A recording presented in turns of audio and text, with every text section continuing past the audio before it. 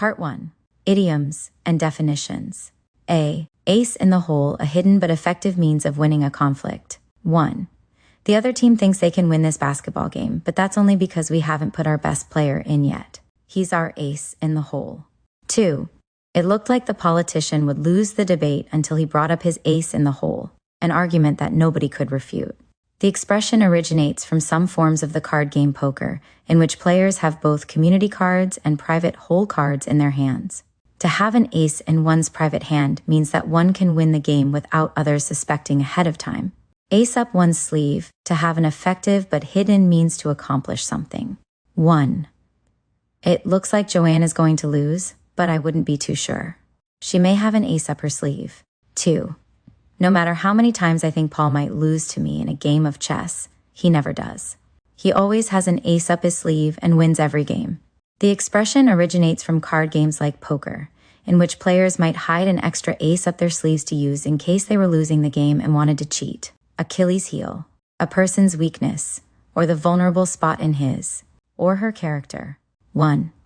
We've got to find his Achilles' heel if we hope to defeat him. 2.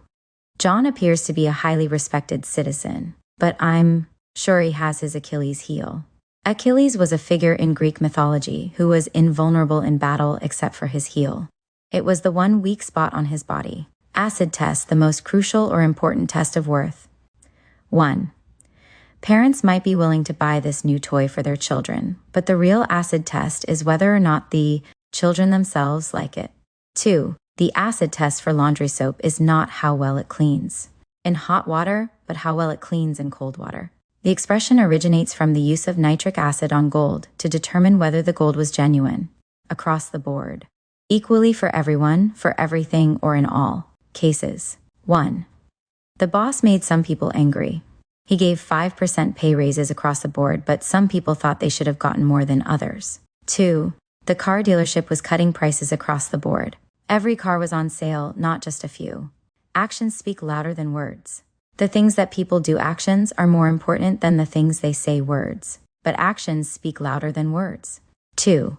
Every politician will claim that he or she cares about the problems of the average person, but actions speak louder than words. This expression implies that we can learn about a person's true intentions by looking at what they do rather than what they say. Albatross around one's neck.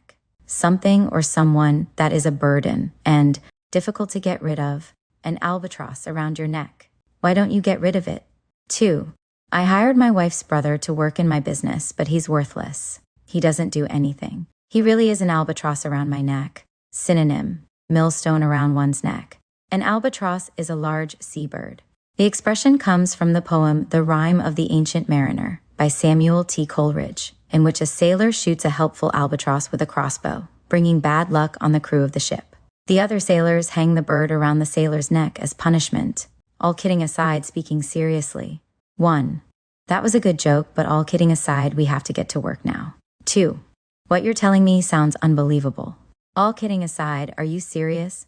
All thumbs uncoordinated and awkward, especially with one's hands. 1.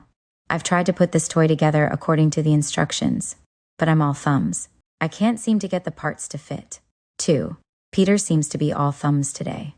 He keeps dropping his tools. All wet wrong, to the point of being silly or unbelievable. 1. He's all wet if he thinks I'm going to believe his lies. 2. Don't listen to Maria. She doesn't know what she's talking about. She's all wet. Compare to not know beans about something, out to lunch, for the birds, talk through one's hat, along for the ride, go come to be present for an activity without taking part in it. 1. Janet's brothers went up into the mountains to do some fishing. Janet doesn't fish, but she went along for the ride. 2. I don't need to do any shopping, but perhaps I'll come along for the ride if that's okay with you. The expression suggests that the ride itself is the extent of the person's participation in the activity, and that the person does not take part in the activity that is the purpose of the ride. Apple of one's eye, a person or thing that is precious or loved above all else. 2. The boy won't behave in school, but you can to convince his parents. He's the apple of their eye. Centuries old, this expression stems from the ancient belief that the pupil of the eye was solid and shaped like an apple. The pupil was considered precious since one could not see without it. Armed to the teeth, well equipped with weapons. 1. The police won't enter the bank where the thief is. He's armed to the teeth. 2. The invading soldiers were armed to the teeth. There was no way the defenders could hope to win. The expression suggests having weapons, arms, from one's toes to one's teeth. As the crow flies directly or in a straight line without roads. 1. The town is 25 miles from here as the crow flies, but it's over 40 miles by car. 2. As the crow flies, the airport isn't very far, but you can't get there directly. You have to drive around the mountains. The expression is used to describe the distance between 2 points as an airplane or bird might fly, without taking into account the twists and turns in the road.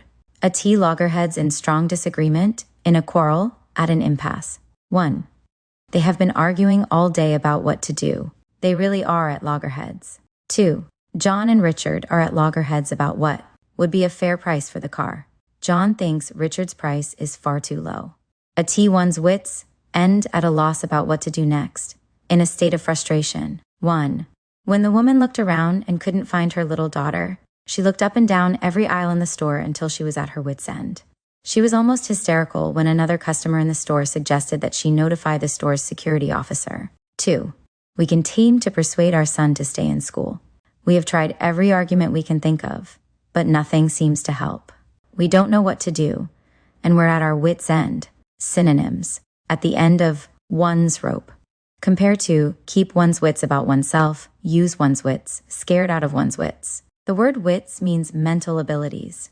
A T, the drop of a hat on any pretext, without needing an excuse or reason. 2. Nancy really doesn't want to stay in her present job. She'll leave for another one at the drop of a hat. At T, the end of one's rope, no longer able to deal with a bad situation. 1. I just don't know what to do with my son. He has misbehaved all day. I'm at the end of my rope. 2. We can't tolerate that dog anymore. We're going to give it away because we're at the end of our rope. Synonyms. At one's wit's end. Axe to grind a hidden reason for wanting something, or for not liking someone, or something. 1. Don't listen to Claudia when she tells you how bad that teacher is. She has had an axe to grind since he failed her last year. 2. Why do you keep telling me not to buy anything? From that store? Do you really think they sell bad products? Or do you have some kind of an axe to grind? B. Back to square one. Go return to the beginning. 1. The editor didn't like the article I wrote for the newspaper. She told me to redo it, so I guess I'll have to go back to square one. 2. The builders constructed a building that didn't meet the city's requirements. Now they'll have to tear it down and begin building again. They're back to square one. Synonyms. Start from scratch. Compare to back to the drawing board. Whereas back to the drawing board is used for the idea of replanning or redesigning, back to square one can apply to starting any activity over. The expression originates from the idea of a game board on which square one is the square where the game begins. Back to the drawing board. Go return to the planning stage of a project. 1. Our plan to raise money for a new swimming pool didn't work. Now we're back to the drawing board and trying to think of a better plan. 2. The idea of buying computers for the public schools through the lottery failed. The city leaders had to go back to the drawing board to think of another way to come up with the money. Compare to back to square one.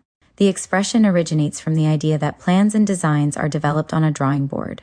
Back to the wall have ones to be in a difficult or desperate situation. 2. My back was to the wall. It seemed like my only choices were to try to save the company with my personal savings, or pull out and let the company go while I still had some money left. Compare to in a bind, in a fix, in a jam, behind the 8 ball. Backhanded compliment, a criticism that is phrased in such a way that it appears to be a compliment. 2.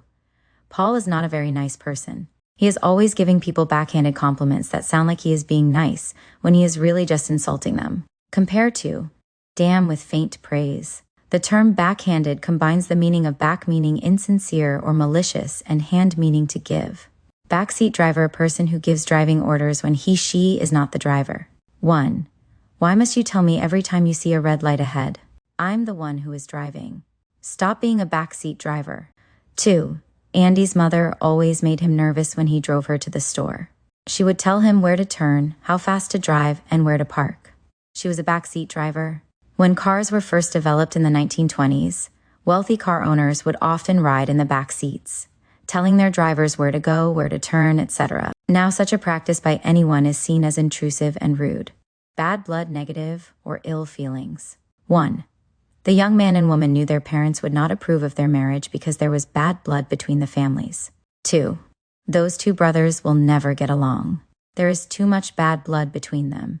Bark up the wrong tree to misdirect one's efforts or argument. 1. If Frank is trying to get a pay raise from the assistant manager, he's barking up the wrong tree. Only the manager can authorize a pay increase. 2. Janice is angry at me because she thinks I took her books, but she's barking up the wrong tree. I had nothing to do with it. This expression stems from the 19th century American frontier practice of hunting raccoons using hunting dogs. When the raccoon attempted to escape up a tree, the dog was supposed to remain at the foot of the tree barking until the hunter arrived.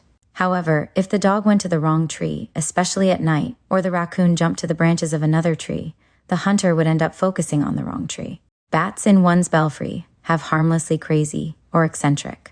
2. Don't listen to her. She doesn't know what she's talking about.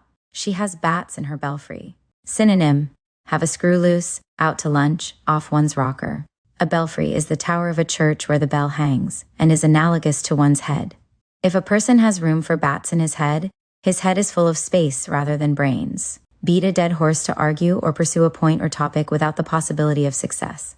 1. They should give up trying to argue with the boss on that subject. They're beating a dead horse. 2. The boy kept asking for a motorcycle, but his mother told him he could not have one and she would not change her mind. She told him he was beating a dead horse. Synonyms: run something into the ground. The expression is usually used to describe verbal communication. Beat a hasty retreat to run very fast in the opposite direction. 1. The old man came out on the porch to chase away the small boys who were throwing rocks at his windows. When they saw him, they beat a hasty retreat. 2. The cat wandered into the neighbor's yard, but it beat a hasty retreat when it saw the dog. Synonym: make tracks. Beat about, around the bush to speak or write evasively, to talk around an issue. 1. Judy couldn't come right out and tell her fiancé that she no longer wanted to marry him. She had to beat around the bush until he understood. 2. If you disagree with my opinion, just tell me. Don't beat around the bush. Antonym: get to the point. Synonyms: stonewall, hem and haw. The phrase originates from a hunting practice dating to the 15th century, in which hunters hired beaters to drive small animals out of bushes where the hunters could more easily get to them. The beaters would lightly beat around the edges of the bushes to lure the animals out without completely frightening them away. Beat someone to the punch to do something before someone else does it. 2. Linda was going to invite him out to lunch, but he beat her to the punch. He invited her before she had a chance to ask him. Beat the bushes to search exhaustively. 2. I've beat the bushes trying to find the right spare part for my old car, but I haven't found it yet. Compare to leave no stone unturned.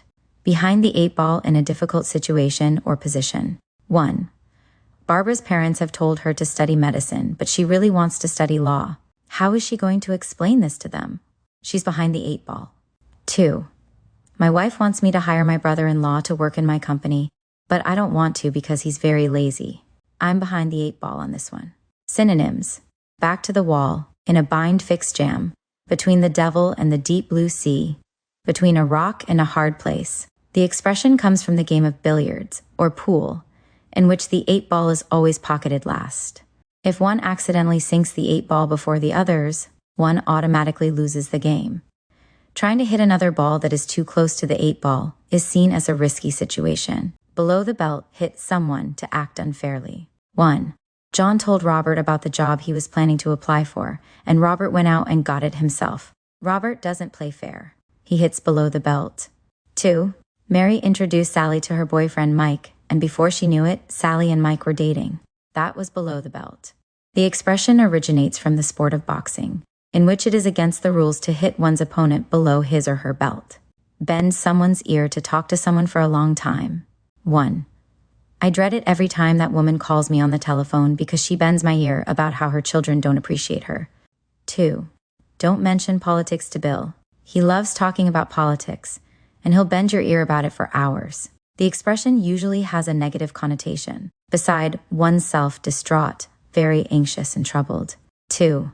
I was beside myself when I realized the fire had destroyed my house. Beside the point, irrelevant. 2. Her argument that she needed a new dress for the dance was beside the point. We simply couldn't afford one. 3. The judge decided that the lawyer's argument was beside the point and told the jury to disregard it. This idiom stems from the idea of being separate from, or not part of, the main idea, the point. Bet one's boots beyond the pale to be sure beyond or outside the limits of morally or socially acceptable behavior. 9. You can bet your boots she will be. 1. That remark Jerry made wasn't simply in poor taste. 2. I'll bet my boots that the salesman will try to get us to it was beyond the pale. Buy a more expensive car. They always do. 2. Ron received an invitation to dinner and didn't have synonym. Bet one's bottom dollar the decency to let his host know he wouldn't be able to attend. I think that kind of behavior is beyond the, whereas bet one's bottom dollar can be used in both the pale, affirmative and negative. Bet one's boots is used only in the affirmative. The word pale in this expression should not be confused with the adjective meaning colorless. Here, pale means a region. Bet one's bottom dollar surrounded by a paling or fence and ruled by a governing body. In British history, the Pale was the area in and around Dublin, to be sure Ireland, which was colonized and ruled by the English. Beyond. 1. I know you think you're going to get that job, but the Pale was anything outside this area. To the English, this don't bet your bottom dollar on it was synonymous with being outside law and order, that is outside civilization. 2. I'm sure they'll be married before the end of the year. I'd bet my bottom dollar on it. Big cheese synonym, bet one's boots, an important, powerful, or influential person, whereas bet one's boots is used only in the affirmative, bet one. You can tell he's the big cheese in this city, because one's bottom dollar can be used in both the affirmative and everyone listens to what he says, even the mayor. The negative. 2. She must really think she's a big cheese. She speaks between a rock and a hard place to her Kio workers as if they were her servants, facing two difficult outcomes for the same synonyms. Big wig, big shot, big wheel, head honcho situation, big fish in a small pond. 1. Ralph found out that his brother cheated on an exam, and he knows he should tell the teacher, but a person who is considered important primarily, he is hesitating because it's his brother. He's caught because the place or setting is small between a rock and a hard place. 1. I accepted a teaching position in a small village. 2. The doctor told his patient that he had a very overseas because I will have responsibilities that I contagious disease and that it was important to tell wouldn't be able to get for years in a big city. I like his family. When the man refused, the doctor didn't the idea of being a big fish in a small pond. Know whether he should call his patient's family. And 2. Diane was a big fish in a small pond in her hometown. Tell them. He was between a rock and a hard place. But when she moved to New York City, nobody knew synonym between the devil and the deep blue sea who she was. 1. Paula's never late. If she said she would be here at. Compare to in a bind fixed jam, over a barrel, behind the 8-ball big shoten, important, powerful, or influential person between a rock and a hard place is more dramatic than in a bind and would be used when the problem of choice has no apparent or easy solution. 1. The company's big shots are getting free trips to Hawaii this year. 2. Now that you've been made a vice president, you're really a big shot, aren't you? Between the devil and the deep blue sea, facing two difficult outcomes for the same situation synonyms. Big wheel, big wig, big cheese, head honcho, heavyweight. The expression big shot is of 10 used sarcastically or disparagingly. Synonym. Between a rock and a hard place. Big wheel, an important, powerful, or influential person. 1. All the big wheels get the use of company cars and parking spaces right next to the door of the building. 2. Janet says she doesn't want to become a big wheel in the company because she doesn't want so much responsibility. Synonyms. Big wig, big shot, big cheese, head honcho, heavyweight. Big wig, an important, powerful, or influential person. 1. Fred likes to think he's a big wig, but he really doesn't have much power outside his own department. 2. Did you see all the expensive cars in the parking lot outside? There must be a meeting of company bigwigs today. Synonyms, big wheel, big shot, big cheese, head honcho. Compare to heavyweight. The expression bigwig is usually applied to a person high up in a corporate structure. Bird's eye view, a broad view or overview of something or someplace. 1. This outline will give you a bird's eye view of my new book. 2. The flight attendant said, If we sit on the right side of the airplane, we'd get a bird's eye view of the Grand Canyon. The expression suggests the view that a bird gets when it flies overhead. Bite off more than one can chew to take on more work or responsibility than one can accomplish. 2. They can't keep up with the number of classes they're taking at the university. They bit off more than they can chew. Bite the bullet to face a difficult or unpleasant situation. 2. The doctor says you're going to have to change your lifestyle unless you want to become very sick. It's time to bite the bullet. Take a look at what you're doing to yourself and change before it's too late. Compared to face the music, grin and bear it, take the bull by the horns. Whereas face the music focuses more on accepting responsibility for some misdeed, bite the bullet and grin and bear it focus more on preparing oneself to accept something painful or difficult. The expression originates from the practice where, before the days of anesthesia, a person undergoing an operation might have been told to bite down on a bullet to distract from the pain. Bite the dust to be destroyed or ruined beyond repair, slang for to die. 1. The boss didn't like my proposal and he wants me to start over. Another good idea bites the dust. 2. I think this lamp just bit the dust. It broke, and I know it's not worth fixing. Bitter, hard pill to swallow a difficult or unpleasant reality to deal with. 1. John discovered the hard truth about responsibility. He didn't get his college application in on time and the school won't reconsider. It was a hard pill to swallow, but he had to learn the hard way. 2. Jill thought she was a good singer. When her brother told her she was tone deaf, it was a bitter pill to swallow. The expression suggests something that, like a pill, is unpleasant but cannot be avoided. Black and blue discolored from a bruise. Injured in a fight either physically or verbally. 1. The girl fell out of the tree but didn't break any bones. She just had a black and blue knee. 2. James came out of the meeting black and blue, since he had made so many mistakes preparing the report without consulting his boss. Black market, a system of buying and selling illegal goods or goods at illegal prices or quantities. 2. There is a growing black market for consumer goods that are difficult or impossible to find here. Blackout to lose consciousness temporarily. 2. Tom was walking down the street in the hot sun. He became dizzy and then blacked out. A blackout means a period of unconsciousness. The expression is also used when the electricity goes out in a city. As a noun, blackout is one word. Black sheep and outcast. 1. I haven't seen my uncle since I was a child because he isn't in contact with my parents. He's the black sheep of the family. 2. All the girls in that family except Mary grew up to become respected members of the community. She was the black sheep of the family. The expression probably originates from the fact that most sheep are white and only the very different ones are black. Black tie formal dress in which men wear black bow ties and dinner jackets or tuxedos, and women wear formal, usually floor-length dresses. 1. The dinner was black tie, so all the men wore black bow ties and dinner jackets. 2. The film star's wedding was black tie. It was a glamorous affair that I'll never forget. The expression originates from the black bow tie that is part of men's formal dress. Blow one's own horn to boast or brag. 1. Keith lets everyone know that the boss is going to make him the new assistant manager. He likes to blow his own horn. 2. Ruth won't make many friends if she keeps blowing her own horn about her accomplishments. Dating back to at least the 16th century, this phrase is a reference to the practice of blowing horns to announce the arrival of important officials such as kings. To blow one's own horn is to boast or claim a position of superiority over others. Blow one stack to become suddenly very angry. 2. I hope the boss doesn't blow his stack when he finds out I didn't finish this work on time. Compare to raise cane, fly off the handle, get one's dander up, blow off steam. Blow run hot and cold to have mixed or inconsistent feelings about something. Blow off steam to express one's anger, usually noisily and harmlessly, thereby relieving one's tension. 1. Forgive me for yelling at you. I guess I just had to blow off some steam. 2. When my mother needs to blow off steam, she slams the cupboard doors. Synonyms: blow one stack, fly off the handle. The expression suggests the noise created when a steam boiler releases excess pressure. Blue sad. 1. Rachel seems pretty unhappy these days. I wonder why she's feeling blue. 2.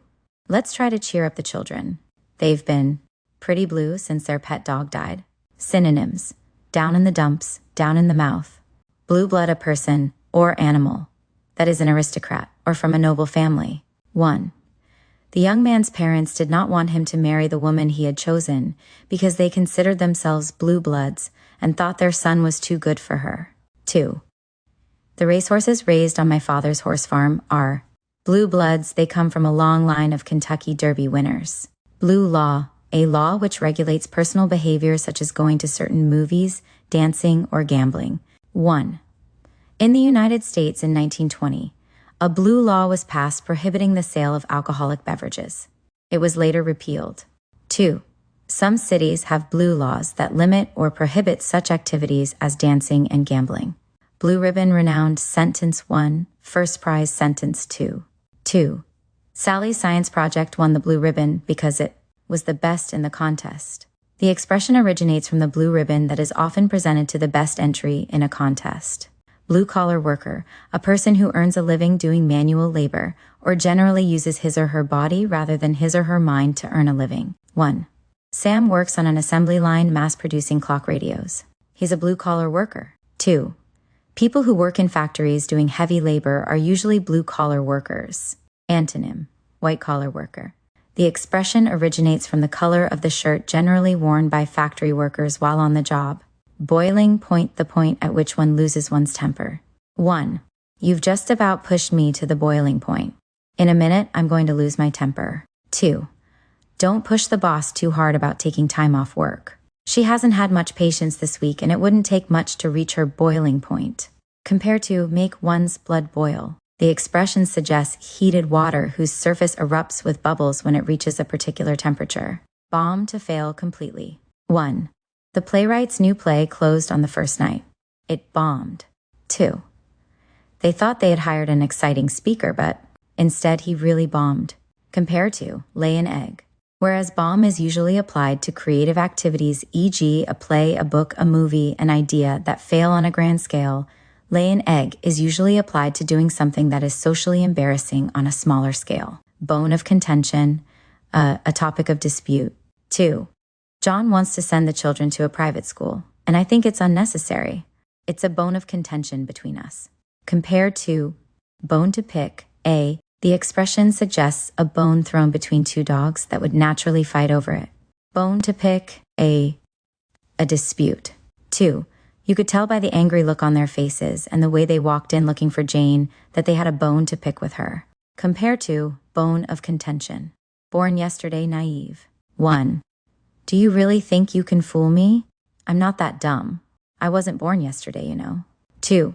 Philip is going to get hurt if he goes on trusting everyone the way he does. He never suspects that people make friends with him just because he is rich. He acts like he was born yesterday. Compared to wet behind the ears. The expression suggests that someone who was born yesterday has not learned to distrust or be suspicious of people and is therefore naive. Wet behind the ears suggests inexperience, while born yesterday suggests that the person is easily fooled. Both feet on the ground, to be realistic and practical. 1. They're getting married very suddenly. They say they have both feet on the ground and that they have given it serious thought, but I have my doubts. 2. You're leaving school before you graduate? I don't think you know what you're doing. Are you sure you have both feet on the ground? Synonym: down to earth. Antonym: head in the clouds. Bottom line: the net result sentence 1 or the simple and irrefutable truth sentence 2. 1. You've told me about the down payment, the closing costs, the interest rate, and the price of the house. What's the bottom line? How much money am I actually going to have to spend on this house? 2. You and I can argue around and around on this issue, but the bottom line is that our children will have to go to college if they want to get well-paid jobs in the future. Synonyms: long and short of it, nitty-gritty. The expression is often used to describe a monetary figure, sentence 1. But it also describes the basic, supposedly undeniable truth of an argument, sentence 2. The expression probably originates from the accounting practice of adding together the profits and subtracting the costs to arrive at a final figure under the bottom line on a spreadsheet or in a ledger or account book. Bottom of the barrel, the least able member of a group. The least desirable items from a collection. 2. I guess we can ask George to help. But, in my opinion, we're scraping the bottom of the barrel if we have to turn to him.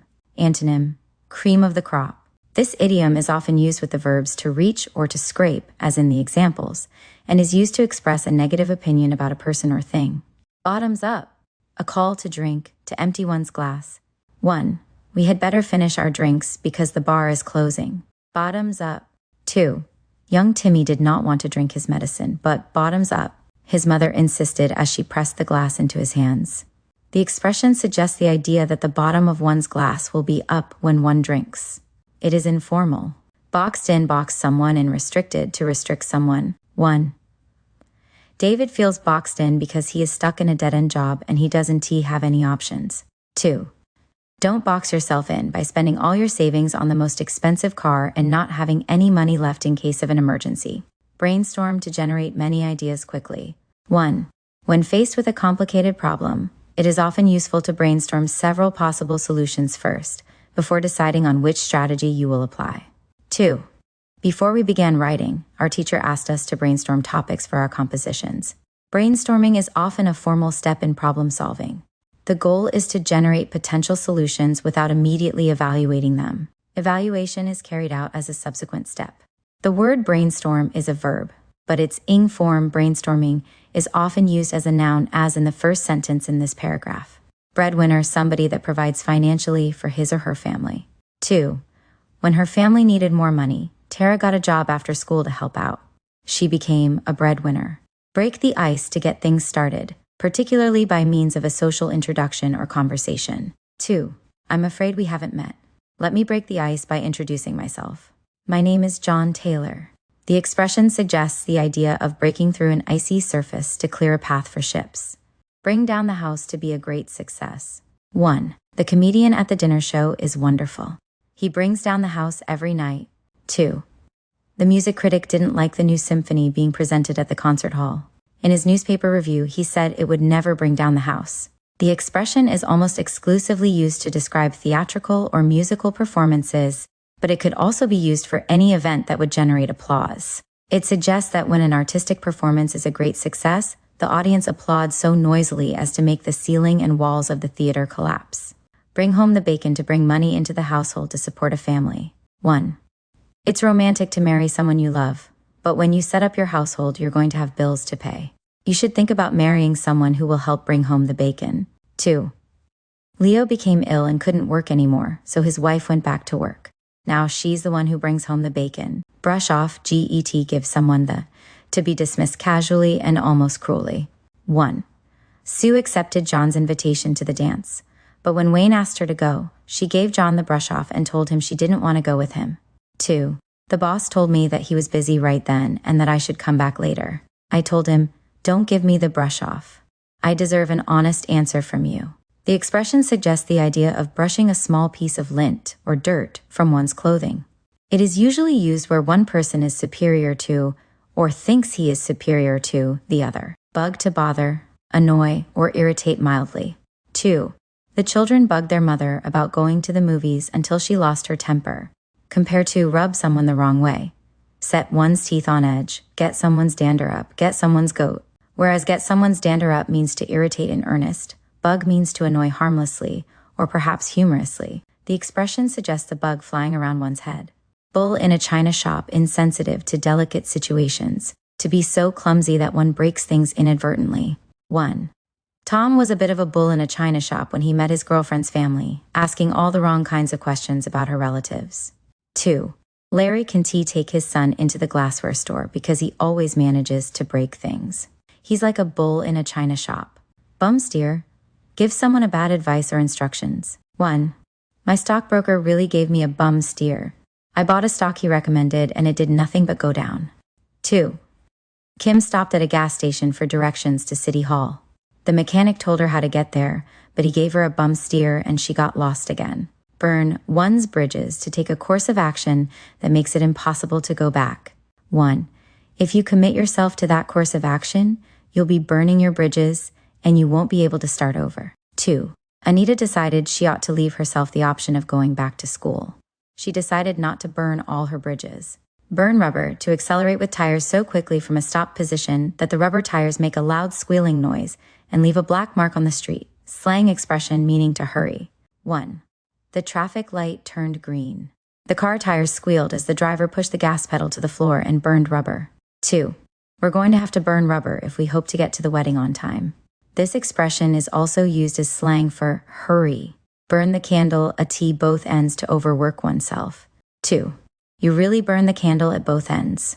You've got to start taking it easy or you'll end up in the hospital. The expression suggests that one is wasting one's resources or energy. Burn the midnight oil to stay up late at night studying or working. 1. If they expect to pass the test tomorrow, they'll have to open their books and begin burning the midnight oil. 2. The boss expects to see the new plans tomorrow. The only way I'm going to be able to finish them in time is to burn the midnight oil tonight. The expression suggests burning the oil in an oil lamp for light in order to work in the dark. Burned out, lacking enthusiasm due to overexposure or too much of the same thing, completely used up, worn out. 1. Scott just couldn't face another semester studying chemistry. He had taken so many chemistry classes that he was burned out. 2. Betty got burned out spending so much time volunteering at the hospital. She decided she needed a vacation. The expression suggests a device like a light bulb that burns out stops shining when all of its energy is used up. Burning question.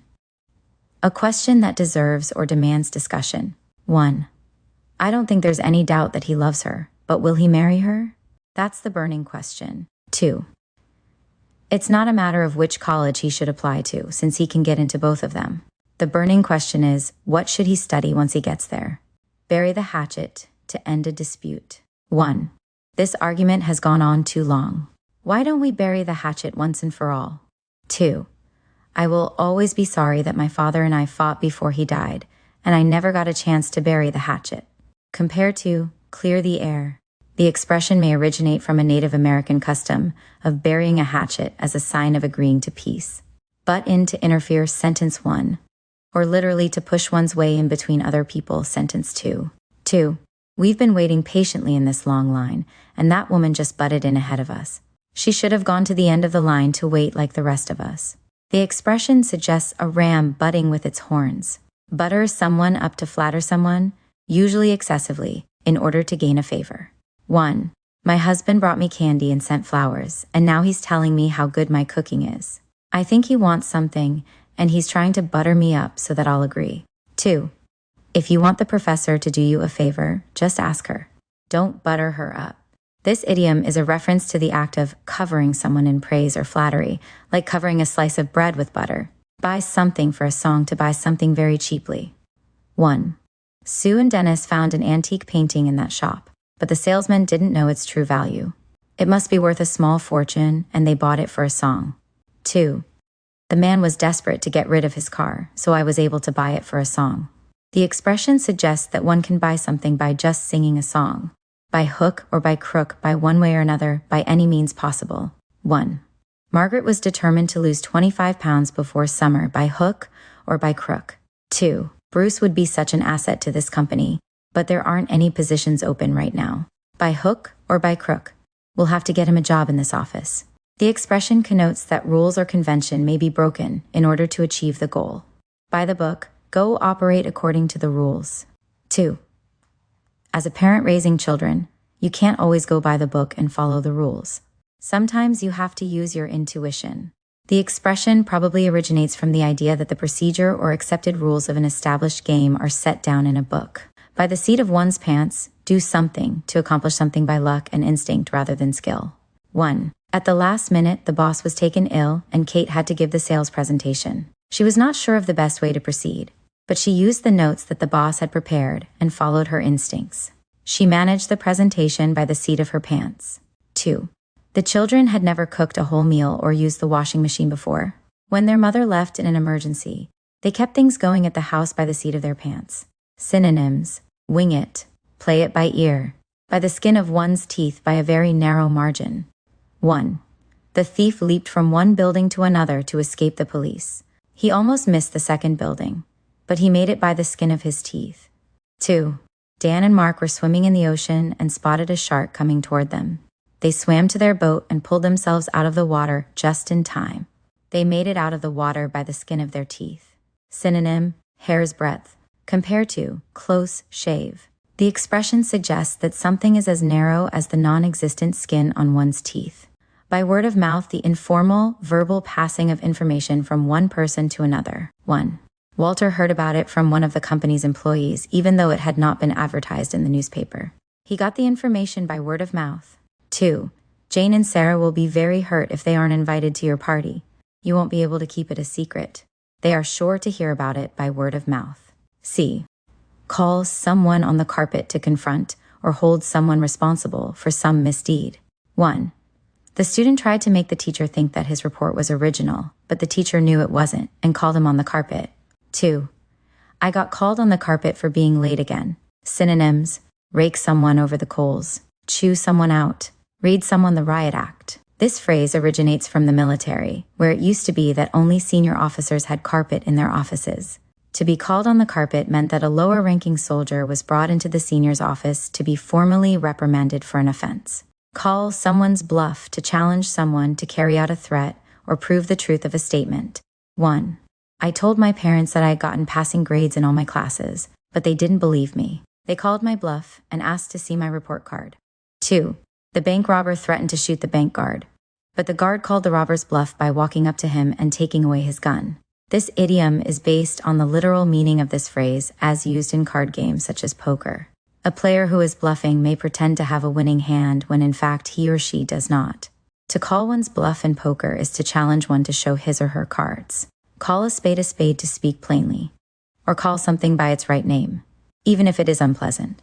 2. It's polite of you to refer to them as lively children, but let's call a spade. They are actually very naughty. Antonym: beat about, around the bush. The expression is usually used when something is described more favorably than it deserves. Call a spade is a request for a more realistic description. The phrase dates back to ancient Greece, where the words for spade, boat, and bowl were very similar. The original translation might have been call a boat. Call the shots to be in control or to give orders. 1. In this classroom, the teacher is in control. The teacher calls the shots, not the students. 2. The lawyer tried to take control of the courtroom, but the judge reminded him that it is the judge who calls the shots. This idiom stems from use in sports that involve aiming. For example, in darts, the thrower might call out the exact spot she expects to hit on the target. Calling the shots well shows the player to be in control of the outcome. Can of worms: open a situation that contains many unexpected and unwanted problems and consequences. 1. The company's management thought their new policy would increase employee productivity, but instead it opened a whole new can of worms. 2. His situation is completely messed up. It's a can of worms that I'm happy not to have to deal with. Synonym: Pandora's box. Open A. Carry a torch: for someone, to be in love with someone. Usually someone who does not love in return. 1. Why don't you find a new boyfriend? Don T. Spend your life carrying a torch for someone who doesn't love you anymore. 2. Sarah will never remarry. She will always carry a torch for Henry. The expression suggests that love is a flame in the heart. Carry the ball to take on work or responsibility in order to keep a project moving forward. 2. The people in the office were sorry to see Amira leave the company. She was such a dependable worker, and you could always count on her to carry the ball. Cast pearls before swine to offer something to someone who cannot appreciate it. 1. Buying our son an expensive car would be casting pearls before swine. He would be just as happy with an old used car. 2. Taking your young children to Europe would be like casting pearls before swine. They are too young to appreciate it. The expression originates from the biblical Sermon on the Mount, in which he says, "Do not throw your pearls before swine, lest they trample them underfoot." Catch someone red-handed, caught red-handed, to catch someone in the act of committing some offense. 1. The little girl's mother caught her red-handed trying to steal cookies from the cookie jar. 2. The two men dropped the stolen goods when they heard the police car sirens. They didn't want to get caught red-handed. Dating from the 15th century, this idiom is a reference to the notion of killers being caught with the blood of their victims on their hands. The meaning later expanded to being caught in the act of any kind of wrongdoing. Catch someone's eye to attract someone's visual attention. 1. I was walking past some stores when a beautiful red dress in one of the windows caught my eye. 2. When the girls met their mother in front of the post office, they could see her walking towards them in the crowd, but couldn't catch her eye. Catch someone's fancy to appeal to someone. 1. Daniel arrived at the party not expecting to have a good time, but he met someone there who caught his fancy and spent the entire evening talking to her. 2. Before you decide that you don't want anything for your birthday, let's go to the jewelry store. You might see something there that catches your fancy. Compare to tickle someone's fancy. Change horses in midstream to change plans or leaders in the middle of some action or event. 2. The chairman of the board died suddenly before he could complete his plans for the company. The stockholders were forced to change horses in midstream and elect someone new. The expression connotes that trying to change horses in the middle of a stream is not a wise thing to do. It would be better to wait until one is on land. Change of heart, a reversal of attitude. 2. The girl's parents said no at first, but then they had a change of heart and let her go to the dance. The expression is usually applied to an emotional attitude. Charm life, lead it to be lucky, or avoid danger. 1.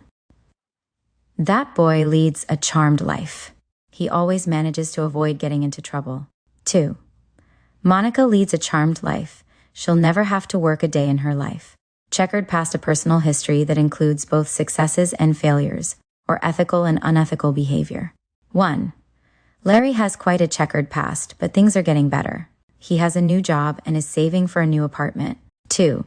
The personnel director of the company refused to consider Mr. DuPont's application for employment because of his checkered past. The expression originates from the alternating black and white opposite colors of a checkerboard. It is generally used in a negative sense, focusing more on failures and unethical behavior than on successes and ethical behavior. Chew someone out, chewed out, to scold someone harshly. 1. When Peggy came home 3 hours late, her parents were very angry. They chewed her out and told her she was restricted for 2 weeks. 2. The newspaper boy got chewed out by Mrs. James when he ran through her flower garden. Compare to read someone the riot act, rake someone over the coals, call someone on the carpet, give someone a piece of one's mind. Chew something over, to think slowly and carefully about something. 1. I know the idea doesn't seem appealing at first, but why don't you chew it over for a few days before you decide? 2. Janice is not sure she is going on vacation in August. She's chewing it over. The idiom probably originates from another expression, chew the cud, referring to the fact that a cow chews slowly and regurgitates its food to chew it a second time. Chicken scared, frightened. 2. Are you too chicken to play a trick on the teacher? Compare to chicken out. Chicken out, to become too frightened to do something, to lose one's nerve. 1. The girls wanted to ask the movie star for his autograph, but they got scared and chickened out. 2. You said you wanted to try parachuting, so we came up in this airplane. The door is open, and it's time to jump. Don't chicken out now. Synonyms, cold feet. Compare to chicken. Chip off the old block, very much like one's parents. 1. The young man likes to do the same things his father does. He's a chip off the old block. 2. Now that Ralph has grown up, he and his father are as different as night and day. But when Ralph was younger, he was a chip off the old block. Synonym, spitting image. The expression probably originates from the idea that a chip off a block of wood or stone, though smaller, has the same characteristics as the block itself. A chip off the old block usually refers to a likeness in character or personality. Chip on one's shoulder, a feeling of bitterness caused by a sense that one has been treated unfairly. 1. I said good morning to Ed and he snapped back at me. He sure has a chip on his shoulder today. 2. Carl has a chip on his shoulder because he was passed over for promotion in favor of Maria, although he feels he was better qualified. The sense of personal injustice is usually imagined. The expression originates from the custom of placing a chip on one's shoulder and daring another person to knock it off as a way of challenging someone to fight. Clam up to not say anything. 2. The boy's parents were sure he knew something about the theft at school, but when they asked him about it, he clammed up. The expression suggests that one keeps one's mouth as tightly closed as a clamshell. Clean slate, wipe the slate clean, a new beginning. Usually achieved by removing any record of previous bad deeds, sentence 1, or debts, sentence 2. 2. If you pay me what you owe me, you'll have wiped the slate clean. Synonym, turn over a new leaf. The expression originates from the idea of a slate, the forerunner to the blackboard, which can be wiped clean to allow for new writing. Clean someone out, to take or steal everything someone has. 1. The robbers broke into the bank at night and cleaned the place out. 2. We needed to go to the grocery store after the party. Our guests really cleaned us out. This expression is sometimes used to describe stealing. but can also be used to describe legal situations where everything is taken. Clear the air to resolve hidden resentment or uncover hidden thoughts. 1. I must have done something to offend Louise. She's been so unfriendly to me. I told her I wanted to clear the air, but she just turned and walked away from me. 2. The boss called a meeting because there were lots of rumors flying around the office. He said he wanted to clear the air. Synonym, bury the hatchet. The expression originates from the idea that when there is smoke or fog in the air, it is difficult to see. Climb the walls to be uneasy or restless. 1. Peter had been studying for more than 10 hours, and he was beginning to have trouble concentrating on his books. He was starting to climb the walls. 2. That child's behavior is intolerable.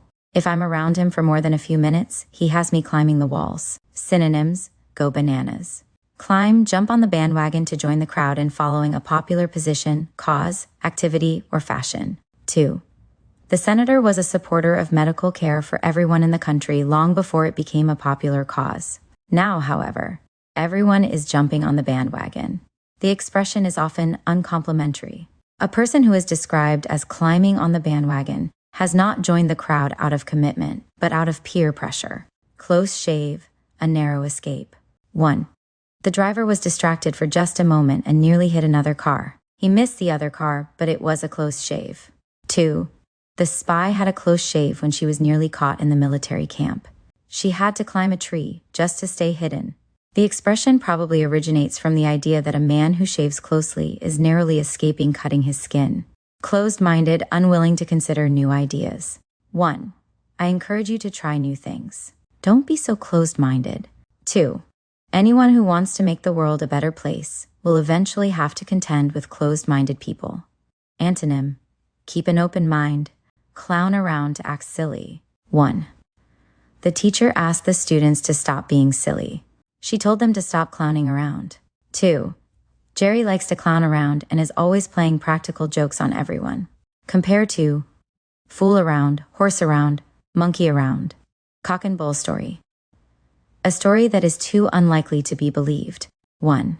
You want me to believe some cock and bull story that you're late getting home because you got lost and then ran out of gas? 2. The driver tried to explain his way out of getting a speeding ticket by inventing a cock and bull story. Synonyms, song and dance, snow job. The expression originates from an English fable in which a cock and a bull had an unbelievable conversation. Cold feet, too scared to do something. 2. The soldier got cold feet when the pilot told him it was time to parachute out of the airplane. Synonyms, chicken out, have second thoughts. Cold turkey, abruptly, not gradually. 2. Many doctors believe that if you want to give up using a drug, you can't do it gradually. You have to stop cold turkey. This slang expression was originally used to describe a way of stopping the intake of addictive drugs, and is still used most often in reference to drugs, including cigarettes. Come full circle to return figuratively to a point where one has been before. 1. Bruce practiced law in a small law firm, then taught law at a university, then gave up teaching and is practicing law again. He has come full circle. 2. We started with a small 2-bedroom house, but as the family grew, so did the size of the houses we moved into over the years. Now that the children are grown and have left home, we've come full circle and are moving back into a small house. The expression suggests that in creating a full circle, one returns to the starting point. Come home to roost, to return to cause trouble. 1. If you tell a lie, you may get caught up in it and find that it comes home to roost. 2. Dorothy is convinced that she is ill and dying because her unhealthy lifestyle has come home to roost. The expression probably originates from the idea of a bird leaving and then returning to its roost, the perch on which a bird rests. It is usually used to refer to something bad happening to someone who has demonstrated some bad behavior in the past. Come off it, a response to a statement that cannot be believed, sentence 1, or a behavior that must be stopped, sentence 2. 1. You expect me to believe that you don't know how that dent in the car fender got there? Oh, come off it. 2. First you ask for juice and then change your mind and say you want milk. I get it for you, and now you beg for water. Come off it. The expression is always used as an expletive in the command form. It is very informal and would normally only be used by parents with their children or between equals. Come out of one's shell to stop being shy. 2. Patty has been sitting on the couch by herself since she arrived. Why don't you go over and start a conversation with her? See if you can get her to come out of her shell. The expression suggests that a person who is shy or quiet is like a turtle that retreated into its shell. Come out smelling like a rose to avoid blame that one deserves, to seem innocent. 1. Larry should have gotten into trouble for what he did, but he was lucky and came out smelling like a rose. 2. Everyone in the government is accusing everyone else of wrongdoing and corruption. No one is going to come out of this affair smelling like a rose. Cook someone's goose to ruin someone's plans. 1. Lynn knew that she was going to be in trouble for coming home late again. She wouldn't be able to talk her way out of it this time. Her goose was cooked. 2. The students had sneaked into the classroom to see if they could find a copy of the exam, but now they could hear the teacher coming down the hall toward the room. Their goose was cooked. The expression is used when someone is about to be punished. Cook up to invent or plan. 1. When Paul's friends planned his surprise party, they had to cook up a good excuse to get him to the restaurant without his suspecting a thing. 2. The prison inmates cooked up a scheme to break out of jail. The expression connotes scheming, but is not necessarily negative, such as in sentence 1. Cool one's heels to wait. 1. The assistant had a 3 o'clock appointment with his boss, but the boss kept him cooling his heels in the outer office until well past 4:30. 2. I'm sorry I'm late getting home. The professor had me cooling my heels in his office while he was on the telephone. The expression connotes some degree of annoyance and would usually be used in informal situations. Cornered, trapped with no means of escape. 2. When the police followed the thief into the back of the market, the thief tried to open the back door but found it locked. The police called out to the thief, "Come out now, there's no way to escape. We've got you cornered." Synonym: back to the wall. Cost someone a mint, an arm and a leg to cost a great deal of money. 1. I really wanted that painting, but it cost a mint, so I decided not to buy it. 2. Sending my son to that college will cost me an arm and a leg, but it will be worth it. Compare to pay through the nose. The expression suggests that something costs all the money stored in a mint, a place where money is coined, or that something costs the same value as someone's arm and leg. Unlike pay through the nose, these two expressions are used for monetary payments only. Couch potato, a person who sits for long periods of time on the couch, usually eating snack foods and watching television. 1. My boyfriend likes to sit around watching television all weekend. He's a couch potato. 2. Let's not sit around doing nothing. I don't want to become a couch potato. The slang expression suggests that the person has acquired the shape of a potato because of lack of exercise and eating too much unhealthy food. Cream of the crop, the best. 1. The students in this math class are the best in the school. They are the cream of the crop. 2. That computer company never hires mediocre employees. It's such an outstanding company that they hire only the cream of the crop. Synonym: first rate. Antonym: third rate. Crocodile tears, false. Exaggerated tears. 2. The little girl started to cry, but you could tell she was watching everyone to see what kind of reaction she was getting. They were nothing but crocodile tears. This expression comes from the ancient belief that crocodiles cry false tears to lure their prey. Cross one's fingers to hope for luck. 2. We're hoping that the operation is a success. We have our fingers crossed. Cry over spilled milk to be unhappy because of a past event that cannot be changed. 1. There's no use worrying about a test you didn't pass. You can't make it up, so stop crying over spilled milk. 2. When Martin didn't get the job he wanted so badly, his father gave him good advice. He told him not to cry over spilled milk, and that another equally good job would come his way eventually. Compared to eat one's heart out. Whereas cry over spilled milk is to grieve over some event that has happened and cannot be changed, eat one's heart out is to grieve over an emotional situation that cannot be changed. Cry, say uncle to admit defeat. 1. Larry and Nicholas were wrestling on the floor, and Larry pinned Nicholas down. When Nicholas was ready to admit defeat, he cried uncle. 2. Two children were fighting on the playground. The girl grabbed the boy by the hair. The girl told the boy that she wouldn't let him go until he said uncle. Uncle, uncle, cried the boy. Cry wolf to raise a false alarm or exaggerate so often that one is no longer believed. 1. Every Friday, that man comes into the police station and says he thinks he has been robbed, but when we get to his house, there is never anything missing. I think he's just crying wolf. You can't believe him anymore. 2. Terry regularly lied to his mother, saying that his older brother hit him on the head. Terry did it so frequently that she stopped believing him and told him that one day he would be sorry that he had cried wolf so often. The expression originates from one of Aesop's fables in which a young shepherd boy falsely alerts people that a wolf is attacking the sheep. At first, people respond to the boy's cries, but he cries wolf so many times just for fun that eventually they stop. When the wolf really does come and the boy cries wolf, no one comes to his aid. Cut and dried routine, sentence 1, or clear and unequivocal, sentence 2. 2. The case was cut and dried. It was clear to everyone that the man was guilty of the crime, and the best he could hope for was a short prison sentence. Cut corners to do things poorly or incompletely in order to save money. 1. It doesn't pay to cut corners by buying cheap tires for your car. You'll only have to buy new ones much sooner, and the cheap ones may cause you to have an accident. 2. Don't cut any corners when you write that report. Spend as much time as you need on it and do a good job. It will be important when the boss decides who gets the next promotion. Cut off one's nose to spite one's face to injure oneself in the process of seeking revenge or attempting to punish someone. 1. Sally was offended when she did not immediately receive an invitation to the party.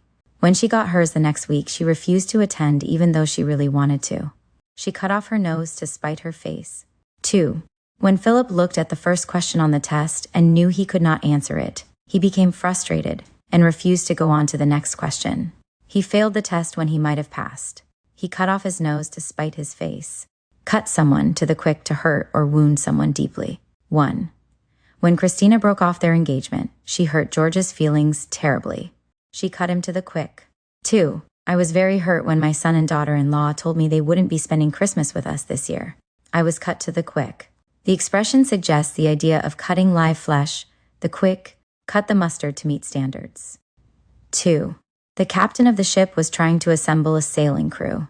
He told all the men who applied that they would have to work long and hard hours, and that he would accept only those who could cut the mustard. Synonyms: make the grade, up to snuff. Whereas make the grade and up to snuff can be used to describe both people and things, cut the mustard is only used with people.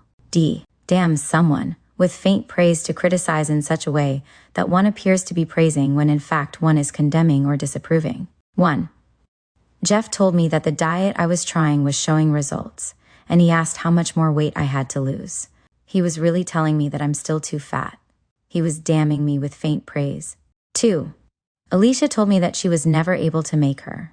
Old shoes last more than a few years the way I could. She was really trying to point out that my shoes were old and that hers are not. She damned me with faint praise. Compare to backhanded compliment. In this idiom, the word faint means weak or feeble. Dark horse, a competitor who is little known by most people, but who is expected to win by someone more knowledgeable. 1. The voters know very little about Mr. Johnson, but he's a dark horse, and I think he'll win the election. 2. At the racetrack, we placed our money on a horse most people had never seen before, but was expected to do well. He was a dark horse in the race. The expression originates from horse racing jargon. It is often used to mean a surprise candidate in a political election. Dawn on someone to realize something that was perhaps already apparent to others. 2. A man came to Tom's house yesterday, asking all sorts of questions about Tom's schedule. I asked Tom why it hadn't dawned on him that the man may have been a thief checking when Tom would be away from home. Similar to see the light. The expression suggests that the dawn reveals a situation. See the light simply means to understand, whereas dawn on someone suggests that one has been blind or slow to understand. Days are numbered, someone's, something's. There is only a short time before something ends. 1. Judy always comes to work late, and I think the boss is going to fire her soon.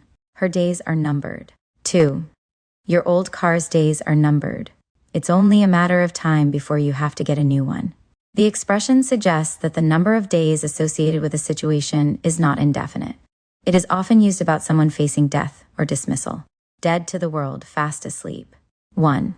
Crystal tried to wake her sons to get them on their way to school, but they had stayed out until well past midnight, and now they were dead to the world. Nothing could rouse them. 2. I was barely aware that my telephone was ringing in the middle of the night because I was dead to the world. I couldn't drag myself out of bed in time to answer it. Deal, someone, in, out to include someone in something, especially a card game. 1. Mary thought their business venture was promising, but she didn't have a lot of money, so she told them to deal her out. 2. If you'll excuse me for a moment, I'm going to make a phone call, but I want to play this round of cards, so you can deal me in. The expression originates from the idea of being included or excluded from a hand of cards in a card game like poker, and is still in reference to card games. It is also used figuratively in business ventures and other group activities. Diamond in the rough, an unpolished or unsophisticated person that has potential. 2. The boss always thought Sarah had little potential for advancement in the company, but he realized she was a diamond in the rough when she contributed some very useful ideas at the staff meeting. The expression suggests an uncut diamond, which is unattractive to the eye, but which has the potential of becoming a beautiful stone when properly cut and polished. Divide the spoils to give portions of the goods captured during a war to the winners of the war. 1. Several centuries ago, it was common practice for invading armies to divide the spoils after they had won a battle. Whatever goods they had captured, such as money or livestock, would be divided among themselves to keep. 2. The boys from 2 rival camps decided to compete for a gallon of ice cream. The winning team would get to divide the spoils, and the losing team would get nothing. The expression is used literally in the context of war, but it can also be used figuratively, as in sentence 2. Do an about-face to change one's behavior or mind abruptly and often, apparently without reason. 1. Yesterday, the boss said none of us could take our vacations in June. Then this morning, he did an about-face and said we could. 2. At first, Ron's parents wouldn't let him have a car, but when they realized how much they would have to drive him around, they did an about-face. The expression originates from the military command about face, which instructs a soldier to turn in the opposite direction.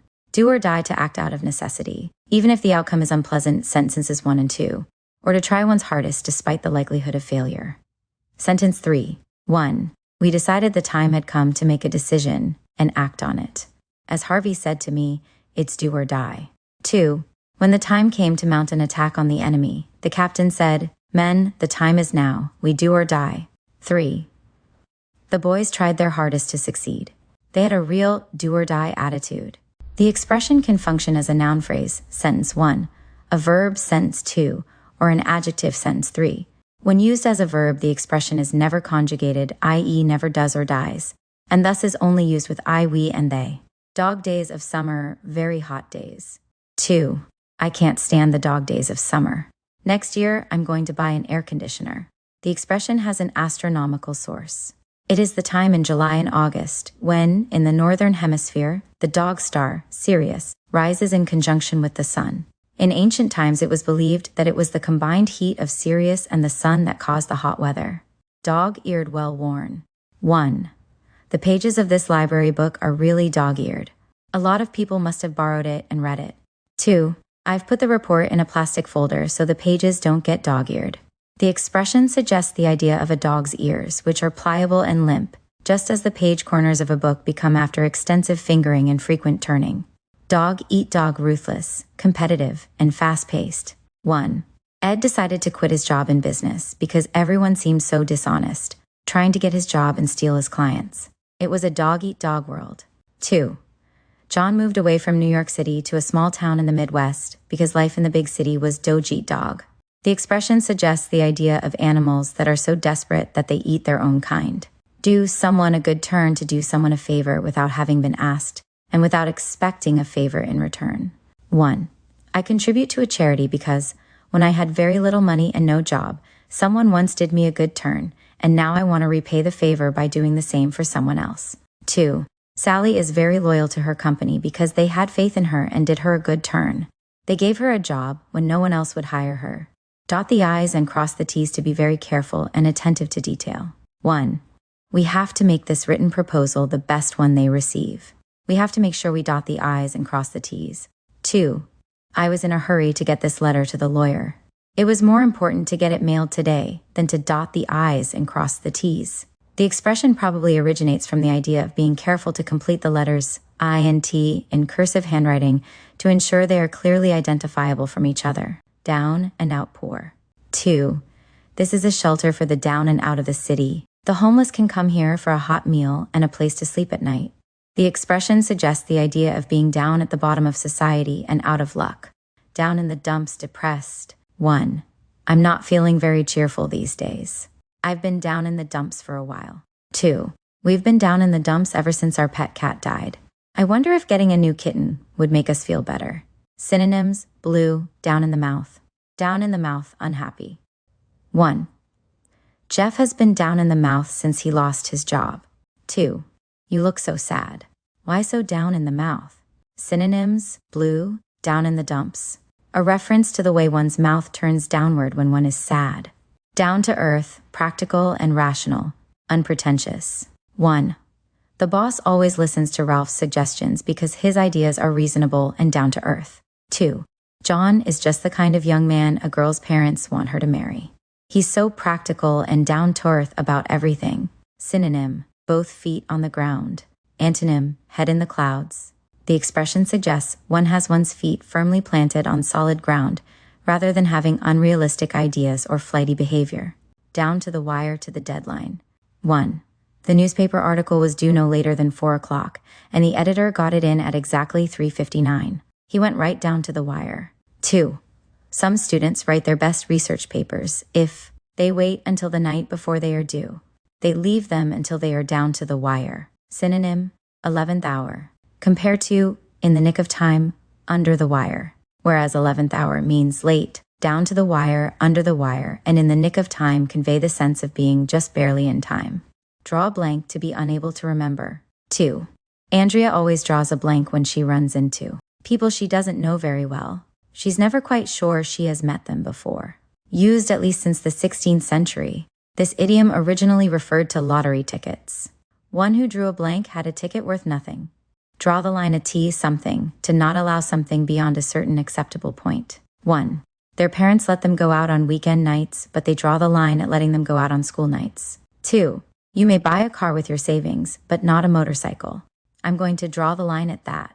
The expression suggests the idea of drawing a line to mark an outer limit. Dress to kill, dress to make a strong impression, usually in fancy or stylish clothes. 1. I was very embarrassed when I walked into the party thinking it was informal and found that everyone except me was dressed to kill. 2. Marjorie wanted to make a lasting impression on John. When he arrived to take her out, she was dressed to kill.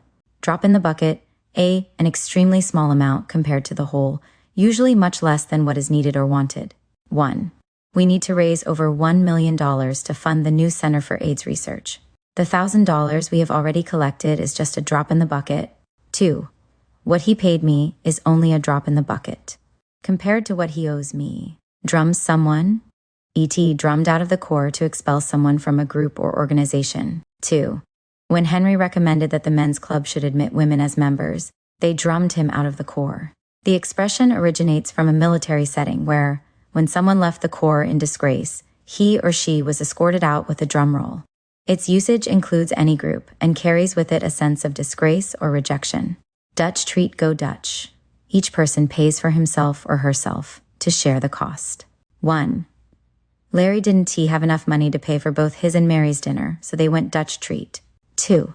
When I go out to lunch with my colleagues at work, each of us pays for herself. We go Dutch. Antonym: treat. Whereas the basic expression treat means to pay for someone else, Dutch treat means that no one is treating. Dutch treat is often used in spoken English, in formal, written English. One often sees an expression like no-host lunch to indicate that each person pays for his or her own meal, dyed in the wool having a trait that is thoroughly ingrained or basic to one's nature. 1. Ron and Ted love baseball. They know all the players on every team and all the statistics about each one. They are dyed-in-the-wool baseball fans. 2. No one works harder than Anne for the protection of the environment and wildlife. She is dyed-in-the-wool as far as conservation goes. Eager beaver, a person who is very excited and enthusiastic about pursuing some activity. 1. Paul just discovered jogging as a form of exercise, and he went out and bought new running shoes, a new tracksuit, and all the other gear that goes along with it. He's a real eager beaver about jogging. 2. Dieting must be done slowly and carefully. Don't be such an eager beaver to lose weight that you harm yourself by not eating anything. The expression suggests the image of an anxiously working beaver, which is reputed to be an active, industrious animal. It has a slightly negative connotation, as of someone eager to impress others with his/her effort. Eat crow, humble pie, to humble oneself because one has been proved wrong. 1. Roger told his daughter that he didn't believe her. When he found out he was wrong, he had to eat crow and admit his mistake. 2. Kathy laughed at herself when she realized she was wrong and had spoken too quickly. I jump to the wrong conclusion so often I'm always eating humble pie, she said. Synonym: swallow one's pride. Eat one's hat, to do something unpleasant in the case of being proven wrong. 1. I don't believe the boss is going to give us an extra day off work at Christmas time. If he does, I'll eat my hat. 2. Matthew told me he would eat his hat if my favorite football team won the championship this year. He felt there was no possibility that they could win. Compared to bet one's bottom dollar, bet one's boots. Eat one's heart out, to suffer silently in a hopeless situation. 2. Kevin tried to take the job that was rightfully mine by telling my boss that I had stolen money from the company. When I got the promotion anyway, all I could say to him was, eat your heart out, compared to cry over spilled milk. Whereas cry over spilled milk is to grieve over some event that has happened and cannot be changed, eat one's heart out is to grieve over an emotional situation that cannot be changed. The expression is also used in the command form by someone who has no sympathy for the grieving person, as in sentence 2. Eat a tea out of someone's hand, to be submissive. To have someone eating out of one's hand means to get someone to be submissive. 1. Jerry will do anything Lisa wants. She has him eating out of her hand. 2. The politician was so polished that had the crowd eating out of his hand by the end of his speech. The expression originates from the idea that an animal that will eat out of one's hand is very tame. It connotes an unhealthy submissiveness. Egg on one's face, have to be or appear to be embarrassed. 1. I can tell by the way you look that you've been caught doing something naughty. You have egg on your face. 2. Andy sure had egg on his face when he realized he had made a fool of himself at the party. 11th hour late or last minute. 1. You certainly left making your decision to take this flight until the 11th hour. You're lucky there were still seats available. 2. Don't wait until the 11th hour to decide to see the doctor. If you do, you may find that it's too late. Compare to down to the wire, in the nick of time. Down to the wire and in the nick of time convey a greater sense of being just barely in time than the 11th hour. Eternal triangle. A situation in which two men love the same woman or two women love the same man. 2. Like many other romantic comedies, this film is about two men who fall in love with the same woman. It's a story of an eternal triangle gone awry. The theme of the eternal triangle recurs throughout the literature of many cultures. The triangle three people is described as eternal because it is such a common situation. Every Tom, Dick, and Harry, everyone. 2. My rug is ruined. Every Tom, Dick, and Harry must have come through here with muddy shoes. F. Face the music to confront a difficult or unpleasant situation, to accept the unpleasant consequences of one's own actions. 1. Jessica's parents have always made excuses for her bad behavior, but this time they told her they were not going to protect her and that it was time she faced the music. 2. Paul took his parents' car without permission and put a big dent in it. He knew they would find out, so he decided he'd better face the music and tell the truth right away. Compare to bite the bullet, take the bull by the horns. Whereas bite the bullet focuses on preparing oneself to accept physical pain or punishment, face the music focuses more on accepting responsibility for some misdeed. Fair and square, honestly. 1. Some people believe Andrew cheated, but he won the contest fair and square. 2. The working people didn't like the result of the election, but the opposition's candidate won honestly. The election was fair and square. Compare to square deal. In this expression, square means right, or not crooked. Fair shake, GET, give someone A to give someone or something a chance to prove itself. 2. You accuse me of stealing money from the store, but you don't give me a chance to tell you my side of the story. You're not giving me a fair shake. Fair to middling average, neither good nor bad. 2. Now that I'm beginning to get over my cold, I'm feeling fair to middling. I feel better than I did last week, but I still have a stuffy nose. Fair weather friend. A person who is loyal in good times, but not when times are difficult. 1. They thought Charles would help them the way they had helped him, but as soon as they asked for help, he disappeared. He turned out to be just a fair weather friend. 2. Everybody wanted to be Sally's friend when she won the lottery. They weren't real friends, however. They were fair weather friends. The expression suggests the idea that someone is a friend only when the weather is good, i.e., in good times. Fall by the wayside, to drop out of the situation. 1. When Greg had too many groceries to carry at once, he decided to keep what he needed for dinner that night and let the rest fall by the wayside. 2. Larry's parents told him to look to the future, concentrate on his long-term goals, and let the unimportant things fall by the wayside. Fall for something, to be deceived, or believe an unlikely story. 1. You want me to believe that you're late because you ran out of gasoline? You must think I'm a fool if you think I'm going to fall for that. 2. The judge said she didn't believe the thief's excuse that he simply forgot to pay for the food. The judge told him, I'm not going to fall for that old story. Fall for someone, to be in love with a person. 1. Mike says that he fell for Rose the first time he saw her, and now they're getting married. 2. I know that man is handsome, but you don't want to fall for him. He's only in town for a week. Fall off the wagon to lose control of oneself and engage in a compulsive behavior. 2. If you're serious about staying sober, you shouldn't put yourself in situations where you might give in to temptation and fall off the wagon. Don't go to bars or parties where alcohol might be served. This expression is generally used to refer to negative behaviors, especially alcoholism. Fall on deaf ears, to be heard but ignored, or to be heard but to have no effect. 1. Ashley went to the bank to beg for a loan because she had no job, but no one would listen to her. Her pleas fell on deaf ears. 2. The young husband tried to tell his wife why he was late getting home, but his excuse fell on deaf ears. Compare to turn a deaf ear. The expression is used to describe spoken words. The listener is not really deaf, but acts that way. This idiom is essentially synonymous with turn a deaf ear, but whereas the request falls on deaf ears, the person who ignores the request turns a deaf ear. Far cry from something, much less than what was expected or anticipated. 1. The bellboy took them to their hotel room. It was small, dark, and dirty, a far cry from what they were expecting. 2. Don't get your expectations up too high. What you get may be a far cry from what you want. Fat cat, a rich but usually lazy person. 1. Now that Mr. Anderson is rich, he rides around town in a fancy car like a fat cat and has everyone else do the work. 2. Richard is such a fat cat businessman. He owns several supermarkets. The expression is primarily used to describe a man, usually not a woman, who, although rich, is not seen as industrious. He has perhaps become wealthy through hard work but is now relaxing, or he has never had to work for his wealth. Feather in one's cap, an exceptional achievement. 2. The scholarship Lee won to attend the university was a feather in his cap. Synonym, something to crow about. Antonym, nothing to write home about. Compare to feather one's nest.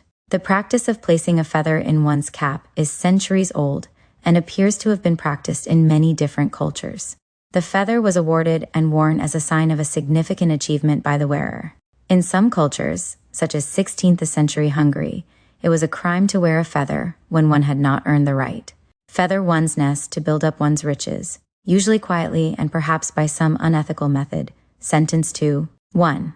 They have been working very hard these past few years, trying to feather their nest for retirement. 2. Mr. Jones has been feathering his nest with company money ever since he gained access to the safe. One of these days he's going to be found out and fired. The expression suggests the idea of a bird making itself comfortable by adding feathers to its nest. Feel something in one's bones. Have a feeling in one's bones, to sense something without being able to see, hear, or feel it, to have a premonition. 1. The sky may be clear, but it's going to rain. I can feel it in my bones. 2. Do you ever get the feeling that someone is watching you, even though you can't see him or her? You get this feeling in your bones. Feel the pinch to have less money than one used to have, and less than one feels is necessary. 1. The government raised taxes so much that even the rich began to feel the pinch. 2. When we had to pay for the university education of all 3 of our children at the same time, we really felt the pinch. Synonym, strapped for cash. Field day, a wild and uncontrolled time. A time of especially pleasant or exciting action. 2. The children had a field day spraying each other with the water hose. They were soaked within minutes. Fight tooth and nail, to fight fiercely, to fight with everything you have. 2. The 2 girls fought tooth and nail on the playground until a teacher interrupted. The expression suggests that the fighter uses both teeth and fingernails or claws. fit the bill to suit or satisfy a need. 2. We thank the real estate agent for trying to find us a house, but the ones she showed us just didn't fill the bill. Synonym: hit the spot. Filthy rich, extremely wealthy. 1. He started the leading software company in the world. He's not just a little rich, he's filthy rich. 2. Whenever I buy a lottery ticket, I dream about what I would buy if I were filthy rich. Antonym: flat broke. This expression arose from the idea that money was filthy or dirty.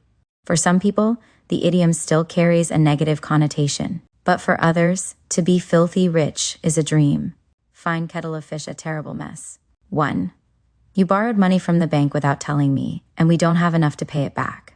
This is a fine kettle of fish you've gotten us into. 2.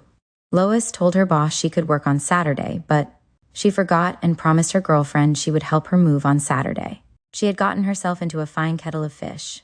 The word fine is meant ironically. Fine-tooth comb, an imaginary device one uses to look for something very carefully. 1. That professor goes over his students' research papers with a fine-tooth comb looking for mistakes. If there are any, he finds them. 2.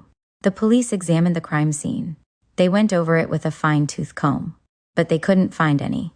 The expression suggests the idea that if something can be found, i.e., if it exists, it can be found by using a comb with very fine, i.e., closely spaced teeth. First-rate, best quality. 2. Lynn's work is always the best. It's always first-rate. Antonyms: second-rate, third-rate. Fish out of water, a person who is uncomfortable in a situation or doesn't belong in a particular environment. 2. You could tell they were uncomfortable making polite conversation with their son's friends. They were fish out of water. Synonym: out of one's element. Antonym: in one's element. Fishy looking or sounding suspicious. 1. They won't say where they got their computer. Their story sounds fishy to me. I think they may have stolen it. 2. Someone called on the telephone telling me I had just won a free trip to Hawaii, but first I had to buy his or her product. It sounded pretty fishy, so I hung up. Fits and starts in short bursts of motion or effort. 1. When you play the violin, you must move the bow across the strings smoothly, not in fits and starts. 2. It took Sally a long time to finish her education. She pursued it in fits and starts. Fix someone's wagon to return an irritation caused by a person through some form of mild revenge. 1. They think they can just come in here and order us around like servants. Well, we'll fix their wagon. Next time they come, we'll ignore them. 2. That guy always parks his car in front of my driveway so I can't get out. Next time he does that, I'm going to let the air out of his tires. That'll fix his wagon. Compare to give someone a taste of his own medicine, tit for tat. Flash in the pan, a temporary or passing fancy, a fad or attraction that will fade quickly. 1. I know he's been acclaimed as the best new playwright in the country, but I think he's just a flash in the pan. No one will know who he is by next year. 2. Short skirts are in fashion again, but I hope they're just a flash in the pan. I would hate to have to start wearing them again. The expression comes from an old type of weapon, the flintlock musket. In these muskets, gunpowder was first ignited in a small depression or pan. This powder was supposed to cause the charge in the musket to explode. But sometimes the powder just burned harmlessly, giving off a flash but nothing more. Flat broke have absolutely no money. 2. They lost all their money in the stock market crash and now they're flat broke.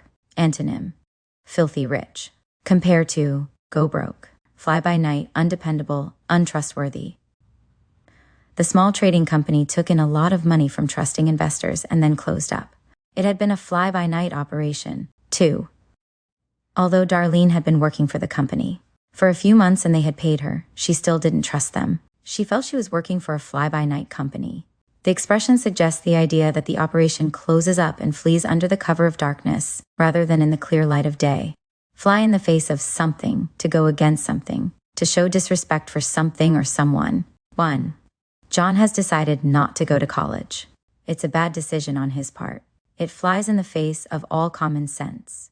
2. If you marry someone your parents disapprove of so much, it will fly in the face of everything they want for you. Fly in the ointment, an unpleasant element in an otherwise pleasant situation. 1. The trip was all planned. Our tickets were paid for. Then the boss said we had an unexpected increase in orders and that we would have to take our vacation another time. What a fly in the ointment. 2. I'm not sure, but I think we have a fly in the ointment. I know I said I would take you to the ball game this weekend, but I remembered this morning that I already offered to give my extra ticket to someone at work. Fly off the handle to suddenly become very angry. 2. Nathan has a very short temper. He gets angry and flies off the handle for the slightest reason. Synonyms: blow one stack, see red, fly the coop to escape, follow in someone's footsteps, to follow the same career or lifestyle as someone else. 1. James was a convicted thief who had spent years in jail. He didn't want his son to follow in his footsteps. 2. The daughter had always admired her mother's work helping the poor. From an early age, she was determined to follow in her mother's footsteps. Compare to chip off the old block. The someone in the expression is traditionally, but not necessarily, a parent. Food for thought, something to think about. 1. When asked about a tax increase on gasoline to help pay for public education, the governor said he hadn't considered that kind of tax. But he said it certainly was food for thought. 2. Sarah read the book that had been recommended to her and found that it contained a lot of food for thought. Compare to chew it over. In use since the early 1800s, this idiom refers metaphorically to the idea that the mind chews on thought, like the mouth chews on food. Fool around to play, or to not be serious about an activity. 1. Don't worry about the boys playing in the backyard. I can see them through the window. They're just fooling around. 2. If you want to pass history class, you'll have to study hard and not fool around. Synonyms: horse around, clown around, monkey around. This expression can be neutral sentence 1 or slightly negative sentence 2. Fool's gold, something that appears to have great value but is in fact a cheap imitation. 2. Don't invest all your money in a fancy scheme that seems too good to be true. All you'll end up with is fool's gold. The expression originates from miners who often found veins of a gold-colored substance called pyrite, which they mistook for gold. 2. The man felt trapped in a dead-end job. All he wanted to do was fly the coop. The expression is usually used in connection with being in jail sentence 1, but can also be used figuratively sentence 2. It is a reference to captured birds escaping when their cage coop is opened. Footloose and fancy, free, able to go anywhere and do anything that one wants, carefree. 1. Michael didn't want to get married. He wanted to remain fetals and fancy free. 2. When they finished college, they spent a year traveling through Europe with their backpacks and sleeping bags. They just wanted some time to be factions and fancy free. The expression literally means one's foot is aisat, tied down, and one can freely follow one's impulses fancy. Forbidden fruit, something that one cannot have. 1. When people can readily have something, they don't want it. But when you tell, then they can have it. That's all they want. There's nothing like the attraction of forbidden fruit. 2. Jodi's parents told her not to date Dennis because they think he might be a bad influence on her. But now that they've made him forbidden fruit, he's the only boy who interests her. The expression originates from the biblical story of Adam and Eve, where God forbade Adam and Eve to eat the fruit from one of the trees in the Garden of Eden. This made the nut so tempting that they were unable to resist eating, forced to be reckoned with, as something or someone whose influence or power must be considered. 1. I underestimated the influence of Mr. Franklin in this company. He certainly is a force to be reckoned with. 2. Catherine remed to be a gentle person, but wit Roger angered Burr. She lashed out at him. He discovered she was a fair to be reckoned with. For crying out loud, an expletive that means this is ridiculous, or it carries no literal meaning of its own, but expresses a strong degree of exasperation. 1. All you do is complain. For crying out loud, can't you give us some peace and quiet for a while? A cother and running around their mother until she couldn't stand it anymore. She said to them, stop playing wound, for crying out loud. Synonyms: for good, near, at, for heaven's sake. For goodness sake, an expletive that means this is ridiculous, or I've had enough. It carries no literal meaning of its own, but expresses a strong degree of exasperation. L. This traffic is making me crazy. For goodness sake, can't we go any fasteds? 2. For goodness sake, why didn't we order movie tickets ahead of time? The line is so long that we'll probably miss the beginning. Synonyms: for crying out loud, for heaven's saker. For heaven's sake, an expletive that means this is ridiculous, or I've had enough. It carries no literal meaning of its own, but expresses a strong degree of exasperation. 1. For heaven's sake, why are you up so early? Go back. to bed. So I can sleep. 2. For heen's make, how can it be so hot outside? I wish we had air conditioning. Synonyms, for goodness sake. For crying out loud. For the birds. A waste of time, mixed up or confused. 1. We've been waiting in this line for movie tickets over 4 hours. Let's go home. This is for the S. 2. The boss wants to work every Saturday for the next 3 months without pay. He's for the B. Synonyms. A wet sentence 1. Out to lunch sentence 2. 40 winks. A short sleep, usually during the day. 1. There's a little time before lunch. I think I'm going to El Dorm for a while and catch 40 WI. 2. My husband always likes to put his feet up in the easy chat and get 40 winks before supper. 4th rate of inferior quality, not the best. 1. The company introduced a new car model, but the production quality is still 4th rate like all their other cars. 2. My assessment is that he's a 4th rate man with a 1st rate education. He's been well trained, but I don't think he understands what our companies. Antonate. Synonyms. 2nd rate, 3rd rate. Expressions using rate generally go only as far as 4th rate. 2nd, 3rd, and 4th rate are synonymous. There are no degrees of inferiority. They are all opposites of 1st rate. From day 1 from the beginning, from the outset. 1. Their new employee caused trouble from day 1. They fired him only a month after hiring him. 2. From day 1, I knew she was the girl for me. It really was a case of love at first sight. Synonym. From the word go. From the word go from the beginning. 1. I didn't understand a thing from the moment the math teacher opened his mouth. I was lost from the word go. 2. The candidate was never half-hearted about winning. She was serious from the word go. Synonym. From day 1. The expression suggests a race in which the beginning is marked by the word go. Full steam ahead to proceed with maximum power and speed. 1. We finally got the money from the bank to build our house, and now we're ready to go full steam ahead. 2. Patrick wasn't fully aware of how bad the situation was, but he charged in full steam ahead anyway. The expression suggests the idea that when a steam engine is full of steam, it operates at maximum power. G. Get a handle on something, to find a way to deal with a problem or difficult. Situation. 1. I'm trying to get a handle on my job search, so I'm updating my resume and asking my old teachers for letters of recommendation. 2. Margaret's babysitting job was difficult at first, but she got a handle on the children after she promised. To read then, a story. Get a hold of oneself, to get control of oneself, stop being emotional. 1. Stop crying, Mary. Get a hold of yourself and calm. Dow. 2. The man narrowly missed hitting another car on the highway afterward. He pulled off the road to try to get hold of himself. Compare to, get it, one's act together. Go to pieces. The expression get a hold of honorel emphasizes emotional control, whereas get one's act together emphasizes mental or physical control. Get a hold of someone, to contact someone or communicate with someone, usually by telephone. 1. The real estate agent couldn't get hold of them before. The house was sold to someone else. They knaves answered their phone. 2.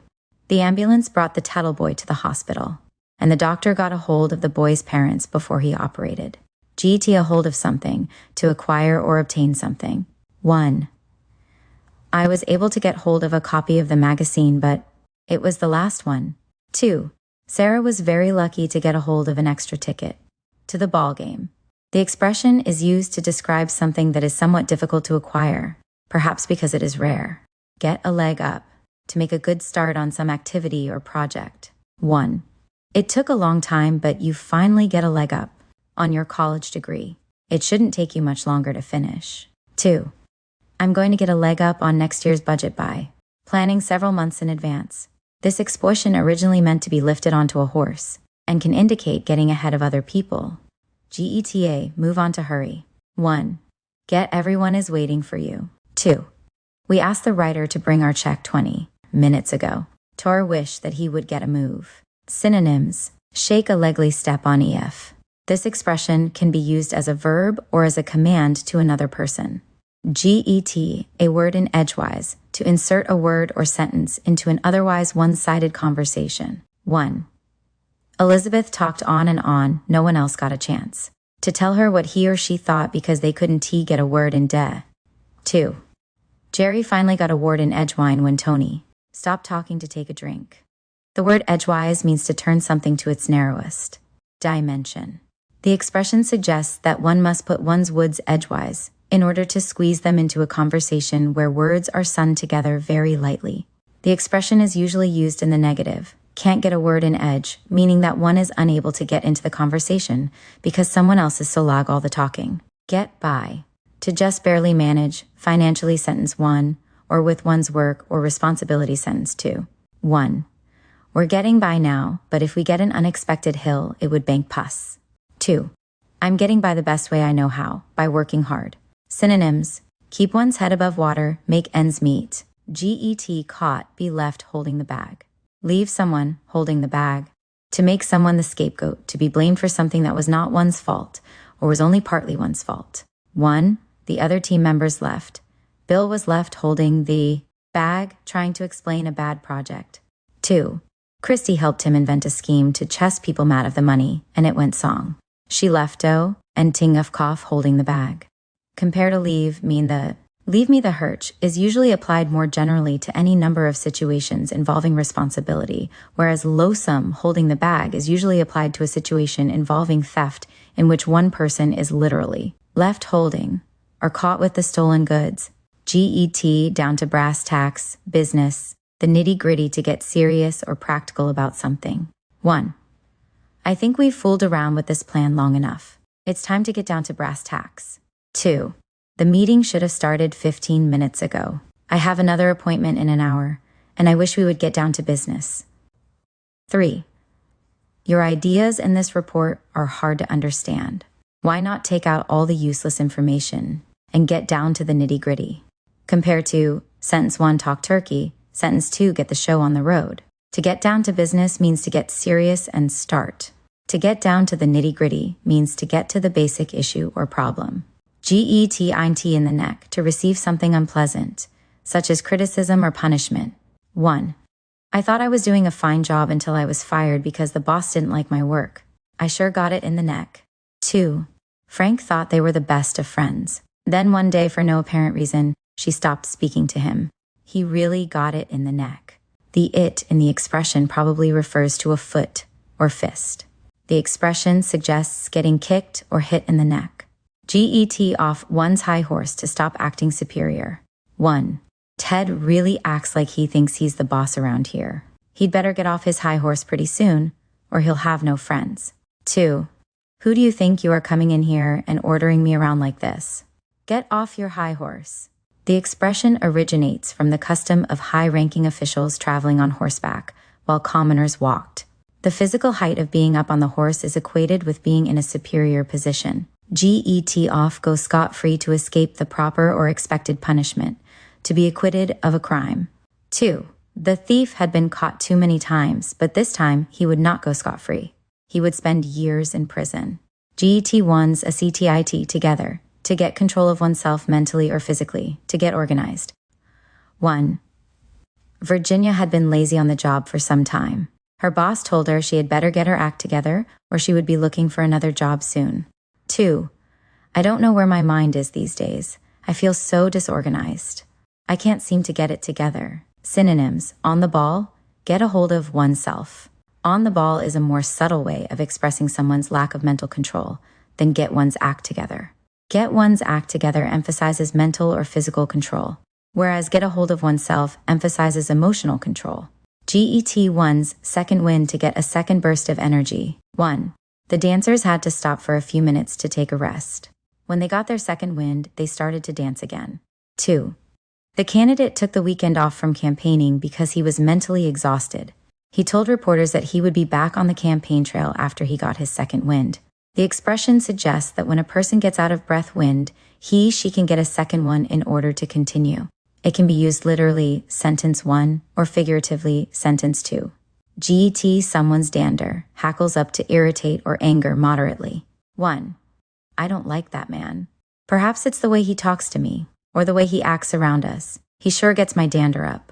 2. Our neighbors are extremely messy and loud. They get my hackles up. Synonyms: rub someone the wrong way, set someone's teeth on edge, get someone's goat bug. Whereas bug means to annoy harmlessly, or perhaps humorously, get one's dander up means to irritate in earnest. Get someone's goat, to irritate or annoy someone.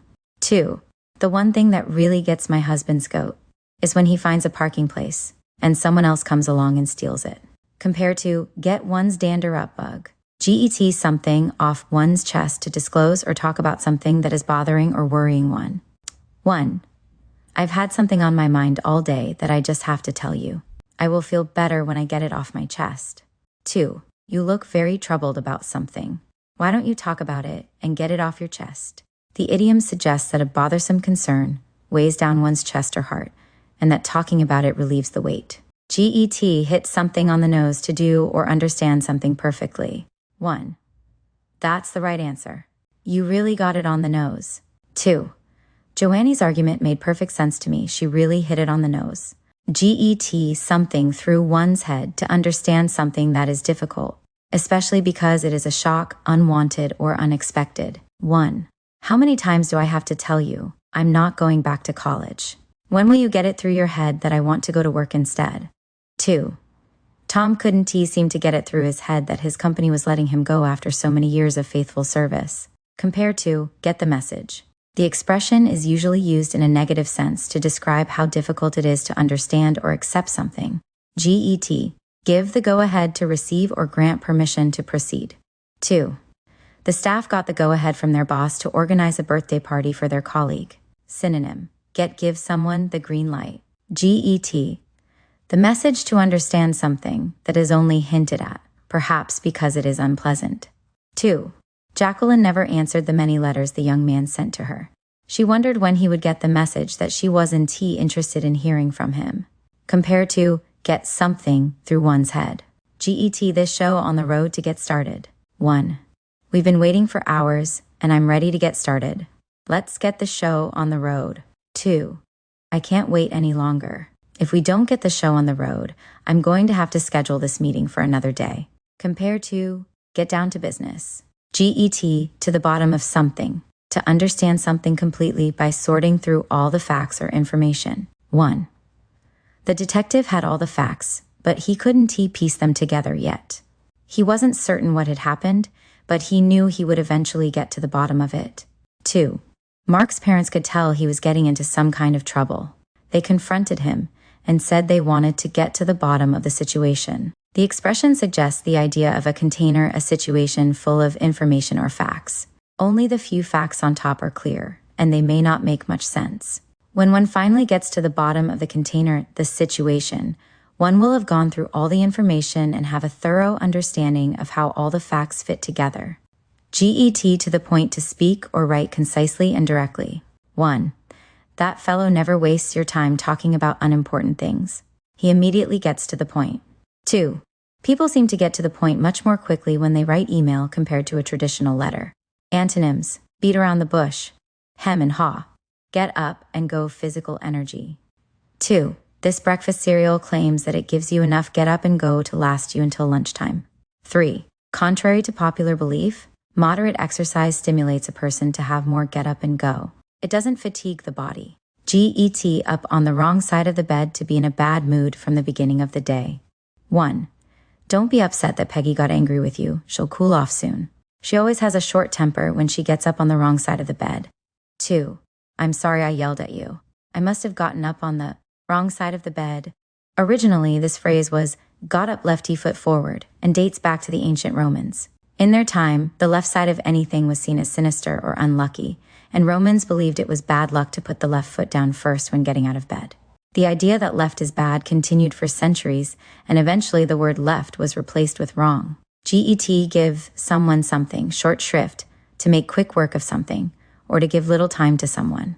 1. The secretary preferred working with people directly. She was an excellent secretary, but she gave short shrift to typing up notes and preparing reports. 2.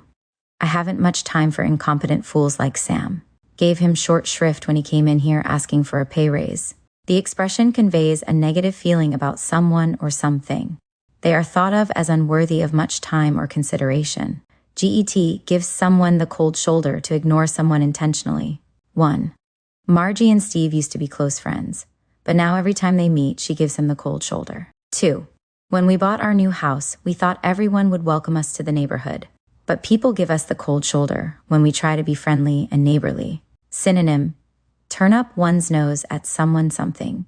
Whereas give someone the cold shoulder is used only with people, turn up one's nose can be applied to both people and things.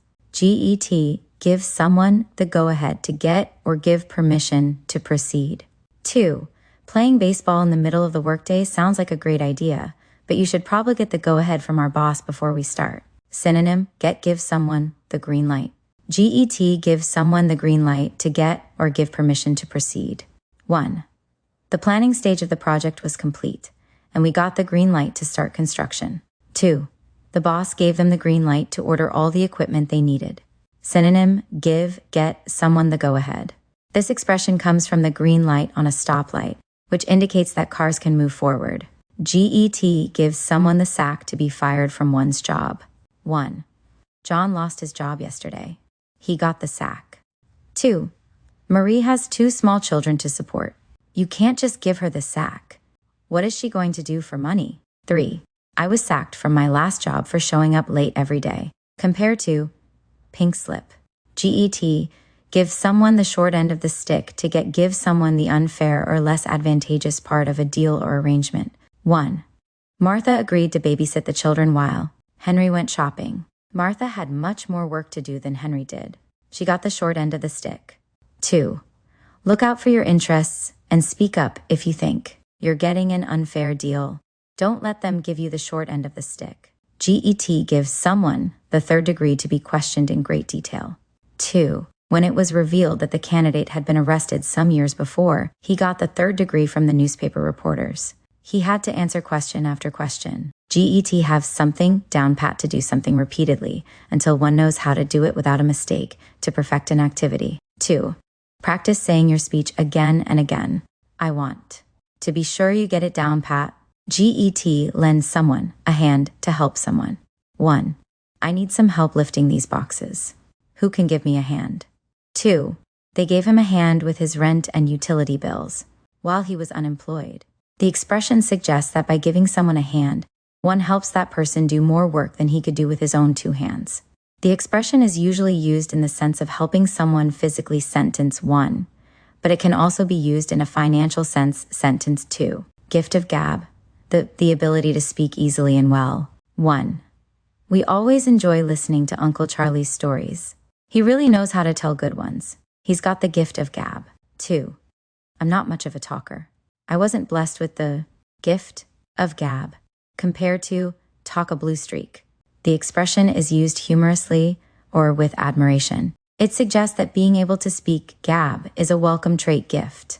The word gab is probably an Old English variation of the Scottish word gob, which means mouth or beak. Give in to surrender. 1. The workers refused to give in and accept the unfair contract, so the strike continued. 2. The parents tried to resist their children's pleas for sweets, but the kids were so cute that the parents were forced to give in. Similar to cry uncle, knuckle under. Give one's right body part for to do something to want something very much. 2. Veronica wants so badly to spend her vacation on the beach, she said she'd give her right leg to go to Hawaii. The expression suggests that one wants something so much that one is willing to give an essential part of one's body for it. Give someone a hard time to be difficult with someone. To give someone unnecessary difficulty. 2. The students gave the new teacher a hard time on his first day. They dropped their books, passed notes while he was talking, and were generally uncooperative. Give someone a piece of one's mind to confront someone who has behaved badly. 1. Joan was upset with Bill and she told him just what she thought of him. She really gave him a piece of her mind. 2. I can't believe that they let their dog loose in my garden. I'm going over there right now to tell them that if I find that dog in my yard again, I'll call the police. I'm going to give them a piece of my mind. Synonyms: read someone the riot act, chew someone out, rake someone over the coals, speak one's piece, give someone a ring to call someone on the telephone. 1. When Sally arrived, she found a telephone in the airport and gave her mother a ring. 2. I'll be home by the phone all morning. Give me a ring. When you get a chance. Refers to the ringing of a telephone when it receives a call. Give someone a snow job, to give someone a description of something or someone that is unrealistically attractive and positive. 1. The English teacher was trying to find students to help with the publication of the school newspaper. She gave us a snow job about how much fun it would be and how little work it was. In fact, it was very hard work. 2. Richard tried to get Marcia to go out with his friend Dawn. Richard told Marcia that Dawn was good-looking, had a great personality, and was rich. Richard gave Marcia a snow job because Dawn turned out to be none of those things. Synonyms: sales pitch, con job, song and dance, pull the wool over someone's eyes.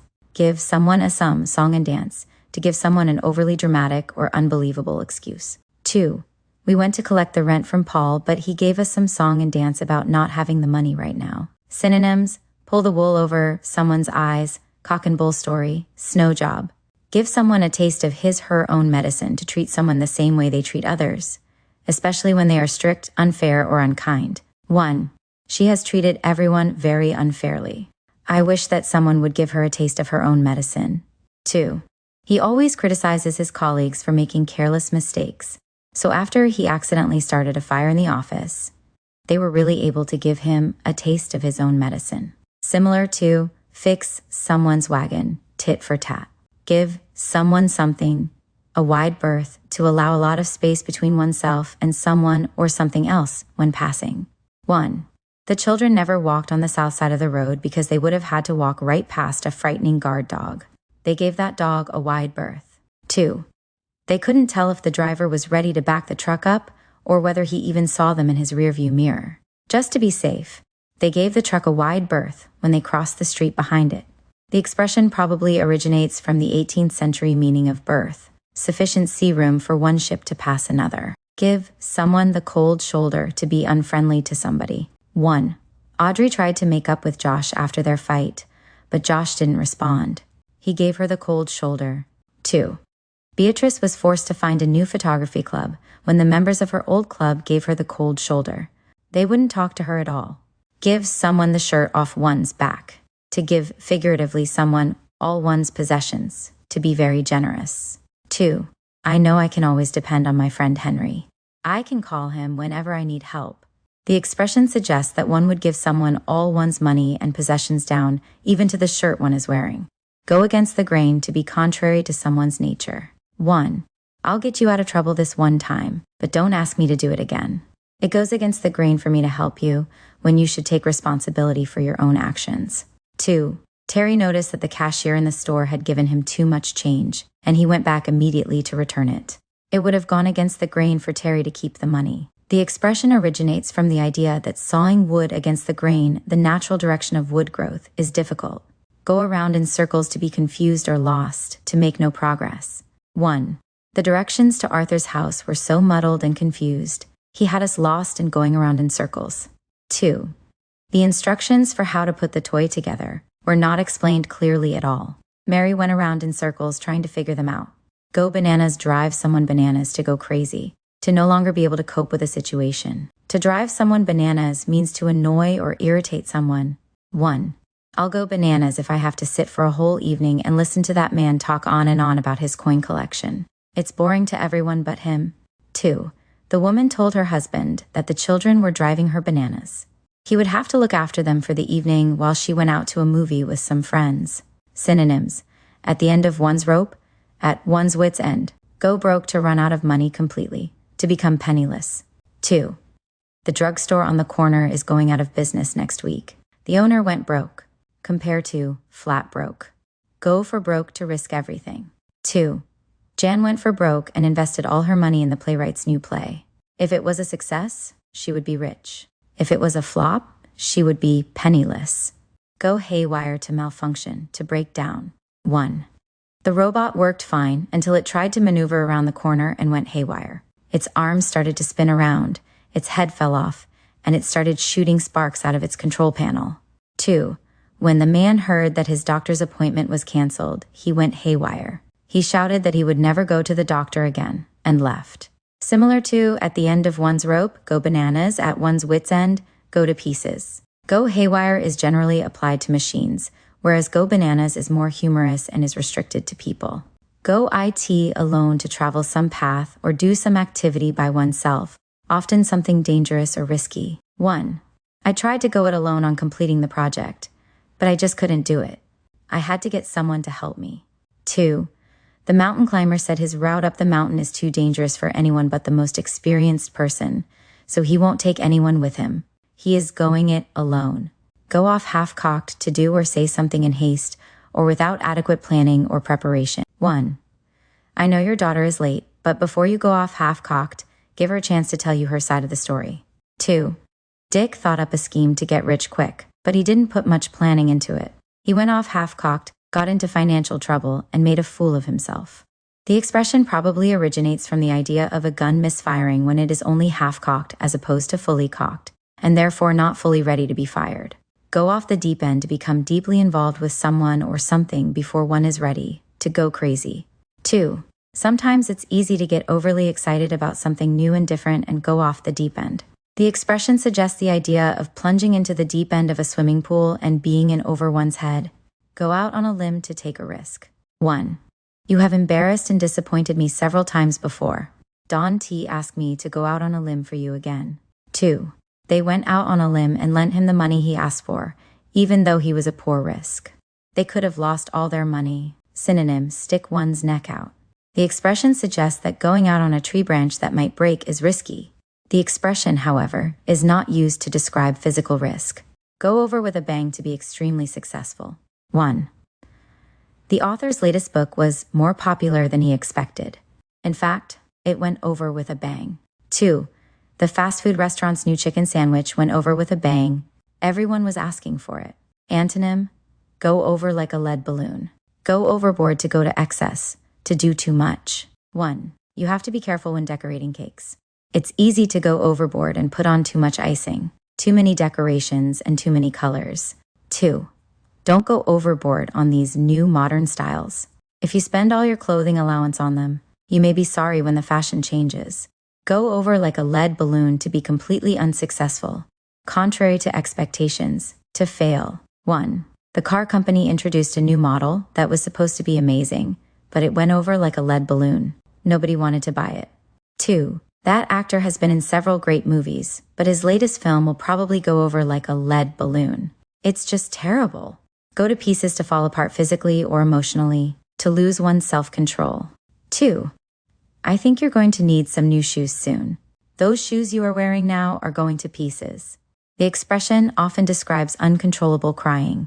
Go to pot, seed to fall into disrepair, to deteriorate from lack of attention. 1. The house has really fallen into disrepair.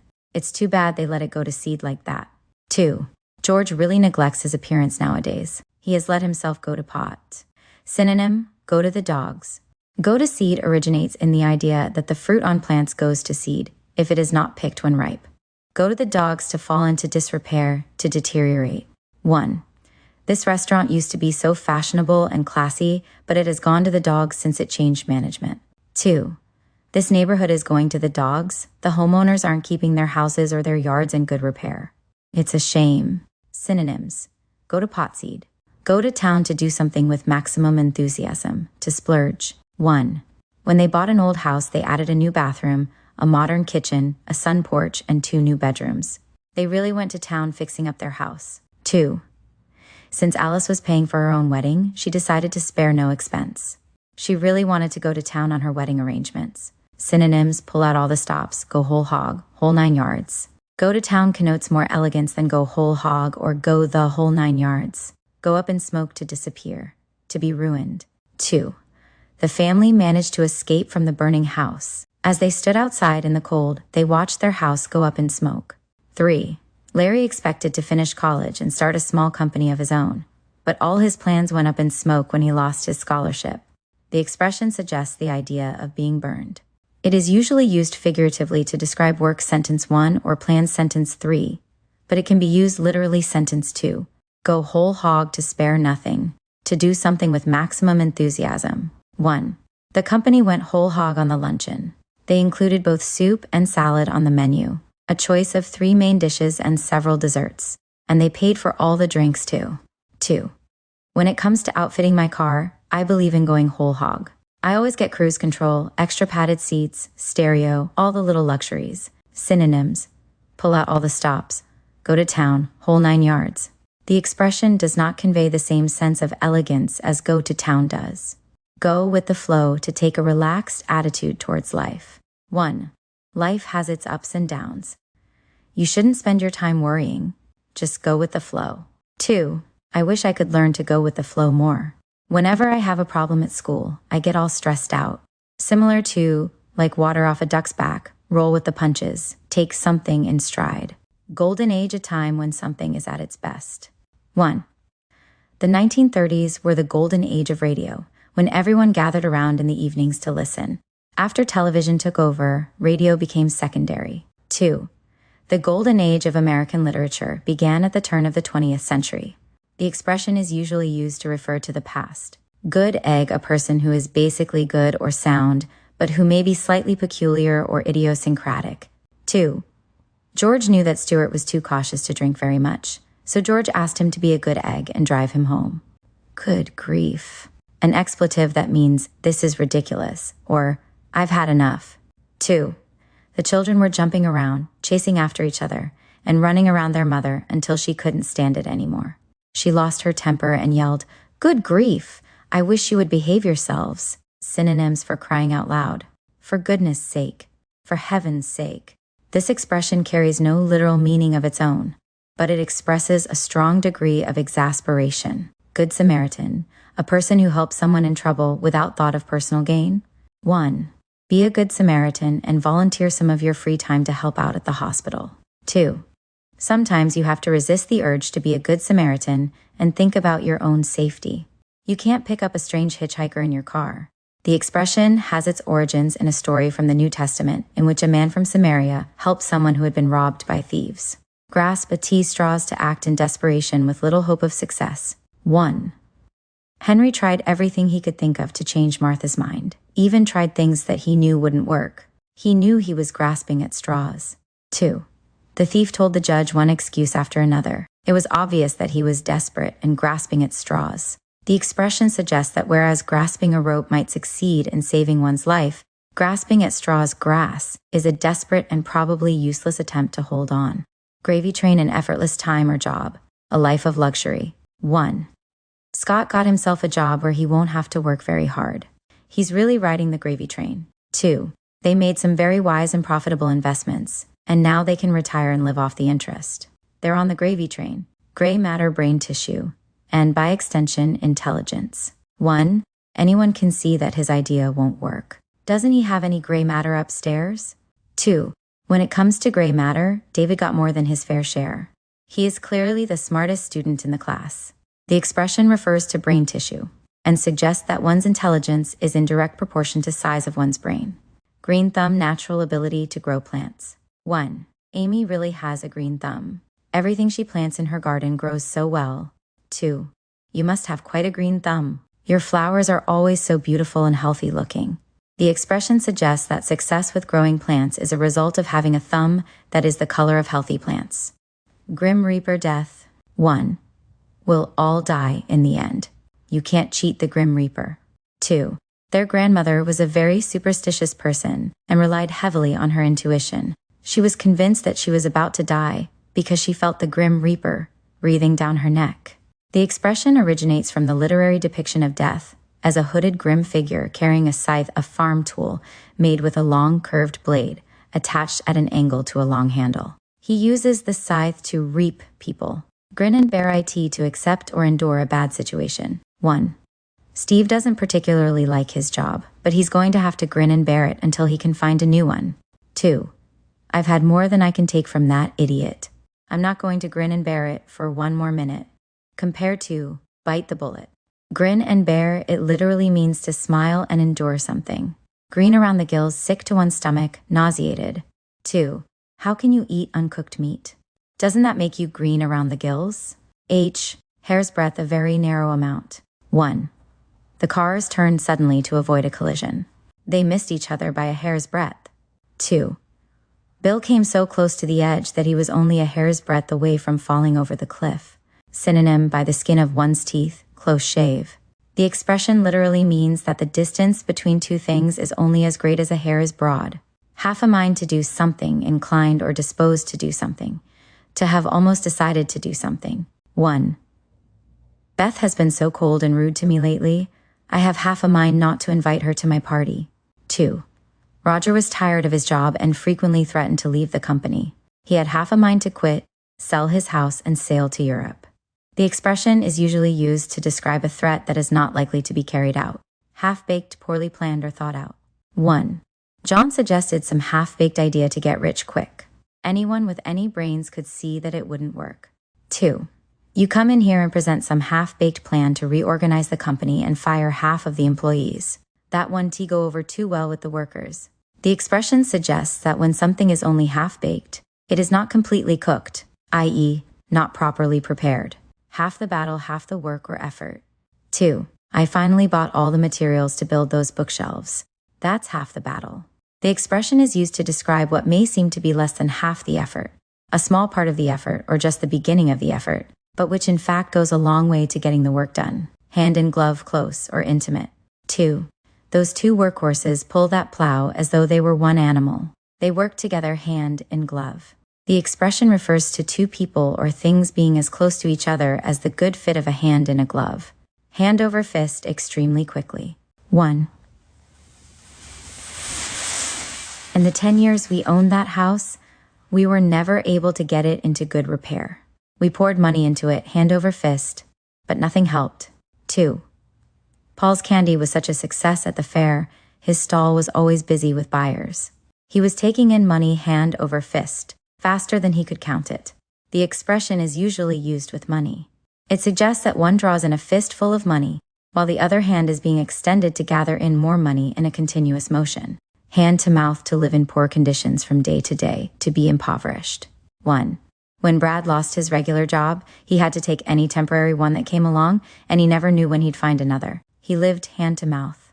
2. Some people in areas affected by drought live a hand to mouth existence. They collect what little food they can and never have enough to save some for another day. The expression suggests that a person's need is so immediate that what he collects in hand goes straight into his mouth and that there is no room for saving or planning ahead. Handle, treat someone with kid gloves to treat someone cautiously or gently because he or she is easily hurt or angered. 1. The boss is a difficult person to persuade. You have to approach her very carefully and put your ideas forward in just the right way. She has to be handled with kid gloves. 2.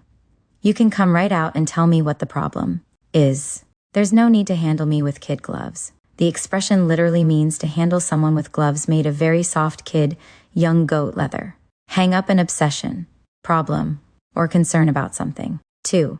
Please don't use that kind of language or tell that kind of joke around me. I'm old-fashioned, and I guess I have a hang-up about such crude behavior, especially in mixed company. The expression is used to describe an obsession or concern that may be regarded as somewhat eccentric, unreasonable, or illogical. Hanky-panky sexual misconduct, sentence 1. Mischievous behavior or activity, sentence 2. Or suspicious activity, sentence 3. 1. The woman knew that her husband sometimes met with friends, both male and female, from before they were married, but she felt confident that there was no hanky-panky going on with any of the women. 2. The children's mother thought that the children were just a little too quiet. She thought they must be up to some hanky-panky. 3. The manager in charge of the warehouse suspected that someone was stealing some of the equipment stored there. There was definitely some hanky-panky going on. Synonym, monkey business, happy-go-lucky, carefree. 1. Nothing depresses Charlie. He always sees the bright side of life. He's really a happy-go-lucky guy. 2. Sometimes sad events happen, and you just have to learn to deal with them along with the good times. Life can't always be happy-go-lucky.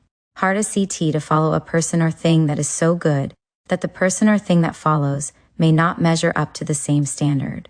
1. The last manager of this department was hardworking and well-liked by everyone. I doubt anyone else will be as good as she was. She will be a hard act to follow. 2. My job here is fun, stimulating, and the pay is good. If I ever leave, it will be a hard act to follow.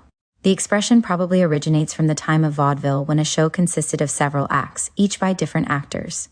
It was hard to succeed if one's act followed another that was extremely popular, because the audience would compare the two and expect the second act to measure up to the high standard of the first.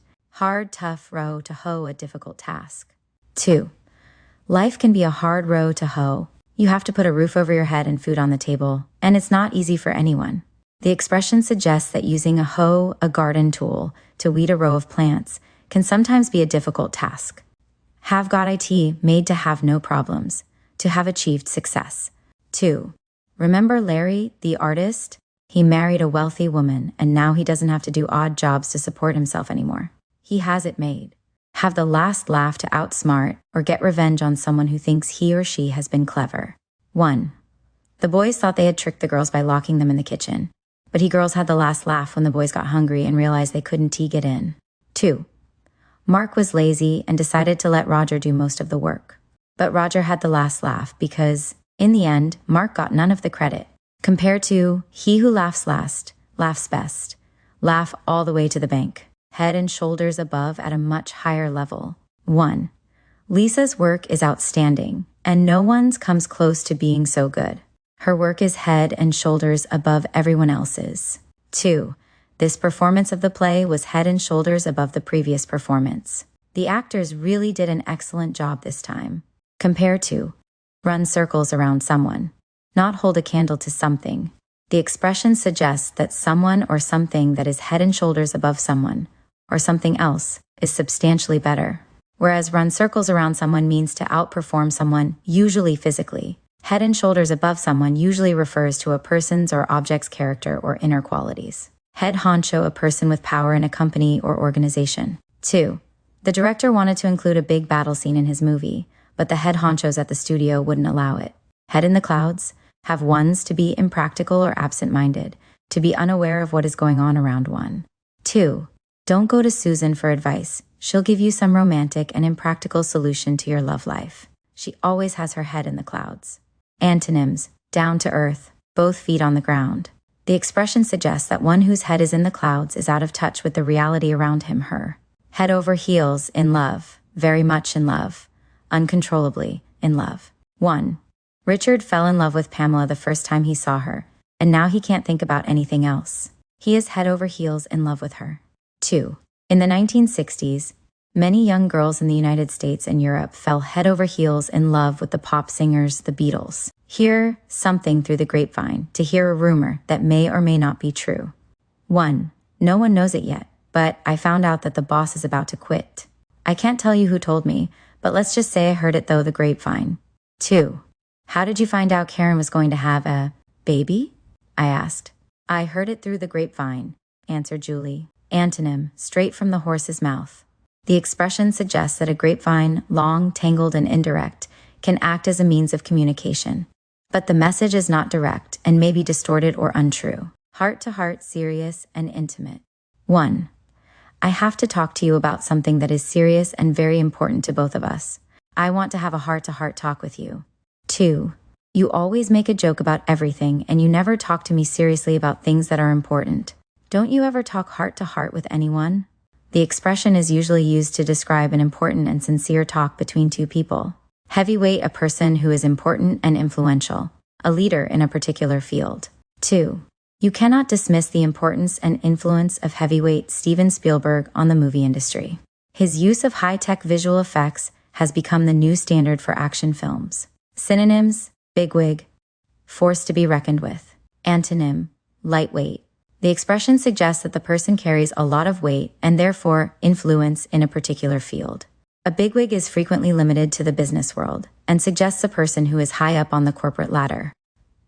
A force to be reckoned with can be used to describe someone or something that is powerful and may instill a sense of fear that heavyweight does not. The expressions heavyweight and lightweight come from the sport of boxing. Boxers are put into classes according to their weights.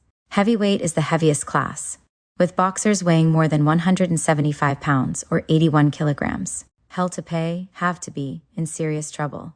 1. I don't know how the accident happened, but the car fender is ruined. I'm going to have hell to pay when I get home. 2. Your parents told you not to be late getting home again. If you don't get home on time tonight, you'll have hell to pay. Synonyms, in Dutch, in hot water, in the doghouse. Hem and haw, to hesitate to say something directly. 1. Andrew wanted to ask Gail to marry him, but he couldn't find the words. He stood there, hat in hand, hemming and hawing. 2. You don't have to be afraid to tell me what happened. Stop hemming and hawing and get to the point. Compare to beat around the bush, stonewall. The expression probably originates from the sounds one might make when clearing one's throat and trying to introduce a delicate subject. Hit or miss, unplanned or random, equally likely to succeed or fail. 1. Sometimes Anne is at home when I drop by to visit her, and sometimes she's not. It's hit or miss, catching her at home. 2. The repairman's work is hit or miss. Sometimes the machine works when he's finished fixing it, and sometimes it doesn't. Hit pay dirt to find something of great value. 2. Chuck went off to Alaska looking to hit pay dirt, but I don't think he's going to find what he wants. Everything worth finding has already been claimed. 3. The senator's enemies started to investigate his past in the hopes of finding something scandalous. They hit pay dirt when they uncovered his driving record and found that he had been arrested for drunk driving. Synonym: strike it rich. Compare to hit the jackpot. The expression originates from the mining and gold rush days, when a person could become rich if he or she found dirt with gold in it. Hit the jackpot to get rich or find something of value. 1. Mabel always bought one lottery ticket in the hopes that one day she would hit the jackpot and never have to work again. 2. I went to the library not expecting to find any of the books that were on my list, but I hit the jackpot. I managed to find all 7 of them. Synonym: hit pay dirt. The expression originates from gambling, in which the jackpot is the money collected from the gamblers and divided among the winners. Hit the nail on the head to come to the right conclusion. 1. Henry wouldn't tell his wife what was wrong, but when she asked him if he had lost his job, she could tell by the look on his face that she had hit the nail on the head. 2. We sat around the table trying to figure out why the project wasn't working. Everyone suggested ideas and possibilities. When Leslie outlined what she thought the problem was, we could all see that she had hit the nail on the head. Synonym: put one's finger on it, something. Get something on the nose. Hit the sack to go to bed. 1. I'm really tired. I can't keep my eyes open any longer. I'm going to hit the sack. 2. After a hard day, Richard decided to hit the sack even though it was only 8 p.m. Hit the spot to satisfy in just the right way. 2. I think I'd like something to eat after the theater.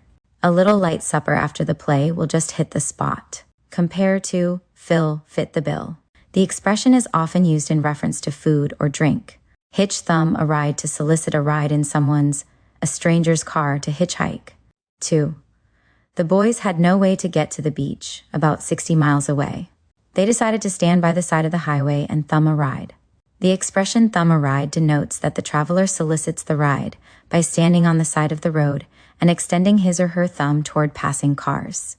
Hold a candle to someone, not equal to someone or something. When 2 persons or things are compared, the first one is clearly inferior to the second one. 1. This house doesn't hold a candle to the one we looked at yesterday. The one we saw yesterday was practically twice the size and had much better light. 2. Marjorie's cakes can't hold a candle to Kate's. Kate's are light, fluffy, and flavorful, and Marjorie's are as heavy as lead. Compare to head and shoulders above someone. Run circles around someone. Hold one's breath, not wait for something to happen, because it probably won't happen soon, if at all. 1. Shirley said she would come, but don't hold your breath. She often doesn't show up, even when she says she will. 2.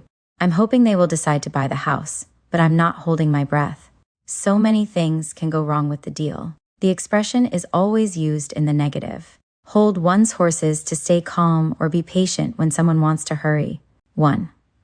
The children were ready to go, but their father was not. They kept bothering him until he told them to hold their horses. 2. Now just hold your horses. I know you're in a hurry, but you can't go outside without your coat on in this chilly weather. Synonym: keep one's shirt on. Antonyms: shake a leg, step on it. The expression is generally used in the imperative. It is used by an adult to children, a superior to an inferior, or between 2 equals on friendly or intimate terms. Hold one's own to be able to withstand opposition or attack, to do just as well as other people. 2. We didn't think Mark was very good at speaking, but he really held his own in that debate. Hold one's tongue to refrain from speaking. 1. Ella wanted to talk to Bob immediately, but there were too many people around, so she held her tongue and waited until they were alone. 2. The young boy began shouting at his mother, and she lost her temper and told him to hold his tongue. She told him it was not polite to talk to anyone like that. 3. I've listened to you criticizing him, and I've held my tongue, but I can't any longer. Now I'm going to tell you some of the positive sides of his character. Hold someone something, a T-bay, to prevent someone or something that is threatening or attacking from being able to advance. 1. The hen held the dog at bay while her baby chicks ran for safety. 2. They held the soldiers at bay with their swords for as long as they could, but in the end, they were defeated. Hold the fort to take care of a place, or to keep an activity going while someone is away. 1. The manager left the store to go to lunch. She asked the sales clerk to hold the fort while she was gone. 2. I got the party started and then discovered that I had to leave to get some more food. I asked my friend to hold the fort until I got back. The expression probably originates from the idea of defending holding a fort under attack. Hold water to be credible or sound, to stand up to scrutiny, to make sense. 2. Two scientists claimed that they had achieved fusion at room temperature. Other scientists wanted to test the theory to see if it would hold water. The expression is used in reference to arguments or ideas rather than people. Hook, line, and sinker, fall for, swallow something, to believe something completely, usually in the sense of being fooled. 2. The salesman was such a smooth talker he could make anyone believe his stories. People always swallowed them, hook, line, and sinker. The expression originates from fishing. One expects the fish to bite only the hook, but in some cases the fish might be taken in so completely and foolishly that it swallows not only the hook but the fishing line and the sinker as well. Hooked, addicted. 1. When he started smoking, Keith didn't believe that the nicotine in cigarettes was addictive, but now he is hooked on it. 2. I love reading detective stories, and I read at least 2 every week. I'm hooked on them. The expression can refer to a physical addiction, sentence 1, or it can have the sense of being very enthusiastic about something, sentence 2. Hopping mad, very angry. When Bill found out that Sandra had blamed her mistake on him, he was hopping mad and threatened to tell their boss about all of the things she had done wrong. The basketball player was hopping mad when the referee didn't call the other team's foul, but he knew that getting angry would only get him ejected from the game. Horse around to play a little roughly. 1. Don't forget we're in a library, boys. People are trying to read quietly and concentrate on their work. Stop horsing around. 2. The children should not horse around in the garage. There are too many dangerous tools in there. Synonyms: clown around, monkey around, fool around. Horse around emphasizes the physical nature of the play, whereas clown around means to act silly, and monkey around means to fiddle or tinker with something. Horse of another color, a situation or plan which represents a change from what was expected or assumed. 2. At first, the unions accepted management's offer of a 10% pay raise until they realized that management meant to spread the raise over 4 years instead of over 2. To the unions, that was a horse of another color. Horse sense, common sense, sentence 1, or shrewdness, cleverness, sentence 2. 1. You just don't have any horse sense when it comes to looking after yourself. You stay up late, don't get enough sleep, and eat poorly.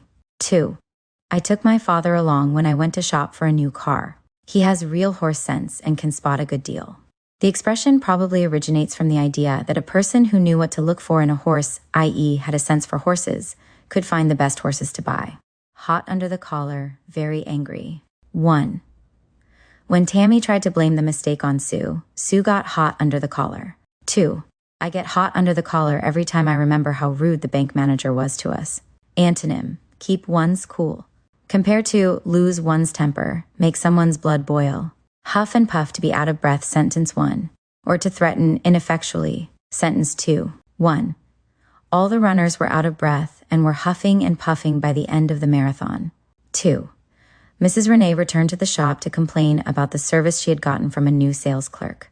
After she left, the manager told the sales clerk not to be too concerned. Mrs. Renee is always huffing and puffing about something or other. She doesn't really mean anything by it, said the manager. A huff is a feeling of displeasure or resentment. A puff is a burst of breath. If when push comes to shove, if the situation becomes serious. 1. The president isn't a forceful woman, but if push comes to shove, she stands firm and lets her feelings be known. 2. I thought my parents wouldn't support my beliefs because mine were different from theirs, but when push came to shove, they were right there in my corner fighting for me. In a bind, fix, jam in a difficult situation or position. 1. Can I borrow $10 from you? I'm in a bind. The banks have closed and I need to stop at the supermarket on the way home. 2.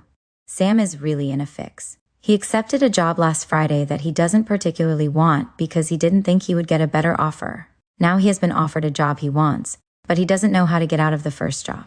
3. I'm in a jam. I have a doctor's appointment at the same time as I have to pick the children up from school.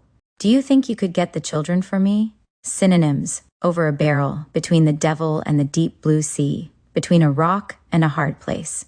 In a bind is less dramatic than these last two expressions, which would be used when a problem has no apparent solution.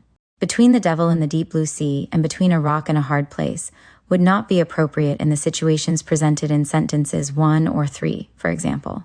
In a nutshell, concisely, in a few words. 2. We're eager to find out what her plans are. Tell us in a nutshell, is she going or not? Compare to, long and short of it, nitty-gritty, bottom line. The expression suggests that the words are so few that they can fit in a nutshell. In a pinch, in an emergency if necessary. 2. We would prefer 1 large double room at the hotel, but 2 small ones will be all right in a pinch.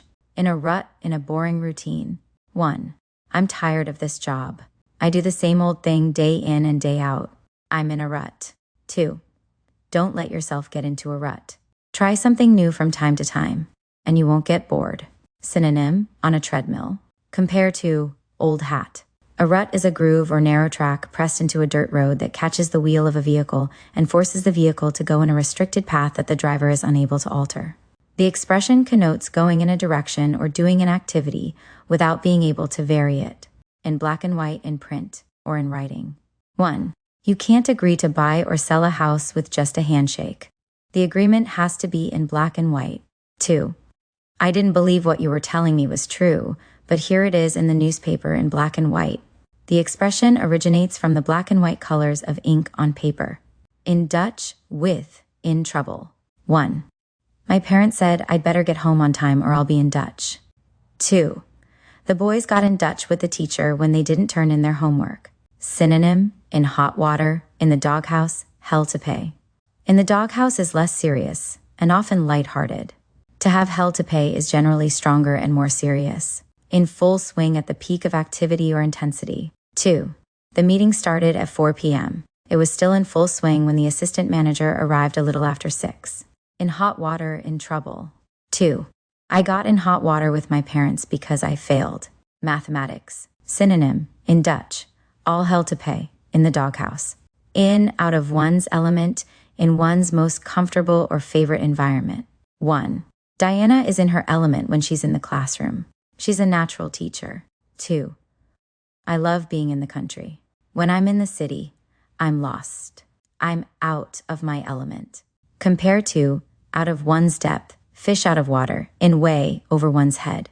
Out of one's element describes being uncomfortable in an environment, whereas out of one's depth describes being asked to perform beyond one's capability. In over one's head, beyond one's capability, sentence 1. To have taken on more than one can cope with sentence 2. 1. Tim can't compete with these people. They are much more capable in their field than he is. He's in way over his head. 2. Be careful how much work you take on. Don't promise to do more than you can handle. Don't get in over your head. Synonyms: out of one's depth league, sentence 1. Bite off more than one can choose, sentence 2. In stitches, have someone be in, to make someone laugh very hard. 1. We hired a very funny clown to perform at the company picnic. He had the children in stitches from beginning to end. 2. The movie was hilarious. We couldn't stop laughing. We were in stitches. In the bag, a sure thing, success is assured. 2.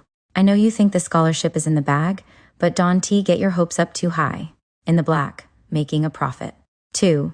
The government hasn't been in the black for the last 20 years.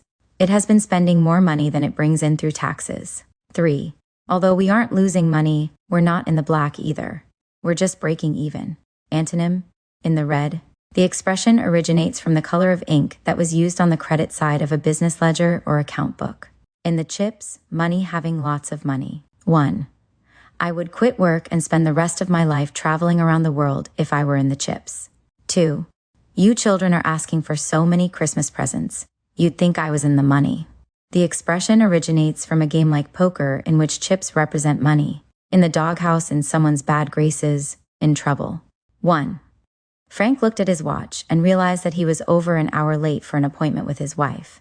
I'm really going to be in the doghouse this time, he said. 2. Diane used her mother's car without permission, and now she's in the doghouse. Compare to, in Dutch, in hot water, all hell to pay. Usually the someone in the expression is a loved one and the situation or trouble is not very serious. In Dutch and hot water are more serious. And have all hell to pay is generally much stronger and more serious. In the long run. In the end, after a long time has passed, sentence 1. After weighing all the advantages and disadvantages, sentence 2. 1. Jenny couldn't decide whether to study accounting or law at college. She didn't know which major she would be happier with in the long run. She might grow to dislike one or the other in 20 years. 2. Brian had his own car, but he chose to take the train to work every day even though it took more time. It was easier in the long run because he didn't have to tolerate traffic jams, pay for gas, or look for parking. In the loop, informed. Sharon had worked with the same team for nearly 2 years, but she still didn't feel like she was in the loop. She still had to ask for information from her colleagues. I'd be happy to let you work on that project by yourself, but I'd like to know how you're progressing. Remember to keep me in the loop, please. In the nick of time at the last moment, just before something bad happens. 2. We ran as fast as we could toward the bus stop and got there just as the bus was pulling to a stop. We got there in the nick of time. Compare to down to the wire, under the wire, in the pink in good health or good condition. 1. After several days in the hospital, Paul wanted to go home. He told the doctor he was feeling in the pink and there was no reason for him to stay any longer. 2. I always get my car serviced on time. That way it stays in the pink and I don't have to worry about it breaking down. Antonym, under the weather. In the pink can be applied to both people and things, while under the weather is limited to people. The expression probably originates from the idea that a healthy person's complexion is described as pink, while a sick person's skin is pale or chalky. In the red, losing money, not making a profit. 1. Many governments operate year after year in the red. They simply keep borrowing money against the taxes they expect to collect in the future. 2. Some years my business makes a profit, but other years I'm in the red. Antonym, in the black. The expression originates from the color of ink that was used on the debit/loss side of a business ledger or account book. In the same boat, in the same bad situation. 1. Jake and I both lost our jobs yesterday. Now we're in the same boat. 2. Our landlord raised the rent on our apartments, and none of us can afford to stay here any longer. We're all in the same boat. The expression suggests that people in the same boat share the same bad fate. They will all sink together if the boat capsizes. In, out of the mainstream, in the group that represents the majority. Out of the mainstream means on the edge of the majority. 2. That politician advocates very extreme views that are entirely different from most of the other politicians. He is out of the mainstream of current politics. It's all Greek to me, incomprehensible or unintelligible. 1. I'm not very good at understanding the directions on how to assemble these modern-day toys. They're all Greek to me. 2. Can you tell me what this page says? I don't even know if it's right side up or upside down. It's all Greek to me. The expression can be traced back as far as Shakespeare's play Julius Caesar, and probably originates from the idea that the Greek language uses a different alphabet from English, making it difficult for English speakers to hear or understand. It's no skin off someone's nose. It has no effect on someone, or it is of no concern to someone. 1. I think you're crazy to spend your money on that car, but it's your decision. It's no skin off my nose. 2. Don't tell me what to do with my life. It's no skin off your nose if I choose to quit school. Ivory tower, an isolated environment where one is out of touch with everyday reality. A place of retreat where one concentrates on intellectual, rather than everyday matters. 1. The boss felt that he couldn't consider Richard for the difficult job of manager, because Richard seemed out of touch with the workers. He was isolated in his ivory tower. 2. When the professors complained that the students couldn't meet the academic standards of the past, they were told that they should come out of their ivory tower. More students attend the university now, and it can't be as selective as it used to be. The expression suggests an ivory white tower high above the masses. An ivory tower is often associated with an academic or university environment, which is said to be isolated from the real world, e.g. business and politics. J jumped the gun to do something prematurely, to start early, before all the preparations have been made. Jack of all trades, a person who knows a little about a lot of different subjects or activities, but not a lot about any one of them. 1. Walt is good at so many things. He can fix the plumbing and wiring in his house. He fixed his roof when it leaked. He installed his washer and dryer, and he paints the house when it needs it. He's really a jack of all trades. 2. The position in the company required someone who knew everything about a very narrow subject. They weren't looking for a jack of all trades. The expression is part of the saying, he's a jack of all trades but a master of none. Being described as a jack of all trades can be either a compliment, usually when it is used without the second half of the saying, or an insult when it occurs in the saying and the emphasis is on the fact that one is master of none. John Hancock One's signature. 1. If you'll just put your John Hancock on this line at the bottom of the contract, you can drive the car away right now. 2. They sent the check back because he forgot to put his John Hancock on it. The expression refers to the signature of the first person to sign the American Declaration of Independence in 1776. John Hancock's signature was larger than the others and stood out clearly. Johnny come lately a newcomer. 1. You can't begin the project yet. You're going to have to wait until the plan is thoroughly developed. Don't jump the gun. 2. You bought your son a football and he's only 6 weeks old. Don't you think you're jumping the gun a little? The expression probably originates from foot racing, in which an overly anxious runner would accidentally begin the race before the starting gun was fired. Jumping off point, a starting place or inspiration. 1. Kelly used her mother's lasagna recipe as a jumping off point, but added her favorite ingredients to make it the way she liked it. 2. Joe used sheet music as a jumping off point for his song. He played the tune as written, but added to it as he went. This expression is usually used for discussions or creative pursuits. Junk food. Food that is relatively unhealthy, high in sugar and fat, and lacking in vitamins, minerals, and other bodybuilding components. 1. My children seem to live on junk food, hamburgers, french fries, milkshakes, chips, cakes, cookies, candy, and soda pop. 2. The parents brought snacks for the children to eat. The school had asked them to bring healthy foods like fresh fruit and vegetables, yogurt and cheese. They asked them not to bring junk food. 2.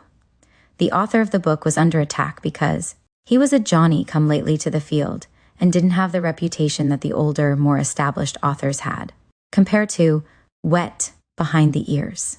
The expression is used to dismiss someone's importance due to a lack of experience.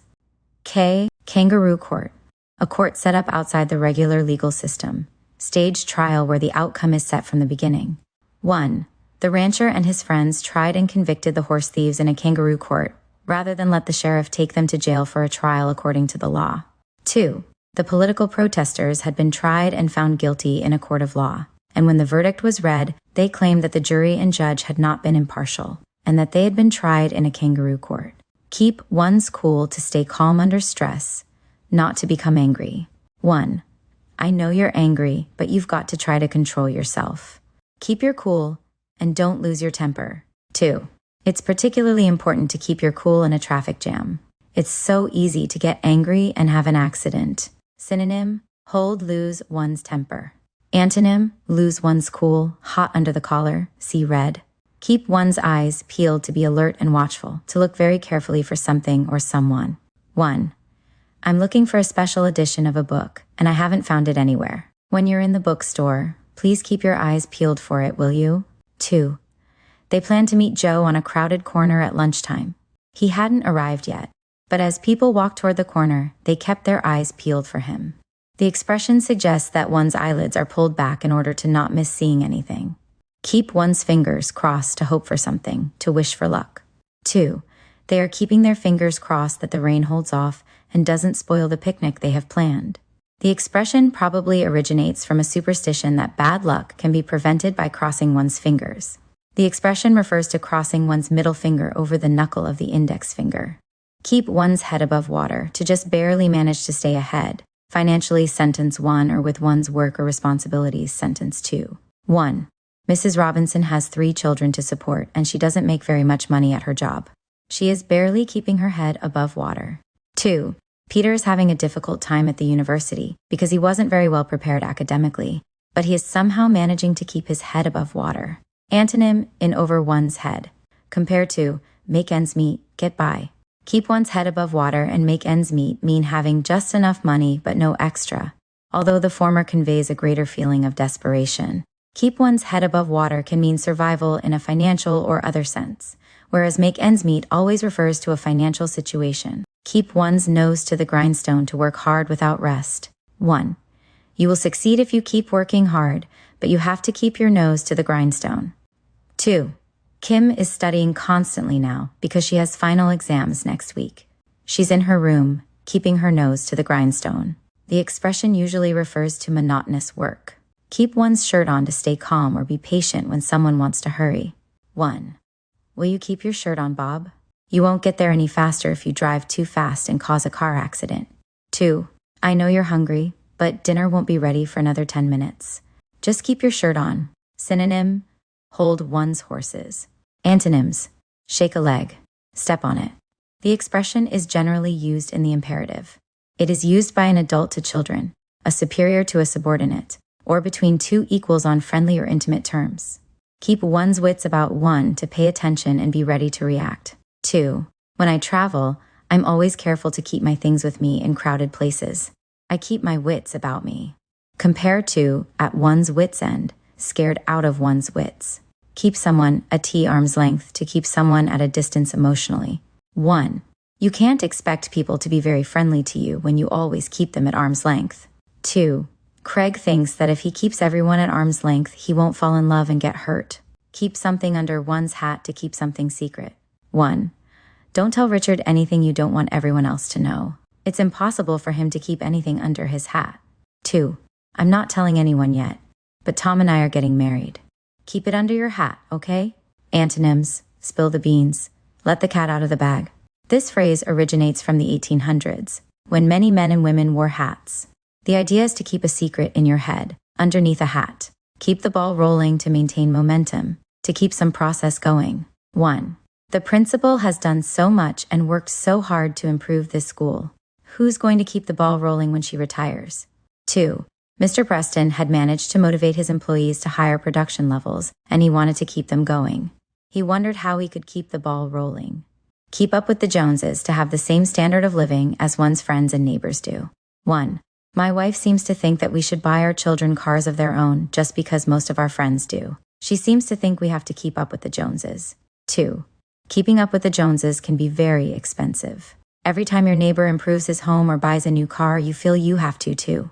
The expression implies that one strains one's financial resources when one tries to match or exceed the purchases or actions made by a neighbor. Jones is a common family name. Keyed up, full of nervous anticipation, anxious, tense. 2. Charles was so keyed up waiting for the wedding. To begin that, when it finally did, he dropped the wedding ring. Kick the bucket to die. 1. I plan on spending all my money before I kick the bucket. I'm not going to leave a penny of it to my relatives. 2. Your father hasn't yet made a will. He doesn't plan on kicking the bucket anytime soon. 3. The old woman was a person everyone in the neighborhood disliked. There were not too many mourners when she kicked the bucket. The expression can be either disparaging or light-hearted when used about oneself or one's relatives, sentences 1 and 2, or disrespectful and impolite when used about someone else, sentence 3. Kick up one's heels to have a lively and fun time, usually at a party or dance. 1. Mr. and Mrs. Taylor are certainly having a good time at the party. They haven't kicked up their heels like this for years. 2. Put down your work, get out of the house, and come to the dance. Why don't you kick up your heels for a change? The expression is commonly used to describe someone who is ordinarily quiet and reserved, and for whom having a lively time is unusual. Kill 2 birds with 1 stone to accomplish 2 objectives with 1 action. 1. I have to go to New York on business this Friday, and I've needed to get some new suits for some time. Maybe I can kill 2 birds with 1 stone. I'll attend to my business in New York on Friday and Monday, and do some shopping over the weekend. 2. I need to get rid of all the old baby clothes I had for my children when they were small. Since you're about to have your first baby, why don't I give the clothes to you? We'll kill 2 birds with 1 stone. Knee-high to a grasshopper, very young. 2. Look how small these pants are. I must have been knee-high to a grasshopper the last time I wore them. The expression suggests that the person is only as tall as a grasshopper's knee and is therefore very young. It is often used with a face down, open hand to indicate the young person's height at the time. Knock throws someone for a loop, knocked thrown for a loop, to shock, surprise, or astound someone. 1. The teacher threw me for a loop when she told me I had failed the exam. I thought I had done so well. 2. Alan was knocked for a loop when he found out he had won $5,000 in the lottery. Compare to pull the rug out from under someone, spring something on someone, know beans about something, not to know very little about something, to speak without authority on some topic. 1. Rita's interpretation of that artist is completely wrong. Don't listen to her. She doesn't know beans about it. 2. Sometimes you go on and on as though you're an expert. I bet you don't know beans about half the things you think you do. Similar to talk through one's hat. Know if one is coming or going, not to be confused and disoriented. 1. Nancy thought yesterday was Wednesday and now she thinks today is Sunday. She doesn't know if she's coming or going. 2. First I packed all the wrong clothes, then left the bag behind and waited for the taxi until I realized I had forgotten to call one. When it came, I couldn't remember where I wanted to go. I don't know if I'm coming or going. Antonyms: on the ball, have one's act together. Compare to out to lunch. Know someone from Adam, not to be unable to recognize someone because the person is a stranger. 2. A strange woman approached us at the train station. I assumed that she was Mrs. Smith, whom we were supposed to meet, but it was hard to tell since we didn't know Mrs. Smith from Adam. Know the ins and outs to be familiar with the details and hidden meanings of an activity or situation. 1. When you travel to a foreign country, it is wise to hire a guide if you don't know the ins and outs of the place. 2. American businesses often hire host country nationals to help them do business in foreign countries, because the host country nationals know the ins and outs of doing business with their own countrymen. Compare to know the ropes. Know the ropes is more frequently used to describe knowing the procedures to follow in a situation, knowing how to do something, whereas know the ins and outs more often describes the complex and hidden details of a situation. Know the ropes to be familiar with a task or situation. 1. Let Marilyn help you get the manuscript published the first time. She knows the ropes and she'll save you a lot of time and effort. 2. You have to know the ropes if you want to get hired in this city. Employers are looking for people with connections and know-how, not untried youngsters fresh out of college. Antonym: wet behind the ears. Compare to learn the ropes, know the ins and outs. Know the ropes is more frequently used to describe knowing the procedures to follow in a given situation, how to do something, whereas ins and outs more often describes the complex and hidden details of a situation. Knuckle down to do one's work seriously, to apply oneself fully, to get busy. 2. Mary frequently complains that she doesn't have enough time to finish her work, but if she would spend less time chatting and just knuckle down, she would get it done. Knuckle under to submit or give in to pressure. 2. The mob leader promised that they would never make him reveal his partners in crime, no matter how badly they treated him. He swore he would never knuckle under. Antonyms: stand one's ground, stick to one's guns. L2. John accomplished a lot in his lifetime. He was a teacher and an activist for the poor. He wrote several books, and last but not least, he raised 4 successful children. Labor of love, something done out of affection or great interest. 1. Martha loves to knit sweaters for her children. She could buy them for less money than it costs her to make them, but they are a labor of love for her. 2. When Ralph built a wagon for his son, he picked out the wood himself, carefully sanded each piece, and hand-painted it with more coats of paint than necessary. Building the wagon was a labor of love because it was for his son. Lame duck, a person who holds an office, but has little real influence because he or she has not been re-elected. 1. After an election, a lame duck Congress often gets a lot of serious work done, because the members who have been voted out are no longer running for office and no longer have to worry about pleasing their constituents. 2. The board of directors chose a new chairman to take over running the company. The old chairman had a few weeks left before he had to step aside, but his workers no longer feared him because he was a lame duck. The expression suggests that a lame duck, a duck that cannot fly, is ineffectual. It originally comes from the 1760s London stock market, where it referred to investors who were unable to pay their debts. Lap of luxury, live in the to be very comfortable because one is well off financially. 2. If this business deal succeeds, we'll never have to worry about money again. We'll be living in the lap of luxury. The lap of luxury means a very comfortable life because one is rich, whereas the life of Riley is an easygoing life because one doesn't have to work or isn't working. Someone who is poor can lead the life of Riley if he or she doesn't mind being poor. Last but not least, the final item on a list, but not the least important.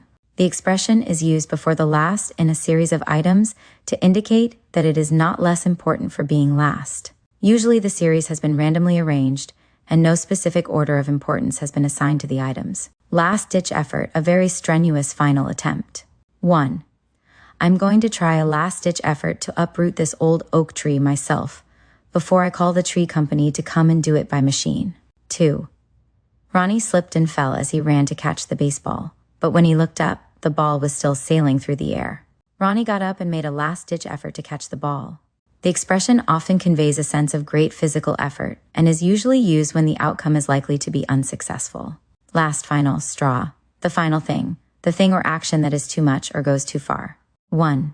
Constance finally quit her job because the boss asked her to make the coffee and act as a hostess, even though she was hired as an accountant.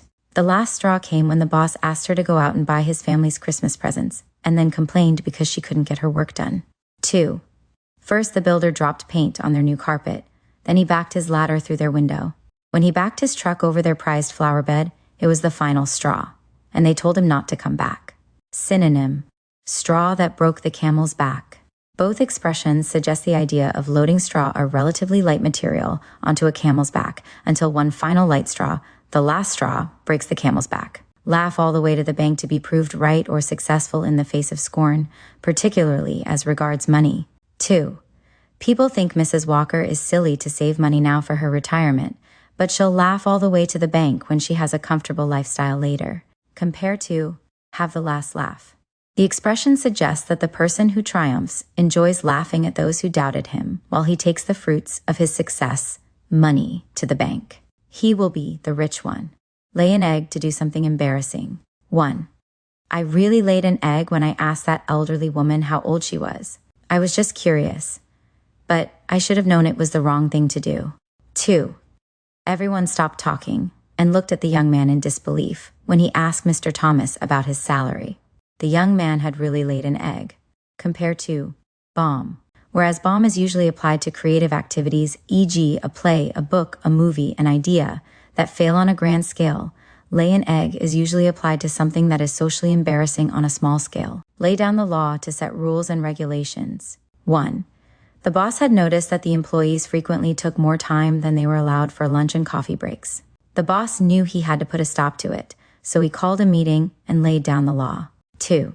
The teacher decided that he would no longer tolerate late homework, coming late to class, or chatting during class.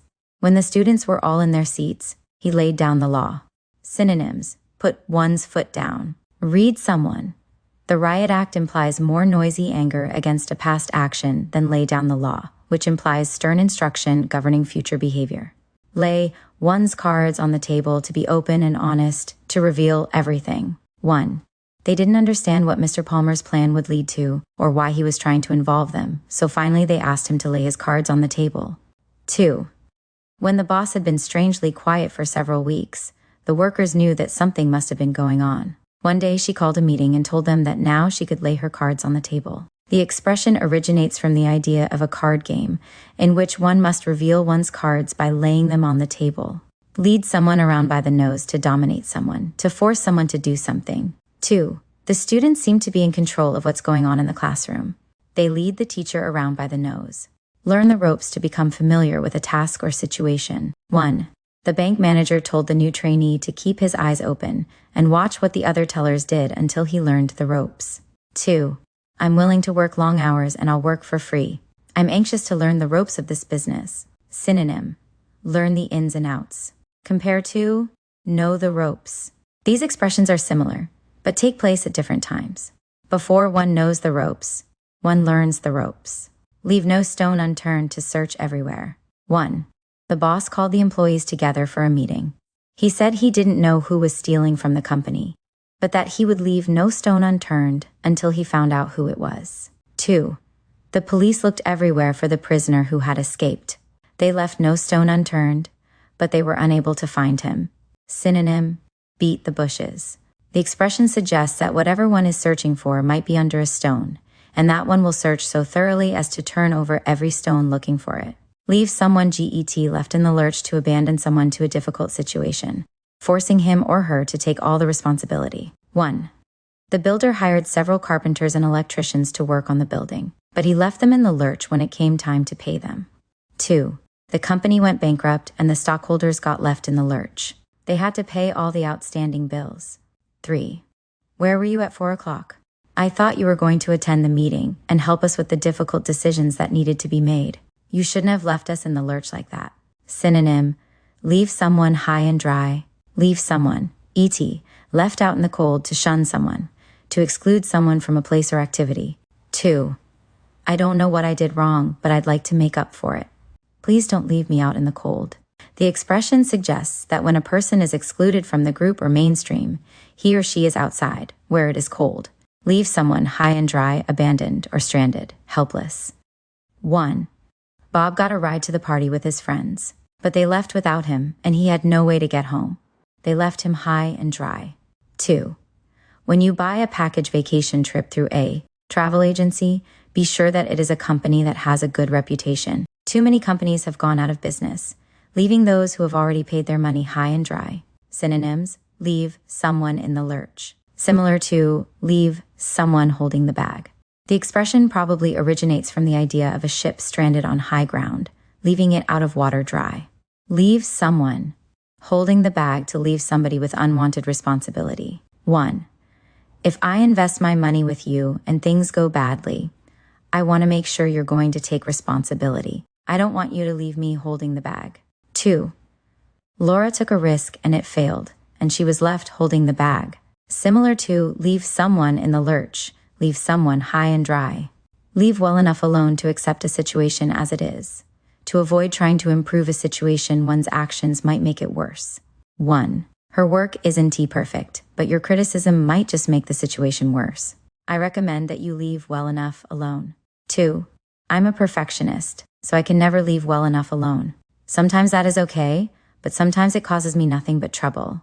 Synonym: let sleeping dogs lie. Give someone one's ear to listen to someone. 2.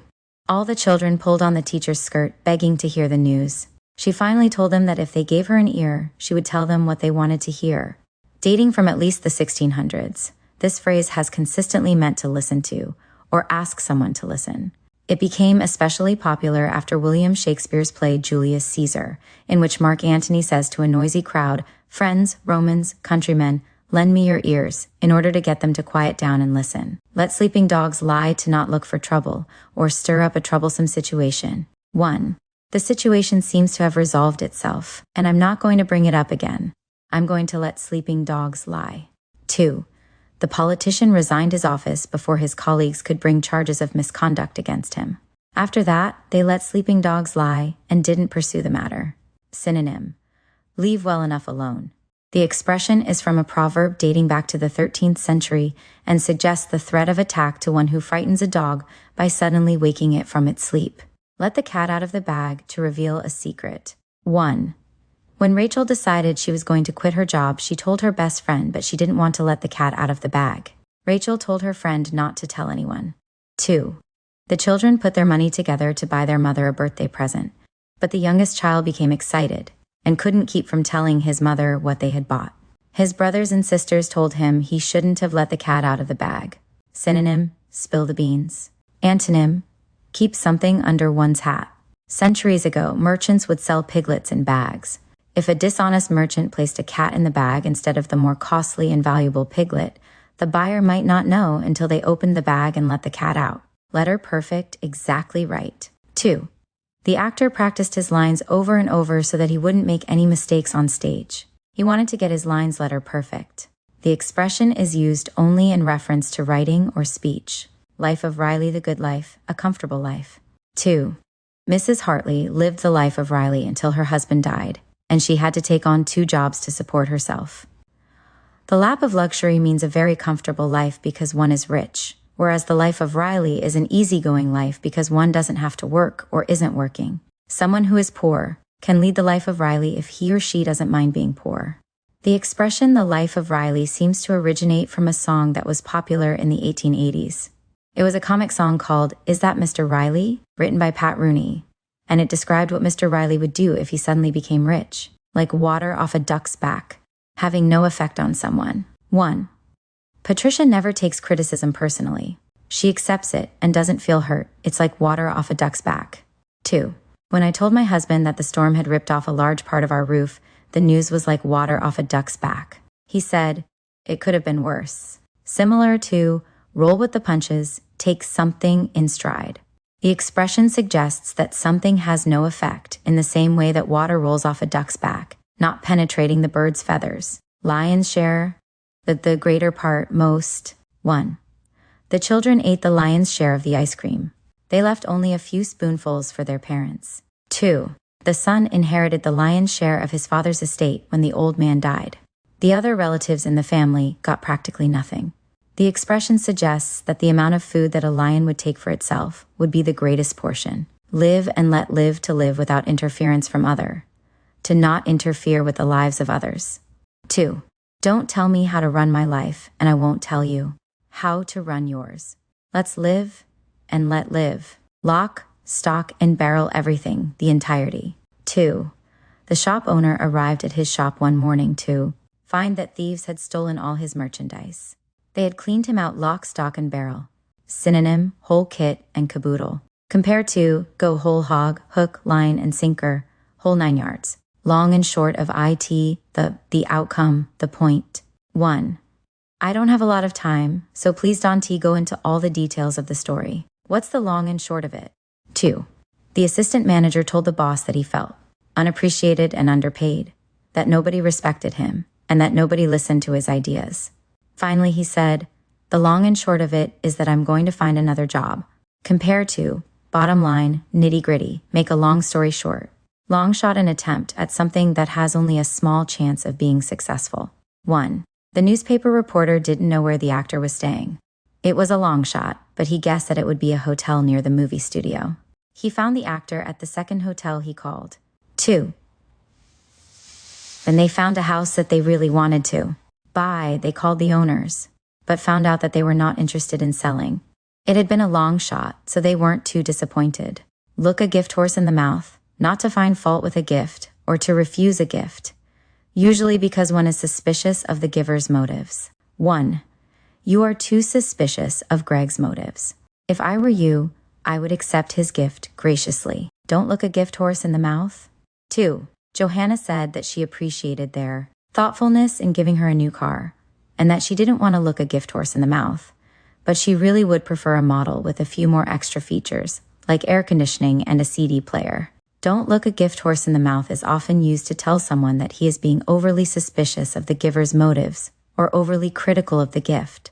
The expression originates from the practice of checking the age of a horse by inspecting its teeth.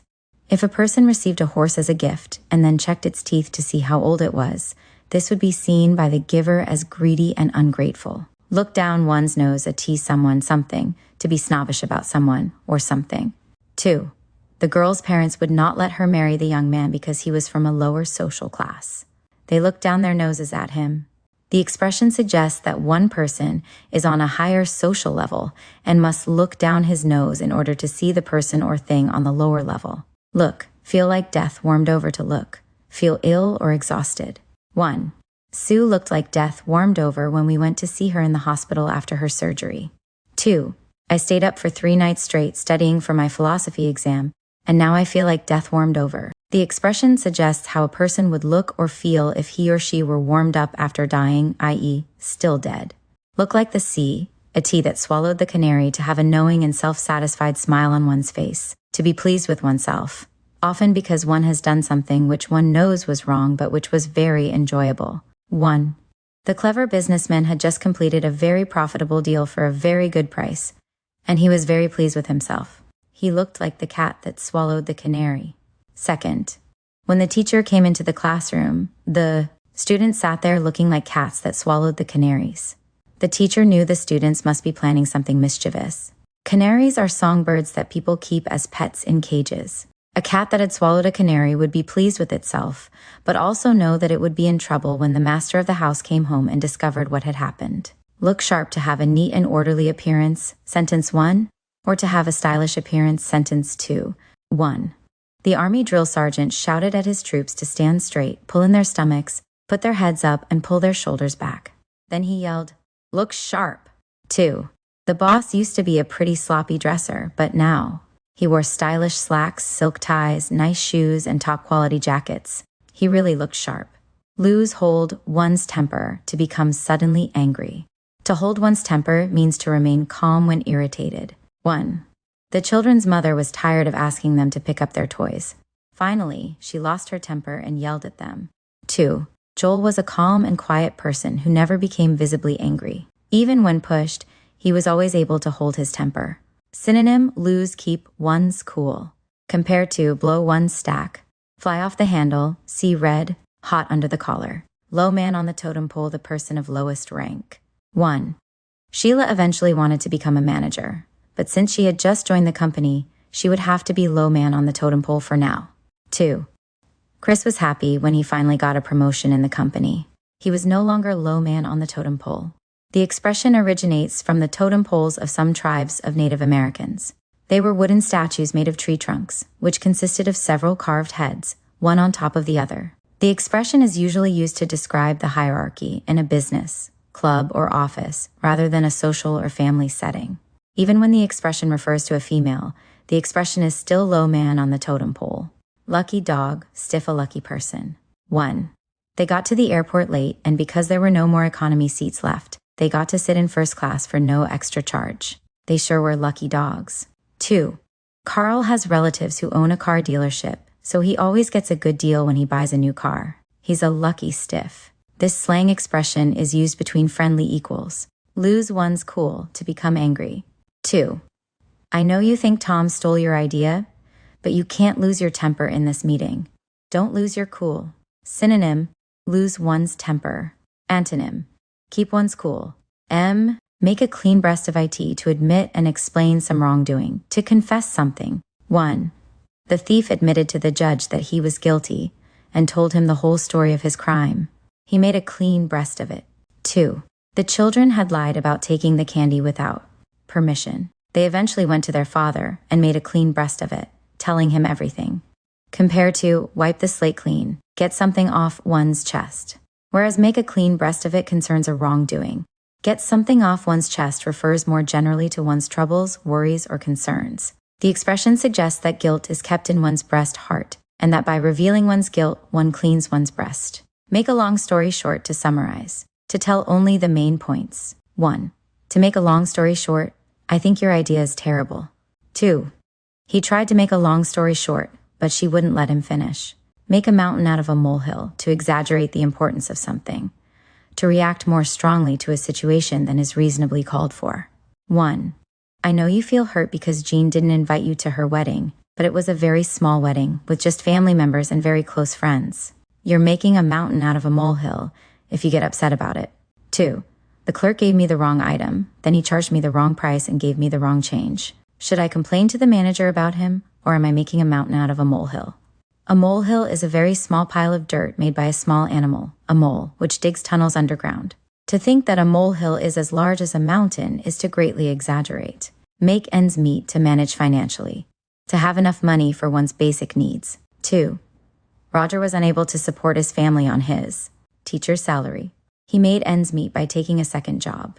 Compare to keep one's head above water. Both keep one's head above water and make ends meet mean having just enough money but no extra, although the former conveys a feeling of desperation. Keep one's head above water can also mean survival in situations other than financial, whereas make ends meet is limited to financial survival. Make heads or tails of something to understand something.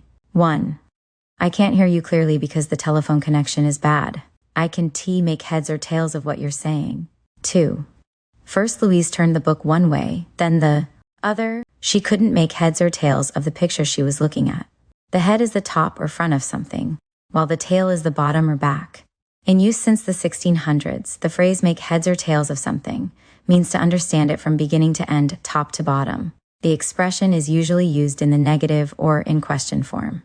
Make one's blood boil, to cause someone to become extremely angry. 1. I had told Fred never to borrow my car without permission again, but he did it anyway. That makes my blood boil. 2. The secretary could hardly believe what one of the office workers had said about her. She was angrier than she could ever remember being before. It made her blood boil. Compare to hopping mad, hot under the collar, boiling point. The expression suggests that when one is very angry, one's blood gets so hot that it boils. Make one's mouth water, to make one salivate in anticipation of something good. 2. Charles had been saving his money, and now he was so close to being able to buy the sports car he wanted, it made his mouth water. He could practically taste it. The expression is often used in reference to something good to eat, sentence 1, but it can also be used figuratively, sentence 2. Make or break, to be the deciding factor in whether something succeeds or fails. Synonym, get by. 2. Susan decided to study for the test through the night. She knew that her grade on this test would make or break her chances of getting admitted to graduate school. Compare to turning point. Make something from scratch, to make something by putting together the separate basic components, rather than using a mix or kit or buying something pre-made. 1. My mother never buys cake mixes or ready-made cookies at the supermarket. She always buys the flour, sugar, butter, and eggs, and makes cakes and cookies from scratch. 2. George didn't use a kit from a store to build a playhouse for his children. Instead, he designed the playhouse himself, bought all the materials he needed, and made it from scratch. Compare to start from scratch. The expression make something from scratch is usually used to describe baked goods, sentence 1. Something made from scratch is considered to be superior to something pre-made, because it is probably made more carefully and with the best ingredients. Make the grade to meet standards, to be satisfactory. 1. Of the 10 semi-finalists in the competition, only 3 made the grade to become finalists. 2. At the end of many manufacturing processes, people check the quality of the goods produced. If the final products don't make the grade, they have to be thrown out. Synonym, up to snuff.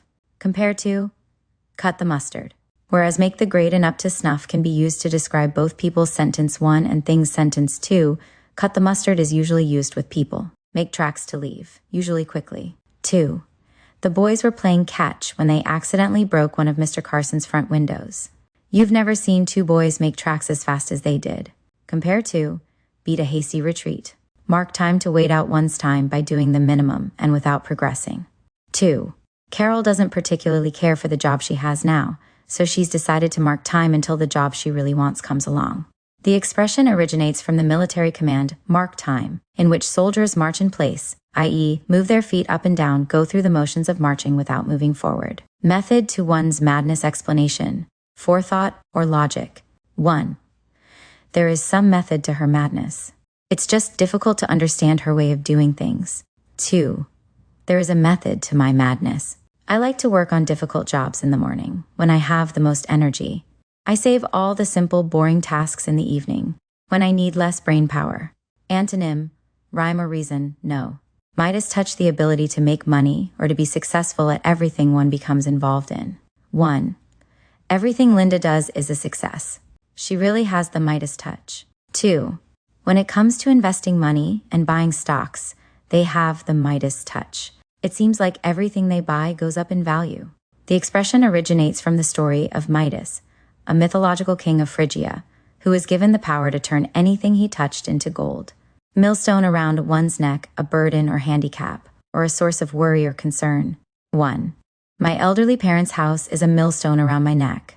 They are unable to keep it up and I have to do all the repairs myself, or pay someone to do them for me. I wish they would sell the house and rent an apartment instead. 2. This year's taxes have become a millstone around my neck. If I had just gotten them done early, they wouldn't be stressing me out now. Synonym, albatross around one's neck. A millstone is a very heavy stone on which one grinds grain in a mill. If a millstone were tied around one's neck, it would be a great burden. Mind one's own business, to not inquire about, become involved in, or interfere with other people's affairs. 2. They were just sitting on the bus bench, minding their own business, when a stranger approached them and started telling them his life story. Synonyms, none of one's business. Antonym, stick one's nose in. The expression mind your own business is a common response of annoyance at a prying or rude inquiry. It is a very direct, even rude, response, and is only used between people of equal social standing. Miss the boat to miss an opportunity because one is too late. 1. I saw the furniture advertised on sale, but I didn't get to the store in time to buy it. I missed the boat on that one. 2. Daniel plans to apply for college at the last possible moment. If he doesn't allow himself enough time, he's going to miss the boat. Money to burn extra money. Money to spend however one likes. 1. The company managers are taking us all out to an expensive restaurant for lunch. They must have money to burn. 2. I have to be careful how I spend my money. I don't have money to burn. The expression suggests that one has so much extra money that one can afford to burn it. Monkey around to play like a monkey, i.e., climb on or examine things with curiosity. 1. The children have to play in their bedroom. The living room is not for them to monkey around in. 2. Steve likes to monkey around with old cars to see if he can fix them. Compare to monkey business, clown around, horse around, fool around.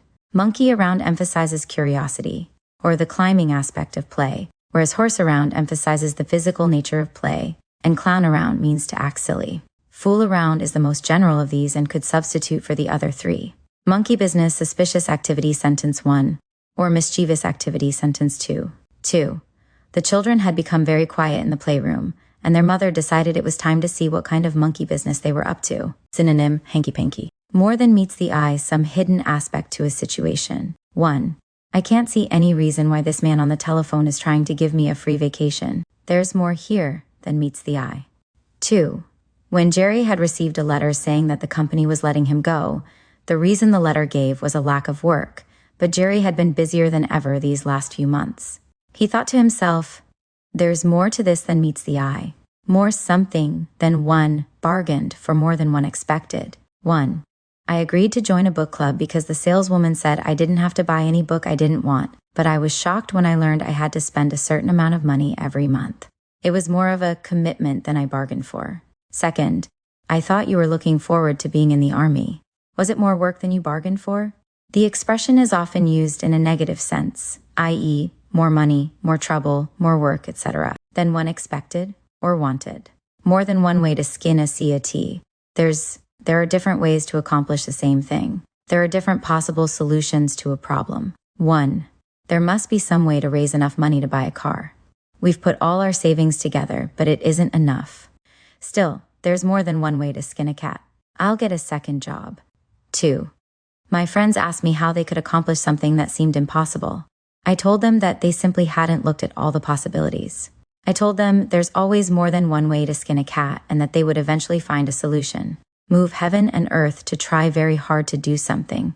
2. Linda's daughter is getting married on Friday, the same day Linda gets back from an out-of-town business trip. She will move heaven and earth to get to the wedding on time. The expression suggests how hard one would have to try if one tried to move things as big as heaven and earth. Compare to monkey around. N. Neck of the woods, an area, a place. 1. I don't recognize you, and I know just about everyone in this town. You must not be from this neck of the woods. 2. Excuse me. Can you give me directions? I'm not familiar with this neck of the woods. The expression is often used to describe what part of the counter Y a person comes from, but it can also be used to describe unfamiliarity with a part of a city or state. It is frequently used in a negative structure. Needs something, like one needs a hole in the head to have absolutely no need for something. 1. Bonita arrived at work to find a new stack of papers on her desk. I need more work, like I need a hole in the head, she complained. 2.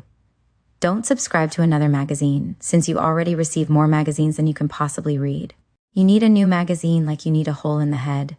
The expression, which comes from Yiddish, is ironic. One certainly wouldn't want or need a hole in one's head, and one wants or needs the thing in question just as little. Nip something in the bud to stop something before it becomes big or involved, to stop something before it gets much of a start. 1. My 3-year-old son has become rude and demanding. I don't like his bad behavior, and I'm going to nip it in the bud before it gets any worse. 2. The boss wasn't happy with a few of his workers who had begun to leave the office before quitting time. He was afraid they would fall into the habit of leaving early if he didn't nip it in the bud, so he told them they would have to stop. The expression compares stopping a bad situation to cutting nipping a flower, before it has a chance to grow while it is still a bud. Nitty-gritty, the heart of the issue, the most important part of the discussion, the essential points. 2. Let's skip the small talk and go straight to the nitty-gritty. What price do you want for the car, and when will you be able to part with it? Compare to, get down to brass tacks, bottom line, long and short of it. Nix something, to cancel an idea or plan, to reject or forbid something. 1. I thought it was an excellent idea, but he nixed it. Now we are back to where we started. 2. Every time I ask my parents if I can visit my cousins, they nix my request. They think my cousin is a bad influence on me. Synonym, give something the thumbs down. None of one's business private. Not for anybody else to know. 1. You keep asking me how much money I have, but I don't want to tell you. It's none of your business. 2. I wish my sister would stop asking questions about my personal life. It's none of her business. Not have a leg to stand on to be in an indefensible situation or to have no support for an argument or case. 1. Some of the workers accused Louis of stealing from the company, but they didn't have a leg to stand on. He had never stolen from the company, and they had no proof that he had. 2. Stop trying to persuade me that you didn't start the fight. You don't have a leg to stand on. All the children saw the whole thing, and they told me exactly how it happened. Having a leg to stand on lends support to something, and not having a leg to stand on means support is lacking. Nothing to write home about, ordinary, so-so, not especially good or important. 2. When we asked them about their trip, they said they couldn't complain about it, but the hotel was nothing to write home about. Antonyms, something to crow about, a feather in one's cap. The expression originates from the idea that if one were writing a letter to one's family, the person or thing or event in question is so ordinary or insignificant that one wouldn't even mention it in the letter. Not one's cup of tea, not to suit someone, not to one's liking. 1. I like going to parks and doing things outdoors. Going to museums and galleries just isn't my cup of tea. 2. The man Joanne met at the party was nice, but he wasn't her cup of tea. The expression is usually used in the negative. Not worth a dime worthless. 1. Scott thought that he could sell his collection of comic books to make some extra money, but then he learned that everybody else already had the same comic books. His collection wasn't worth a dime. Not worth the paper IT's printed on worthless. 1. If you miss the train, you can't just go at another time. Your ticket won't be worth the paper it's printed on. 2. Make sure you spend or exchange all of your money before we leave this country. Once we leave, it isn't worth the paper it's printed on. Synonyms, not worth a dime, not worth a plugged nickel, not worth a hill of beans, not worth a red cent. This expression is always used in the negative and usually refers to documents or money, i.e., things printed on paper. 2. Police caught the diamond thief when he tried to sell a fake diamond. It was not worth a dime. Synonyms, not worth a dime, not worth a hill of beans, not worth the paper it's printed on, not worth a plugged nickel. This expression is always used in the negative. Not worth a hill of beans worthless. 1. If you don't follow through on what you say, your word is not worth a hill of beans. 2. You should take good care of that car. If it stops running properly, it's not worth a hill of beans. Synonyms, not worth a dime, not worth a red cent, not worth a plugged nickel, not worth the paper it's printed on. This expression is always used in the negative. Not worth a plugged nickel worthless. 1. The millionaire invested in oil wells that proved to be dry. They weren't worth a plugged nickel. 2. I bought this house before I knew it was located on a toxic waste site. Now it isn't worth a plugged nickel. Synonyms, not worth a dime, not worth a red cent, not worth a hill of beans, not worth the paper it's printed on. This expression is always used in the negative. Not worth a red cent, worthless. 2. A telephone directory from 30 years ago isn't going to help you find what you need. It's not worth a red cent. Synonyms, not worth a dime, not worth a plugged nickel, not worth a hill of beans, not worth the paper it's printed on. This expression is always used in the negative. O, off the cuff without much advanced preparation, spontaneously. Odd man out, the person who is left out. The person who doesn't fit in. 1. An uneven number of boys wanted to play the game, so that when both teams had chosen the same number of players, one boy was left standing in the middle. John was the odd man out. 2. I felt as though I didn't belong with the group of people at the party. I was odd man out. The expression probably originates from the idea of choosing up two sides for a game in which both teams need an even number of players. If there were an uneven number of people wanting to play, the last odd person was left out. The expression has broadened in its meaning to describe anyone who is not included or made to feel part of a group. When the expression is used to describe a woman, the word man does not become woman. Odds and ends small items that are left over, don't match, or are missing a mate. 1. The repair shop is full of odds and ends that Mr. Bell collects and keeps just in case he can use them to fix something else. 2. I keep all my odds and ends in this drawer, but it's becoming so full of junk that I can't find anything anymore. Off one's rocker, out of one's mind, slightly crazy. 1. Mrs. Crowell is convinced she sees ghosts in the halls, and that they talk to her. I think she's off her rocker. 2. You must be off your rocker to think that the boss will give you such a big pay raise. He hasn't given anyone else a raise like that. Compare to, bats in one spellfree, out to lunch, screw loose. All of these expressions, including off one's rocker, are used in a light-hearted, slightly humorous sense. Off the beaten path, track off the road, or way that is most often chosen by other people. 2. Alex has never followed the crowd or done things just to please others. His way in life has been off the beaten path. The expression can be used either literally as in sentence 1 or figuratively as in sentence 2. 1. Holly is a great speaker. Most people like to plan their speeches carefully in advance, but Holly prefers to speak off the cuff. Even so, her speeches are always a great success. 2. I can't give you an exact figure for the number of students we have at the university, but off the cuff, I'd say about 25,000. Synonym, off the top of one's head. Compared to, on the spur of the moment. Off the cuff is usually applied to speaking or writing.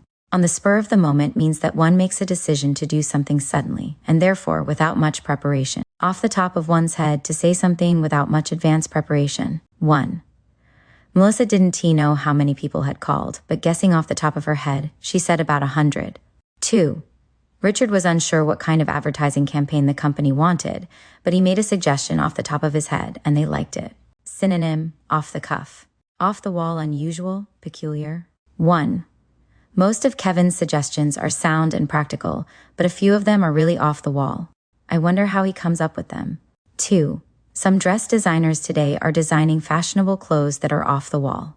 I prefer classic designs, and I can't imagine wearing some of those bizarre fashions. Antonym, run-of-the-mill.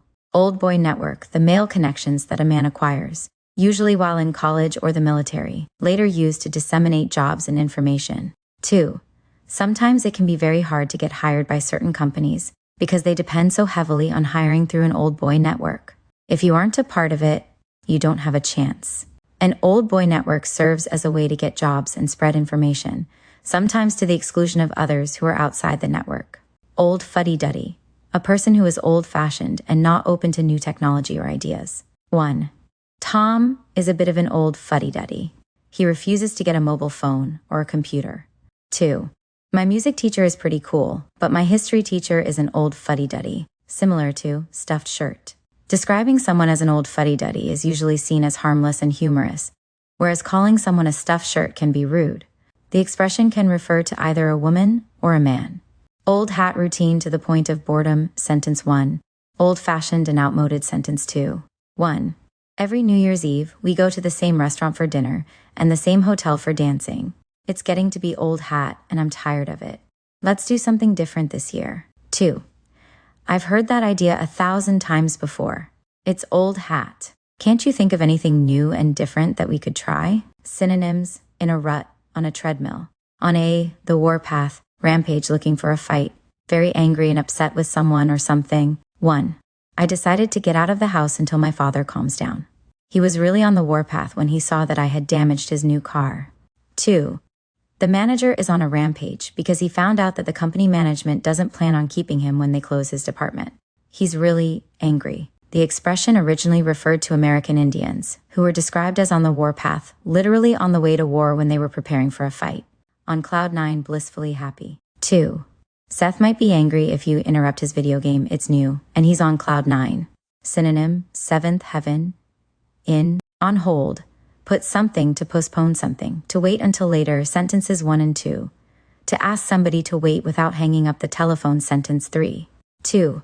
Lorraine was having second thoughts about marrying Phil before both of them finished college. She told him she thought they should put the wedding on hold for a few years. 3. I've been trying to call the doctor, but his secretary keeps putting me on hold. I don't have time to wait for the doctor to come to the phone, so I guess I'll try to call him again later. Synonyms: on the back burner, on ice. On hold specifically refers to postponing some action, whereas put something on ice means to store or reserve some item for later use. Something that is on the back burner has a lower priority or is less important than something else. On ice, put something, to put something in excess of some item, in reserve for later use. 1. We didn't need all the money we had raised, so we decided to put some of it on ice until our funds were low. 2. I'm glad we found enough supplies to do the job, but I wish we had enough to put some on ice. We will need some next year too, and we may not be able to find any then. Synonyms: salt something away, save something for a rainy day, on the back burner, on hold. On, off, the treadmill in a dull and boring routine. 1. Mr. Jones goes to work and does the same old job every day, and he never does anything different. He's on a treadmill. 2.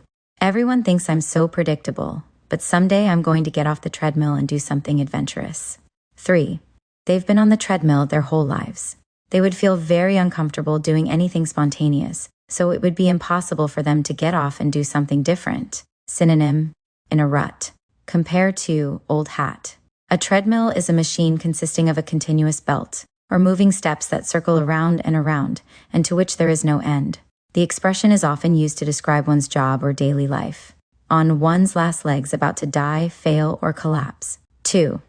The company is selling its assets and is about to declare bankruptcy. It's on its last legs. The expression suggests a person who is about to collapse for the last time because his or her legs no longer have the strength to carry him forward or hold him upright. On the back burner, put something to decrease the amount of energy spent on some activity, to delay or postpone action on some activity. 1. The boss isn't sure he wants to pursue that new project right now. I think it's on the back burner until the current project is finished. 2. Because of the country's debt problems, the government has had to put its plans to expand the national medical program on the back burner. Compare to on hold, on ice. The expression on the back burner comes from cooking on a standard stove, which has 4 burners, 2 in front and 2 in back. The burners in front are used for immediate cooking, while the ones in back are often used for simmering or keeping things warm. To move something to the front burner means to make some project highest priority. On the ball, mentally sharp or alert, well-prepared, efficient. 1. You've been making too many mistakes these days. You'd better get on the ball if you want to keep your job. 2. I can't seem to concentrate today. I'm just not on the ball. Antonym: out to lunch. On the blink, not working correctly. 1. We can't watch the football game at my house. My television is on the blink. 2. The clock in the office has been on the blink for months. I don't think they'll ever get it fixed. Synonym: on the fritz. The expression is usually used with electronic devices. It is not used with more mechanical devices such as cars or other vehicles. On the fritz, not working correctly. 2. We better think about getting a new refrigerator because this one has a puddle of water under it every few days. It seems to be on the fritz. Synonym: on the blink. On the go, constantly busy, very active. 1. My neighbor has 4 young children, and she is always driving them somewhere, to school, to dance lessons, to visit friends, to the doctors. She's always on the go. 2. Some food companies now make ready-to-eat breakfast food for people on the go. They can just put the food in the microwave oven or toaster and take it with them in the car. On the level, honest and without deception. 1. I know you don't believe me, but what I'm telling you is on the level. 2. The car dealer offered Robert a chance to buy a fancy car at a big discount. Robert was suspicious because he didn't know if the deal was really on the level. Compare to on the up and up. On the nose, exactly. 1. Their parents tried not to tell them where they were going, but the children were too clever for them. They guessed it on the nose. 2. The children's father told them each to think of a number between 1 and 10. The child who chose the closest number to the one he was thinking of would get the larger piece of candy. His youngest daughter picked the number on the nose. Compare to hit the nail on the head. On the rocks, unstable, likely to collapse. When referring to alcoholic beverages, it means with ice cubes. 2. Mr. Smith was afraid that after the stormy meeting, his relationship with his client was on the rocks. He decided to call his client later in the day and try to straighten things out. 3.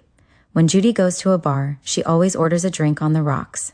The expression is of 10 used to describe a long-term relationship or a marriage sentence 1, but it can also describe a non-romantic relationship sentence 2. The expression originates with the image of a ship that has been cast against the rocks and is about to break up. When the expression means with ice, as in sentence 3, the ice cubes in the glass are being compared to rocks. On the spot in an awkward social situation, sentence 1, or immediately and nearby, sentence 2. 1. I'm sorry to ask you these questions without giving you a chance to prepare. I didn't mean to put you on the spot. 2. Sherry thought that the doctor would make a future appointment to give her the shot, but he wanted to do it that day. We can do it here, on the spot, he said. On the tip of one's tongue, almost remembered, about to be said. 1. Chris knew the woman, but he couldn't remember her name. It was on the tip of his tongue, but it just wouldn't come. 2. Martha was trying to recall the name of the restaurant where they had eaten. It was on the tip of her tongue when someone interrupted her thoughts. The expression is used when one is trying very hard to recall something, such as a name, date, word, or fact, and feels that he or she is just about to remember it. The expression suggests that the information is so close to being recalled that it is at the front of one's mouth. On the up and up, honest, ethical, fair. 1. The salesman offered us an unbelievable price on computer equipment. Do you think his offer is on the up and up? 2. Governor Russell is a very honest politician. He would never do anything that was not on the up and up. Compare to on the level. On the wagon, to abstain from drinking alcoholic beverages because one cannot control oneself. 2. I realized I was an alcoholic some years ago. I finally got help and I've been on the wagon ever since. Antonym: fall off the wagon. Similar to cold turkey. The expression on the wagon usually describes someone who is unable to handle alcohol or who is an alcoholic, rather than a person who chooses to abstain for religious or other personal reasons. On the wagon refers to alcoholic drinks, whereas cold turkey refers to abruptly stopping the intake of drugs, cigarettes, and other habits. On thin ice, skate, tread in an unsafe or risky position. 1. Steve is going to run into trouble if he continues to arrive late at work. He's on thin ice with the boss already because he spends more time talking on the phone than working. 2. Anita is in serious trouble at the university. Her grades are poor, and unless she does well on her final exams, she may be skating on thin ice. 3. The children's mother couldn't stand many more of their demands. She told them that they were treading on thin ice because they were about to make her lose her temper. The expression suggests how dangerous it is to tread, walk, or skate on ice that, although frozen, is not thick enough to support one's weight. Once in a blue moon, very rarely. 1. Jean's parents encouraged her to accept the job with the prestigious company in New York. They told her that a job offer like that comes along only once in a blue moon. 2. Roger and Sandy like to stay at home. They rarely travel and they almost never go out to dinner, though they go to the movies once in a blue moon. One fell swoop, one quick sweeping action. 1. The army surrounded the enemy soldiers without their knowledge, and in one fell swoop were able to cut them off from their supplies. 2. Diane swept in with her presentation, and in one fell swoop she garnered the support of every member of the board of directors. Open book: a person who doesn't hide anything about himself or herself. A person's life sentence: one or mind in which nothing is hidden. 2. James and John are as different as night and day. James is an open book, but John is very secretive. The expression suggests that a person who is an open book is easy to read or understand. Open-minded, willing to consider new ideas. 1. As a new employee, it's important to be open-minded and enthusiastic. You aren't expected to know everything about your job yet, but you should be open to learning new things. 2. Kim is definitely an open-minded person. She is very tolerant of different attitudes, cultures, and religions. Antonym: closed-minded. Similar to open mind, keep and to be willing to listen to and consider all sides of an issue, not to have made up one's mind in advance. 1. Julie's father's mind was made up not to let her have her own car. She said that he didn't have an open mind about the matter, and that he had not given her a fair chance to persuade him. 2. I have almost decided to vote for the conservative candidate, but I'm still willing to listen to what the other candidates have to say. I'm trying to keep an open mind about all the candidates until election day. Antonym: closed-minded. Open-minded and closed-minded generally refer to a person's overall outlook or approach, whereas keep an open mind is used to describe one's approach to one particular situation or topic. out of a clear blue sky without warning. 1. Erica didn't expect James to propose marriage so quickly. For her, the proposal came out of a clear blue sky. 2. Spencer hadn't sent his resume out, so when somebody called him for a job interview, the offer came out of a clear blue sky. Synonym, out of the blue. Out of circulation, removed from the public, no longer available for use or social interaction. 2. Mrs. Winter took her husband's sudden death very hard, and she doesn't have the will to get out and get on with life. She's taken herself out of circulation. The expression is usually used to describe a social situation, sentence 2, but probably originated with printed material, sentence 1. Out of one's depth, league beyond one's capability. 1. I once took part in a chess tournament and got the chance to play a grandmaster. I lost in just 5 moves. I was really out of my league. 2. After I started my new job, I quickly realized that I was completely out of my depth. Nothing I'd learned in school or in my previous jobs had prepared me for the new challenges I had to face. Synonyms: bite off more than one can chew, in over one's head. Out of one's element in a situation that one is unprepared for or unfamiliar with. 1. Bob felt out of his element at the crowded party. He does much better with small groups of people. 2. The beginning of a presentation is sometimes difficult. You feel out of your element standing in front of an audience. But if you've practiced your talk, it gets easier once you get started. Synonym: fish out of water. Antonym: in one's element. Out of the blue, suddenly and unexpectedly. 1. We were walking down the street when, from out of the blue, an old classmate we hadn't seen for years appeared. 2. Pam was driving down the highway when, out of the blue, a truck crossed in front of her, and she had to slam on her brakes. Synonym: out of a clear blue sky. Out of the frying pan and into the fire, from a bad situation to one that is even worse. 2. Tim didn't like the extra responsibility of being an assistant manager, but now he's decided to accept the position of full manager. He's leaping out of the frying pan into the fire. Out of the woods, out of danger, out of a very difficult situation. 2. The accountant was trying very hard to find a bank that would loan the company money to stay in business. When he found a bank, the company president was relieved, but the accountant told him the company was not out of the woods yet. 3.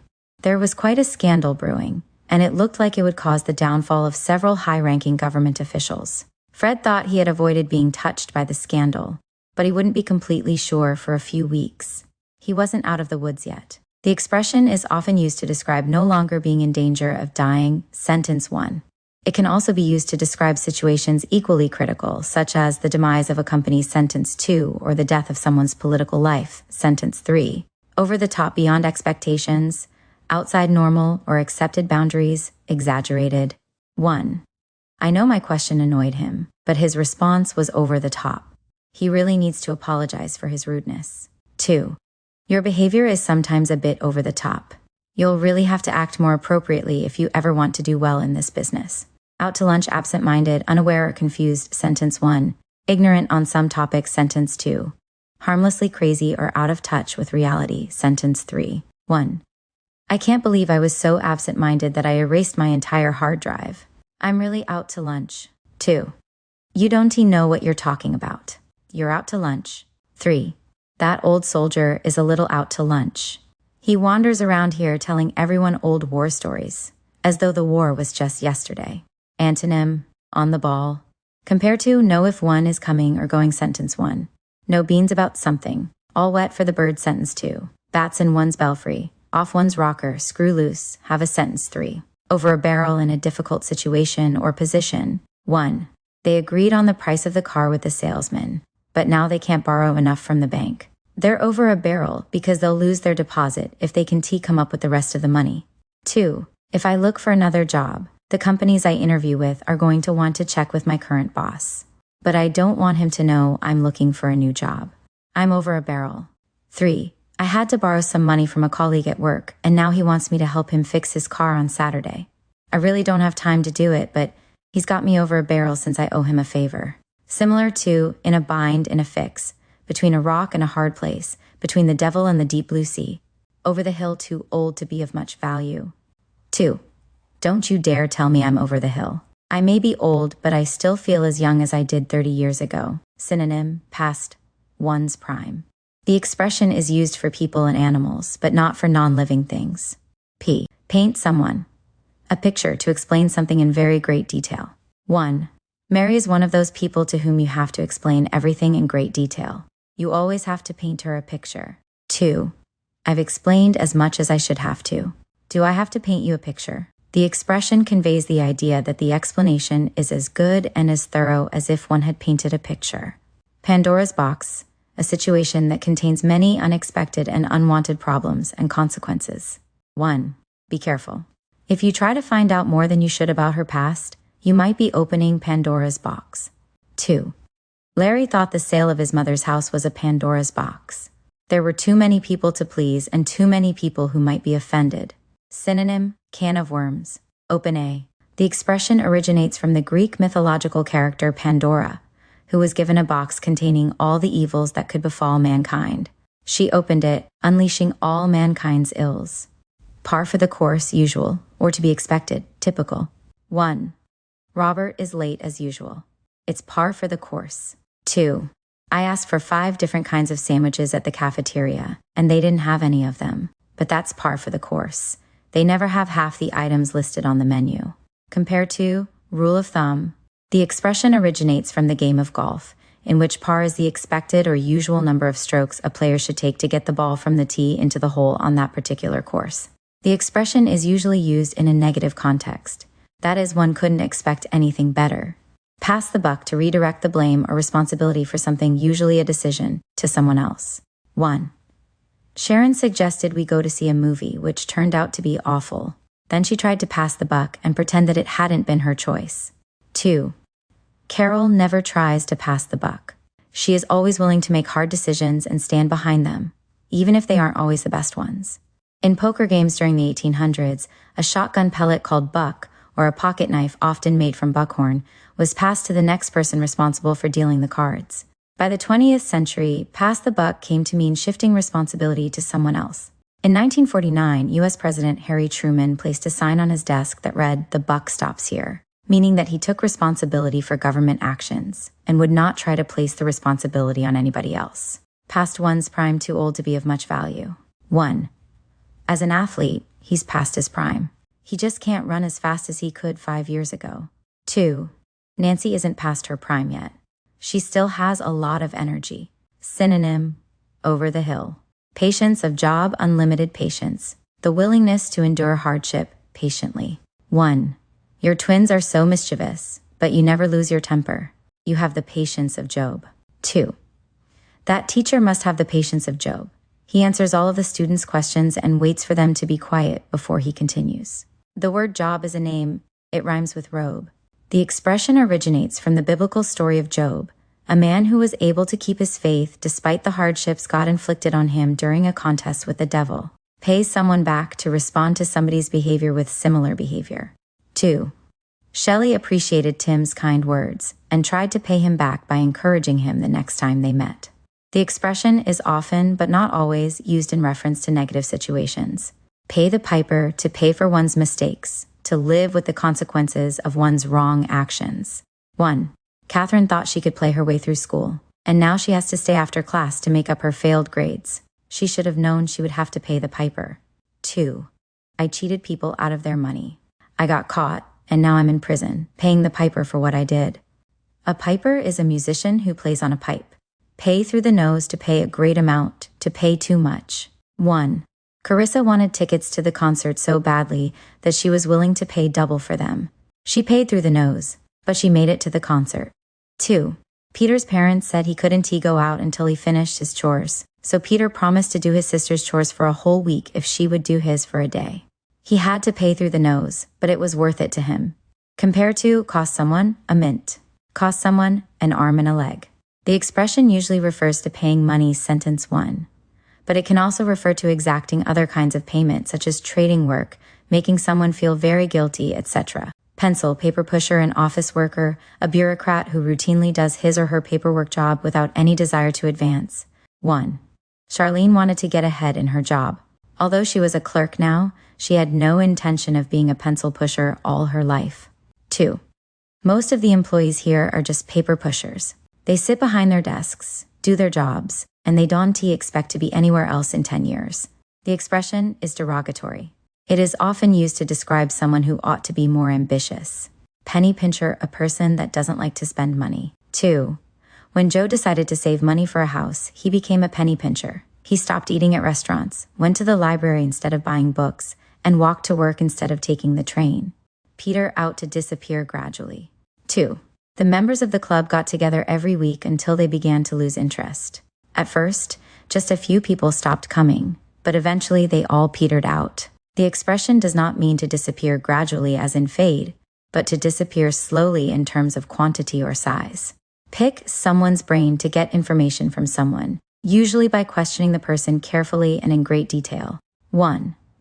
I was exhausted after spending hours with the investigators while they picked my brain. Unfortunately, I wasn't able to give them any useful information. 2. You know a lot about the latest in jet engine design, don't you? We want to pick your brain about the new design before we start to build our engine. The expression suggests that a person's brain contains bits of information that can be picked, like fruit from a tree or like meat off of a bone. Pie in the sky, something that is unrealistic or that cannot be achieved. 1. Don't believe those pie in the sky advertisements you see on television selling large plots of land for pennies. They're too good to be true. 2. The salesman promised Amy that the wrinkle cream would make her skin as soft as a baby's, but she knew not to believe him. It was pie in the sky. Piece of cake, a something that is easy to do. 1. When the children accidentally threw the ball on top of the roof, the gym teacher asked me to climb up and get it down. I told her it would be easy for me. It was a piece of cake. 2. When Roger studied Spanish, it was a piece of cake, but he found that learning Japanese was very hard. Pinch pennies, to be very careful with one's money, to be concerned about how one spends every penny. 2. They waste gasoline driving an extra 10 miles to a store that has something on sale so they can save $1. They squander dollars to pinch pennies. The expression is slightly disparaging. A penny is a coin worth 1 cent in the US. This is the smallest denomination in the American monetary system. Pink slip notice that one has been fired from one's job. 1. Yesterday, the company fired 12 people. They all got pink slips in their pay packets. 2. Gordon came home early from work, looking worried. He had just gotten a pink slip, and now he would have to find another job. The expression probably originates from the color of the form used to notify people that they had been fired. Such forms often came in multiple carbon copies.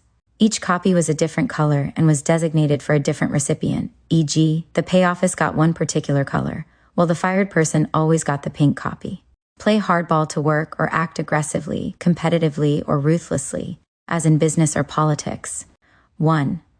You have to be willing to play hardball in the business world today. If you aren't aggressive, you'll be taken over by the competition. 2. Mr. Norton had been mayor of a small town for many years, but when he decided to run for Congress, his friends told him he would have to be prepared to play hardball. National politics can be much more aggressive than local politics. The expression originates from the game of baseball, which uses a hardball, as opposed to the similar game of softball. Play it by ear to go along with the situation as it develops before deciding what to do something without prior planning. 1. Let's get in the car and go for a drive. We don't have to decide before we start where we're going. Let's just play it by ear. 2. I'm going to watch to see how the situation develops and decide what to do as I go along. I want to play it by ear and see what happens. Compared to wing it by the seat of one's pants, the expression probably originates from the idea of playing a piece of music by ear, i.e., not reading the music as one plays, but simply listening to the piece, picking out the notes by ear and then playing it. Play one's cards right to do all the right things and make all the right moves in order to achieve some end. 2. The bank guard caught the thief with the money. The thief told the guard that if he played his cards right and let the thief go free, he could get half the money. The expression of 10 suggests something slightly conspiratorial and dishonest. It probably originates from a card game like bridge, in which the players have any number of ways to play their cards, but playing them in just the right way will result in winning. Play second fiddle to be in a subordinate position, to have a lower rank or standing than someone else. 1. Jim wasn't very happy when he was made assistant manager while Frank was promoted to manager. Jim didn't want to play second fiddle to Frank. 2. Both Ron and Sam liked Julie, but Julie preferred Sam. Ron played second fiddle to Sam. The expression probably originates from the fact that in an orchestra, the first violin or fiddle gets most of the attention and plays the leading part. while the second fiddle is less noticed. Play with fire to invite disaster by doing something foolish, dangerous, or risky. 1. Don't get involved with people who use drugs. Don't play with fire. 2. How can Becky go out with that man? He has such a bad reputation. Doesn't she know she's playing with fire? Poker face an expressionless face. A face that reveals nothing of one's feelings or thoughts. 1. Kay isn't T very good at hiding her feelings. She just doesn't have a poker face. 2. The businessman kept a poker face while he carried out the negotiations. He didn't want to let anyone know how pleased he was with the deal. The expression originates from the game of poker, in which the players avoid showing any pleasure or displeasure in the cards they have been dealt by keeping an expressionless face. Pop the question to ask someone to get married. 2. It came as a complete surprise to Marcia when Bill popped the question and asked her to marry him. The question in the expression is, "Will you marry me?" Presumably, it is popped because it is supposed to come as a surprise. Pound of flesh, a figuratively painful payment of a debt. 1. When we fell behind in our mortgage and asked the bank to work out a different payment schedule, they refused and took possession of our house. They got their pound of flesh. 2. You've been annoying me for days about the $10 I owe you, but I'm afraid I don't have the money right now. You'll have to wait for your pound of flesh. The expression originates from Shakespeare's play The Merchant of Venice, in which Antonio borrows money from Shylock, the Jewish money lender, promising to pay it back when his ships arrive. When Antonio learns that his ships have sunk at sea, Shylock demands payment in the form of 1 pound of Antonio's flesh. Pull oneself up by one's bootstraps to improve oneself, usually economically, without help from others. 1. Clarence didn't come from a very promising background, and no one thought he would succeed. However, he pulled himself up by his bootstraps, got a good education, and became a prosperous lawyer. 2. Don't expect other people to help you get ahead in life. If you want to get somewhere, you'll have to pull yourself up by your bootstraps and do it for yourself. Pull out all the stops to use everything possible, to spare nothing, to spare no expense. 1. They decided to have the best vacation ever, so they flew first class, took taxis everywhere, stayed in a 4-star hotel, and ate at the most expensive restaurants. They pulled out all the stops. 2. Our only daughter is getting married. Since it's something that happens only once, we're going to pull out all the stops. A big wedding with flowers everywhere and a sit-down dinner for 500 people. Compare to whole hog, whole 9 yards, to the hilt, go to town. The origin of the expression is that in playing an organ, the organist gets the maximum sound from the instrument by pulling out all the stops on the keyboard. Pull rank to take advantage of one's superior position, one's rank. 2. First, the army officer tried to persuade his men politely to his way of thinking. When they still wouldn't see matters his way, he had to pull rank and give them orders. This phrase is based on one of the meanings of the word pull, specifically to exert control. Pull someone's leg to tease, fool, or trick someone in a friendly way. 1. You can't believe what John says half the time. I'll bet he was just teasing you. He was just pulling your leg. 2. Stop pulling my leg. I want you to tell me the truth. Pull something off, to accomplish something that had appeared difficult to finish or achieve. 1. The thieves didn't think they would succeed in stealing the jewels, but they managed to pull it off. 2. Do you think we can pull the deal off? It's going to take a lot of late nights and hard work to do it. Pull strings to use one's influence. 1. Can you get me a job in your father's company? I know you can do it if you're willing to pull strings. 2. Jane's parents were influential in politics, but she wanted to make her way on her own. She didn't like pulling strings to get what she wanted. The expression originates from the idea of a string puppet, or marionette, which can be controlled by pulling on its strings. A person who can pull strings can control a situation and influence others. Pull the rug out from under someone to abruptly ruin someone's plans or expectations. 1. When Tim went into his supervisor's office, he thought he was going to get a raise for a job well done. He had the rug pulled out from under him when the boss fired him instead. 2. Anne pulled the rug out from under her parents when she told them that she was not going to medical school and had decided to get married instead. Compare to throw someone for a loop. The expression suggests the feeling of shock a person would have if a rug was literally pulled out from under him or her. Pull the wool over someone's eyes to deceive or fool someone. 2. The children told their mother they were going to school when in fact they planned to go to the movies. They managed to pull the wool over her eyes. Compare to song and dance, cock and bull story, snow job, fall for something. Pull up stakes to collect one's household belongings, and leave one's house or property to move to another place. 1. Life in the big cities of the East was often discouraging. So many families pulled up stakes and moved west to California. 2. There aren't many people left in this town. Almost everyone is pulling up stakes and moving someplace where they can find a job and make a better living. This express originated during the 1700s, with pioneers moving westward through the United States seeking land to settle on. To claim a portion of land for themselves, the settlers would mark the boundaries of the land with stakes wood. If they later decided to move and give up claim to the land, they would literally pull up the stakes marking the boundaries. It is often used to describe a sense of abandonment, of leaving one's land behind because one has fallen on hard times. Put all one's eggs in one basket to invest all one's hopes or plans in only one possible outcome. 1. We found a house we want to buy, but we haven't stopped looking at others because the sellers haven't agreed to our price. We don't want to put all our eggs in one basket. 2.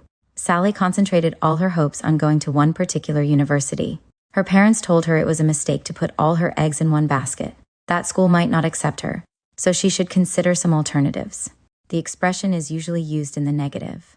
It suggests that putting all one's eggs in one basket is unwise, because if one drops the basket, all the eggs will break. It would be better to have the eggs divided among several baskets. Put one's best foot forward to try to make the best possible impression. 2. The teacher asked us to put our best foot forward when we met the president. It was such an honor for the school, we wanted the whole school to be proud of us. Put one's finger on it to identify or understand something properly. 2. Ellie remembered playing the game when she was little, but when she tried to remember how to play, she couldn't put her finger on it. Put one's foot down to be firm and unyielding about something. 1. The children were watching more and more television. Finally, their mother put her foot down and told them that from then on, they could only watch 1 hour of television a day. 2. I know how much you want a motorcycle, but I just don't think it's safe. I'm going to have to put my foot down on this and tell you that you can have one. Compare to, lay down the law, draw the line at something, read someone the riot act. In this phrase, put means to exert control. The expression is often used to describe parents setting rules for their children. The expression is often used in reference to a request which is refused, or some form of current bad behavior that is forbidden. Put one's money where one's mouth is to support what one is saying by risking or spending money sentences 1 and 2, to demonstrate in action what one says one can do sentence 3. 1. The mayor was always talking about doing something good for the homeless people in our city. All we had heard so far was talk, so at the next city council meeting, we asked her to put her money where her mouth was and actually do something constructive. 2. They talked so much about wanting to help us get a good start in life that I finally said, why don't you put your money where your mouth is? 3. Jeffrey talks a lot about how he can drive faster than anyone else in his new sports car, but I wonder if he's willing to put his money where his mouth is and actually race against someone. Compare to, actions speak louder than words. The expression is used to challenge someone who talks a lot about doing or being able to do something, but who never actually does anything to demonstrate it. Put someone on the spot to put someone in a difficult situation, or to present someone with a difficult choice, to embarrass someone. 2. Their neighbor put them on the spot when she asked to borrow money from them. They liked their neighbor and wanted to stay on good terms with her, but they knew that lending money to a friend frequently leads to disagreement. Compare to, over a barrel. Put the cart before the horse to reverse the necessary or expected order of two things, to put a later step first. 1. Christopher is already making plans to join a law firm next September, but he hasn't even passed the bar exam yet. Isn't he putting the cart before the horse? 2. You can't illustrate the book before you have written the text. That's putting the cart before the horse. The expression suggests that one is reversing the natural order of things. The cart must go after the horse in order to get anywhere. Put the squeeze screws on to apply pressure on someone to do something, to force or coerce someone. 1. I have 2 job offers and I haven't been able to decide which one to accept. They are both putting the squeeze on me to decide soon. 2. The senator wanted his colleagues to vote for his proposal. They owed him a favor, so he began to put the screws on.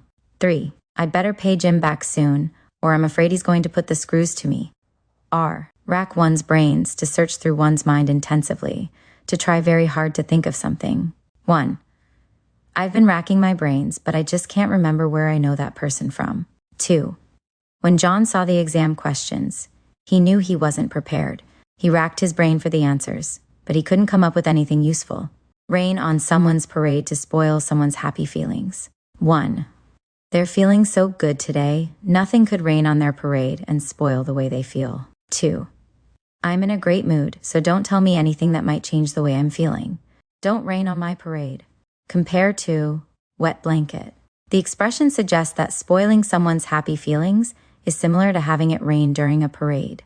The expression is usually used in the negative, raining cats and dogs to rain very heavily. 1. The children should take their raincoats, umbrellas, and boots. It's raining cats and dogs. 2. I've never seen such rain. Look how fast it's coming down. It's raining cats and dogs. Raise Cain to cause a disturbance, often because one is extremely angry, to make trouble. 2. Mr. Ward found that his sons had used his tools and left them all over the garage floor. He raised Cain when he saw the boys and told them they couldn't use the tools again. 3. Quit raising Cain. I know you're angry about the change in our plans, but there is nothing we can do about it. Compare to blow one stack. Read someone the riot act. The word Cain in the expression refers to a biblical character, the first son of Adam and Eve, who killed his brother Abel. Rake someone. E.T. raked over the coals to reprimand or criticize someone harshly. 2. The principal discovered who was responsible for the vandalism at the school. He called them into his office and raked them over the coals. Synonyms: choose someone out, read someone, the riot act. Compare to call someone on the carpet, give someone a piece of one's mind, lay down the law. Rake someone over the coals is more severe than call someone on the carpet. Rank and file the non-management workers in a company or the non-leadership members of a political party. 1.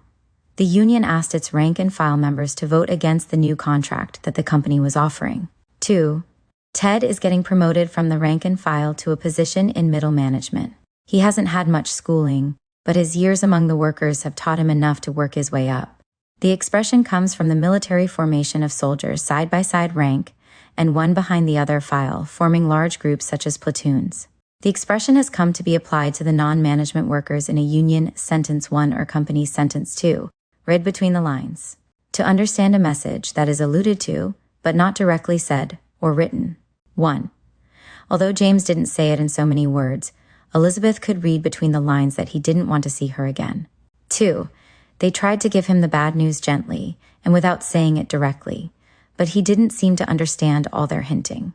Finally, they asked him, "Can't you read between the lines?" Compare to read something into something. The expression suggests that there is meaning hidden between the lines of the words actually written. Read someone the riot act to reprimand or scold someone harshly. 2. The teacher was very upset that the students rarely turned in their homework or applied themselves to their studies. He read them the riot act, telling them that they were foolish not to be making the most of their education. Compare to rake someone over the coals, raise Cain, choose someone out, call someone on the carpet, lay down the law.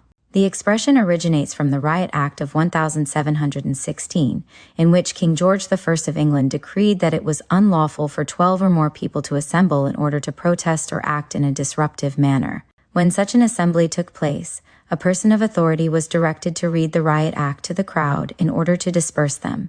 Anyone refusing to disperse after the reading could then be arrested. Read something into something, to give some meaning to something that is not justified, to imagine some significance that doesn't exist. 1. Let me tell you what Scott said to me, and then tell me how you would interpret it. Am I reading more into it than I should? 2. When the lifeguard passed by and said hello to the young girl, she was convinced that he was in love with her. She was reading something into his hello that wasn't there, because he said hello to everyone. Compare to read between the lines. The expression suggests that one can see meaning in some action or something said or written that is not actually there. Real McCoy, the genuine article, not an imitation or substitute. 1. When Mark asked Diana what kind of engagement ring she wanted, she said she didn't want an imitation diamond. She wanted the real McCoy. 2. You have to be careful when you go shopping in some places in Europe. Tourists buy a lot of items like watches and purses that supposedly are famous brands, but they aren't the real McCoy. Red herring.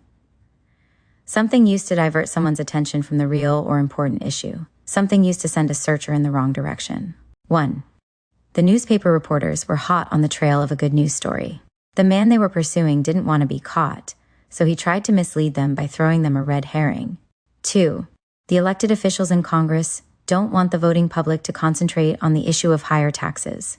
They divert the public's attention by constantly raising another, less important issue that is nothing more than a red herring.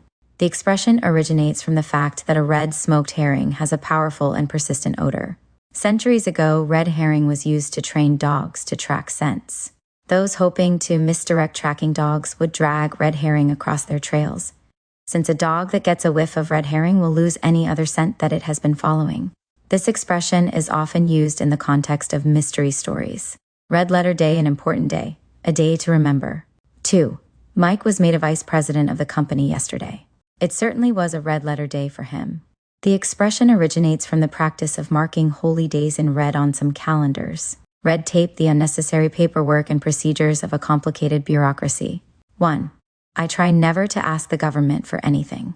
They are so bogged down in red tape that it takes forever. It just isn't worth the effort. When my father was rushed to the hospital, the head nurse cut through all the red tape so that he could get to see a doctor immediately. Rest on one's laurels to be so satisfied with what one has already accomplished that one no longer works very hard. 1. David had brought a lot of money into the company in the last few months, and he deserved to take it easy for a while, but he was working harder than ever. He refused to rest on his laurels. 2. Ted invented one new product that was a huge success, but that was over 10 years ago. He hasn't produced or contributed much since then. He's been resting on his laurels. Rhyme or reason, no logic, explanation. 1. Linda didn't understand why George had done what he did, so she asked him if there was any rhyme or reason for his behavior. 2. I was walking quietly down the street when I saw this dog sitting inside its yard. Then, with no rhyme or reason, the dog jumped over the fence and bit me. Compare to, method into, one's madness. The expression rhyme or reason, which is usually used in the negative or in question form, emphasizes the total lack of apparent rationale for some behavior. The phrase originates from William Shakespeare's play As You Like It, in which the character Orlando responds, "Neither rhyme nor reason can express how much," when he is asked if he is really as much in love as his rhymes. Suggest. Ring a bell to stir something in one's memory. To cause someone to remember something. 2. I'm not sure I'll know any of the guests you're inviting to the party, but if you read the list of names to me, some of them may ring a bell.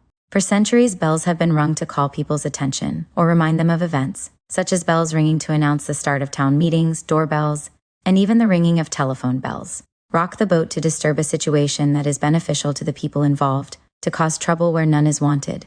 1. Unknown to the boss, many employees left work earlier than they were supposed to.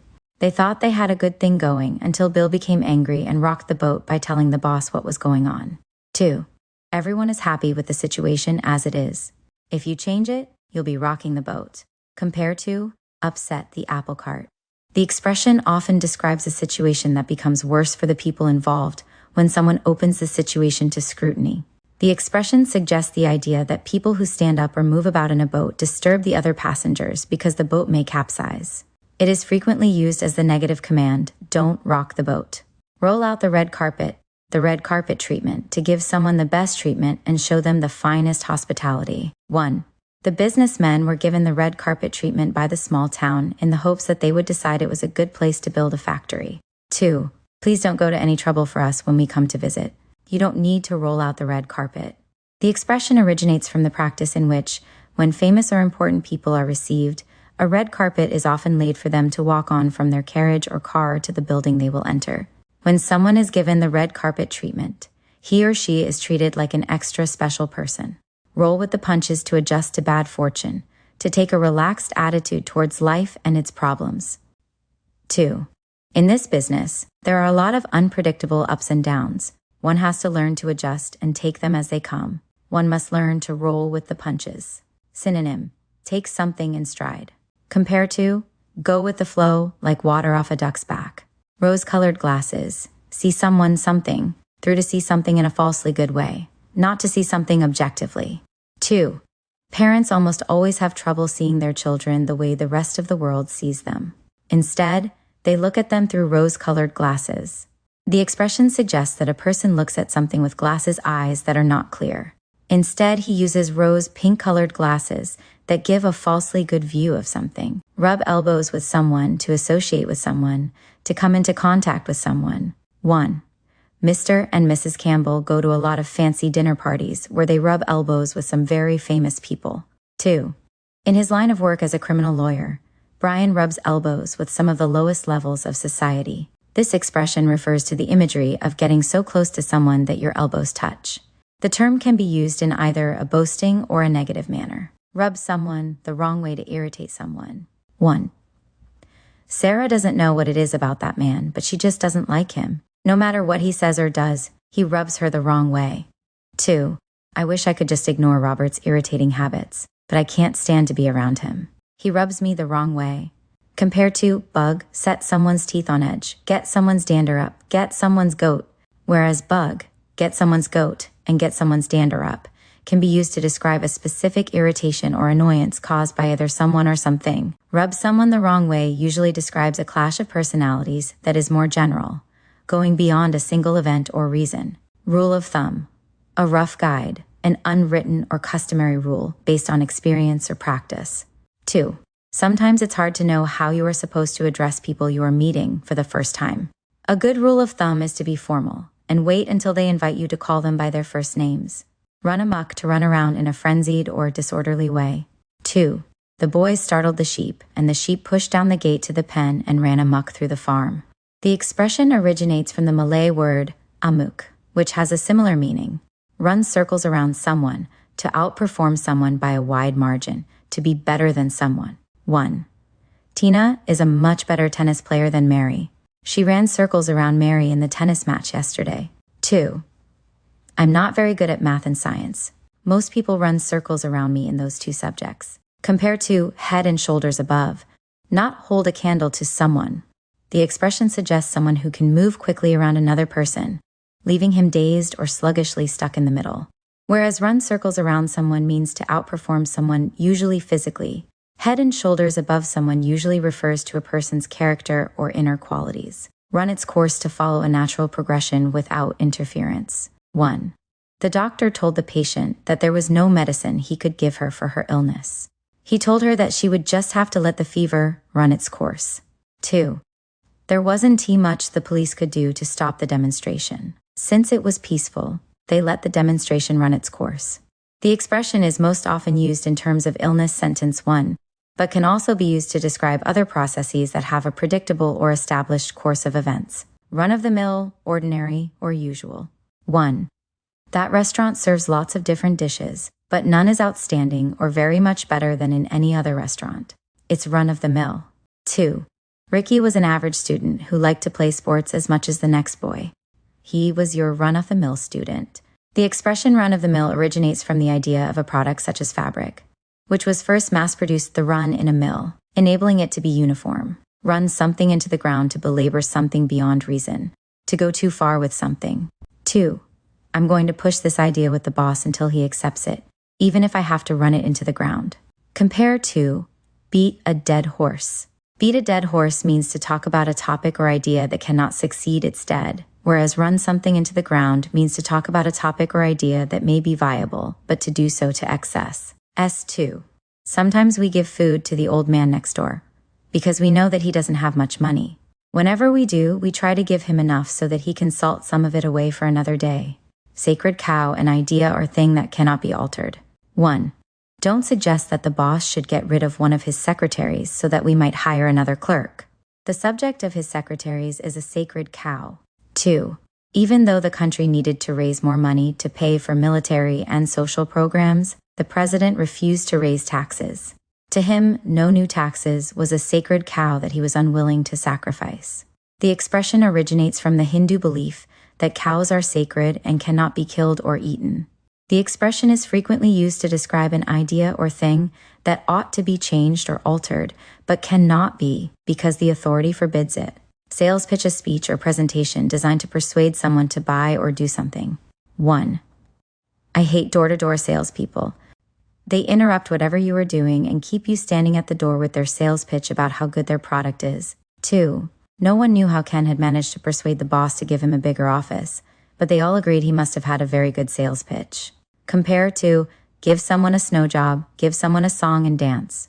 The expression is usually used to describe a sales situation, sentence 1, but it can also be used metaphorically, sentence 2. Salt of the earth, be a very dependable and unpretentious person. 2. Greg may not be a very exciting person, but he'll never let you down or disappoint you. He's the salt of the earth. Salt, something, a way to save, store, or hoard something, usually something highly valued and in danger of being stolen. Compare to on ice, save something for a rainy day. The expression originates from the practice of using salt to preserve food before storing it. Save, lose face to maintain, not maintain a degree of pride in a shameful situation. 1. The father lost face when his son was expelled from school. It was a poor reflection on the man's ability to influence and control his family. 2. I knew that what I had done was wrong, but when I was discovered, I pretended that I hadn't known it was wrong. That way, I was able to save face. Originally, lose face was the direct translation of the Chinese saying, Tulian. Save something for a rainy day to save something, usually money, for a possible future need. 1. Rob saves a portion of every paycheck in the bank. He's not saving for anything in particular, but one never knows when one might need some extra money all of a sudden. He's saving for a rainy day. 2. My mother always made me save some of my money in case I needed some unexpectedly. She made me save for a rainy day. Compare to salt something away on ice. The expression suggests that a rainy day is one when a person will not be able to earn any money, and so he or she needs to prepare for such a day by setting aside some money now. Say a mouthful to say something of a significant or shocking nature, sentence 1. To say more than one should, sentence 2. 2. Everybody managed to keep the surprise party a secret until the last minute, when Jennifer's younger sister gave it away. She said a mouthful before she remembered that the party was supposed to be a secret. Compare to go off half-cocked. The expression is usually used to describe when someone says a lot, not so much in terms of the number of words as in the significance of the words. Scared out of one's wits, so afraid that one is unable to think clearly. 1. You shouldn't jump out of the shadows like that. You scared me out of my wits. 2. Michelle's brother played a prank on her, but she didn't think it was funny. She was scared out of her wits. This expression is usually used as an exaggeration to mean very frightened for a short time. Screw loose, loose screw. Have a to be harmlessly crazy. 1. Sometimes Mr. Simpson talks to himself, and sometimes he imagines that he sees creatures from outer space. I think he has a screw loose. 2. The old lady on the bench will tell you the story of her life if you give her a chance. I imagine she's just lonely or she has a loose screw somewhere. Compare to bats in one's belfry, out to lunch, off one's rocker, second guess to dispute, or try to understand someone's reason for doing something. 1. No one knows for sure why the boss quit so abruptly, but we are all trying to second guess his reasons. 2. Peggy came to work and simply announced that she was leaving her husband. She offered no explanation and told everyone who asked that it was none of their business. She told everyone not to second guess why she left her husband. Second rate of inferior quality.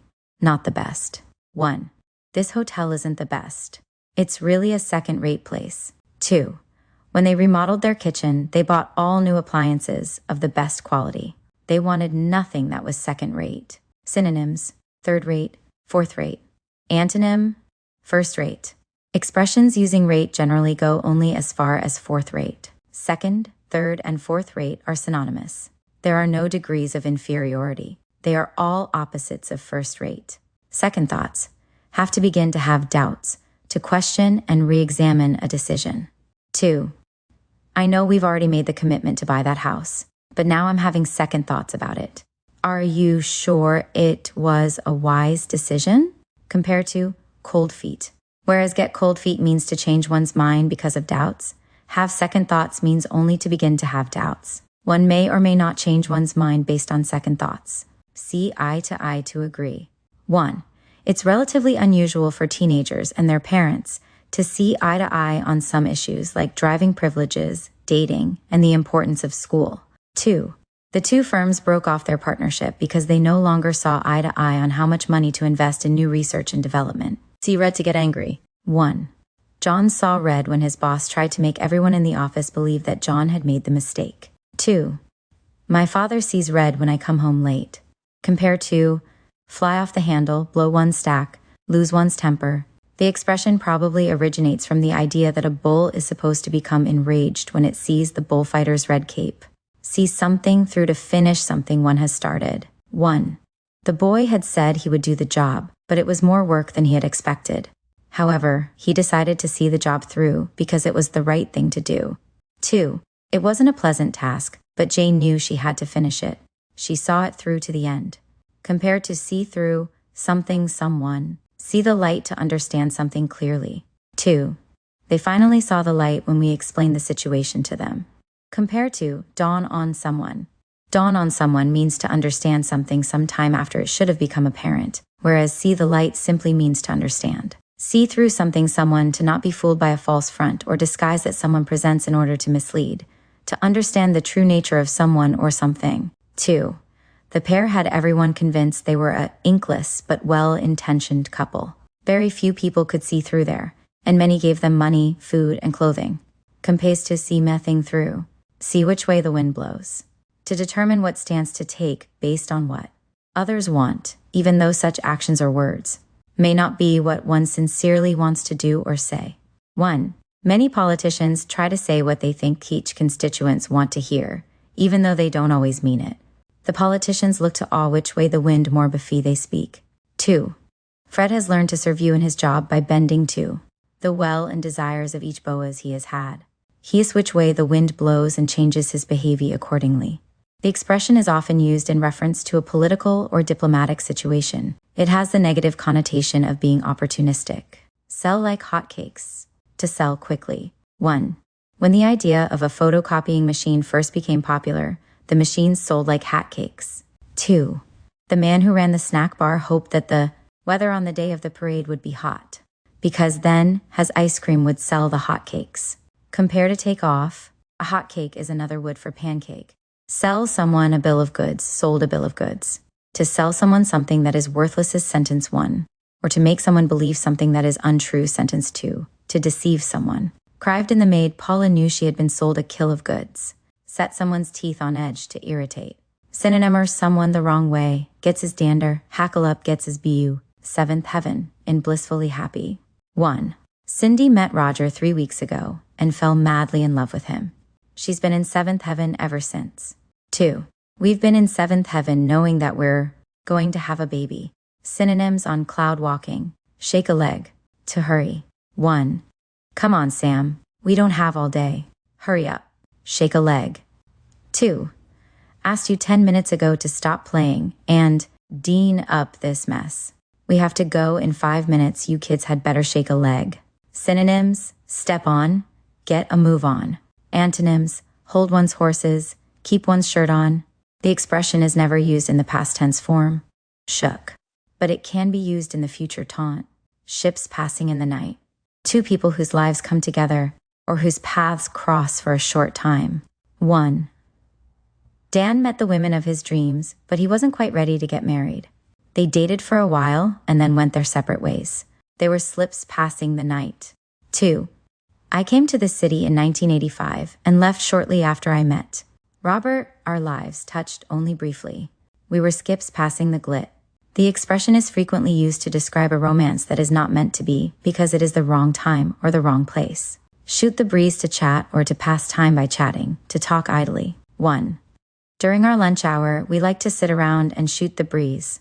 We talk about all kinds of things and nothing in particular. 2.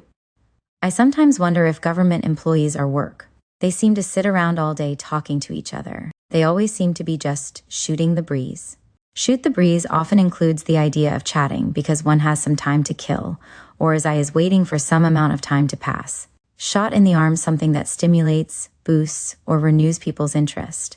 By the new manager were a reel on the comm. Everyone became motivated to make them work. 2. The new president stimulated the citizens to take a greater interest in the welfare of the country. He was a shot in the arm for a nation that had become apathetic and indifferent. The expression originates from the idea of a hypodermic injection to make a sick person feel better. Shot in the dark, a guess, often wild or based on little information. 1. Charles didn't really know the reason why his son was in a bad mood, but he guessed that perhaps he had gotten some bad grades. Charles's guess as a shot in the dark. 2. I don't know what they would like for a wedding gift, but we could take a shot in the dark and get them something for the kitchen. The expression suggests that the probability of a correct guess is as small as the probability of hitting something that one shoots at in the dark. Sit tight to wait quietly and patiently, often in an anxious situation. 1. The stock market was falling sharply, but Lucy didn't panic and sell her stocks. Instead, she sat tight and waited for the market to rise again. 2. Margie called late at night to tell us that her car had broken down and to ask us to come and pick her up. We told her to sit tight, and we would be there as soon as possible. Synonym: keep one's cool. The expression sit tight is often used in situations of danger or panic, or in situations where a calm, cool head is needed. It always uses the adjective tight rather than the grammatically correct tightly. Sitting pretty in a good or advantageous situation, living comfortably. 2. I'm going to be careful how I spend and save my money now, so that when I retire, I'll be sitting pretty and won't have to worry about my finances. The expression is of 10 used to describe a financially advantageous situation. Sentence 2. It is always used in the present participle form. It can be used in the past or future tenses by making the verb be past sentence 1 or future sentence 2. Sixth sense of feeling, intuition or premonition, not based on one of the 5 senses: sight, hearing, taste, touch, or smell. 1. Carrie has an uncanny sense of what's going to happen in the future. It's almost as though she has a sixth sense. 2. They had a terrible feeling that something bad had happened to their son. They had no rational reason for thinking it. It was just a sixth sense. The expression originates from the idea that, whereas everyone is born with the 5 senses of sight, hearing, taste, touch, and smell, some people seem to have an additional sense that enables them to perceive events or things that others cannot. Skeleton in the closet, family skeleton, an event in one's past, or family that is embarrassing, and that one would prefer to keep secret. 1. Before I took this job with the government, I had to reveal the fact that I had been arrested when I was a teenager. That has always been my skeleton in the closet. 2. Rachel's family had a relative who spent years in prison. They always tried to keep that family skeleton a secret. The expression suggests something undesirable that is hidden away in the closet, but that one cannot get rid of. Sleep like a log. Rock to sleep so soundly that noise doesn't wake the person. 1. Steve had to have 2 alarm clocks set to wake him up because one was never loud enough. He slept like a log. 2. As a rule, the baby never wakes up during the night. She sleeps like a rock, and even the noise of the TV doesn't wake her. The expression suggests that it is as difficult to wake such a person as it would be to wake a log or a rock. Slip through someone's fingers, let someone something, to lose something, because one takes too much time to consider the situation. 2. When Mike asked Irene to marry him, she told him she wanted time to think it over, but she waited too long and Mike married someone else. She let him slip through her fingers. Synonym: miss the boat. The expression suggests that the thing or person one wants to keep is slippery or hard to hold on to, like water or sand. Despite the fact that one tries to grasp it, it disappears between one's fingers. Slow burn to be quietly angry. 1. Jack didn't get promoted to a new job, and although he hasn't said anything about it, I know he's doing a slow burn. 2. I do a slow burn every time my husband expects me to look after the children while he plays golf with his friends. Slow, quick, off the mark, slow or quick to understand a situation. 1. Keith never got a chance to play in the school marching band because he was slow off the mark and didn't sign up for it by the deadline. 2. Catherine succeeds at whatever she attempts because she's very much aware of what's going on around her. She's quick off the mark. The expression suggests a race in which the participants are slow or quick to leave the point of departure, the mark. Snowball's chance in hell, no chance at all. 1. Kay has a snowball's chance in hell of getting into that college. She has bad grades and poor exam scores. 2. They don't have a snowball's chance in hell of raising enough money to send him on that trip because they don't have anything worth selling. The expression suggests that the likelihood of something happening is as small as the probability that a snowball will not melt in the fires of hell. Something to crow about, an exceptional accomplishment, an achievement that is worth bragging about. 2. If you let Bill win, he'll never let us hear the end of it. You'll just be giving him something to crow about. Synonym: feather in one's cap. Antonym: nothing to write home about. The expression suggests the sound a rooster makes to draw attention to itself. Sour grapes, a situation where a person criticizes something or someone out of jealousy. 1. When Nicholas found out that he wasn't going to be promoted, he told people that he hadn't really wanted to stay with the company anyway. It was a case of sour grapes. 2. I know this sounds like sour grapes, but I'm just as glad that I didn't get into college. I think I'd rather get a job. The expression originates from Aesop's fable about a fox that wanted some grapes from a vine but was unable to jump high enough to get them. In disgust, he claimed that they weren't worth having anyway because they were probably sour. So one's wild oats to do foolish or wild things, usually as a youth. 1. You would never know it, but their father was quite a troublemaker in his youth. He sowed his wild oats before he became a family man and an important member of the community. 2. Nancy doesn't want to settle down to a family and career until she has spent a few years traveling, having a good time, and sowing her wild oats. The expression has traditionally been used to describe the behavior of a young man. Sentence 1. Although nowadays it can be used to describe young people of both sexes. Speak of the devil, an expression used when someone who is being talked about has just appeared. 1. Jan brought up the subject of Tom at the meeting when, all of a sudden, he walked in. Speak of the devil, said Jan. We were just talking about you. 2. Where's Ernie? I asked, just as Ernie came through the door. Here I am, said Ernie. Speak of the devil, I said. The expression has a slightly negative connotation because of the reference to the devil, but it is usually meant humorously. Speak one's mind to tell someone how one feels or what one thinks. 2. I've always been honest and open with you about how I feel and what I think. I've never been shy about speaking my mind. Synonym, speak one's piece. Speak one's piece to tell someone how one feels or what one thinks. 1. Pam's father was unhappy that she intended to marry a man he didn't approve of. He wanted her to know why he disapproved of the man, so he spoke his piece, but he ended by saying that he would leave the decision up to her. 2. I've always been honest with you about how I feel and what I think. I've never been shy about speaking my piece. Synonym, speak one's mind.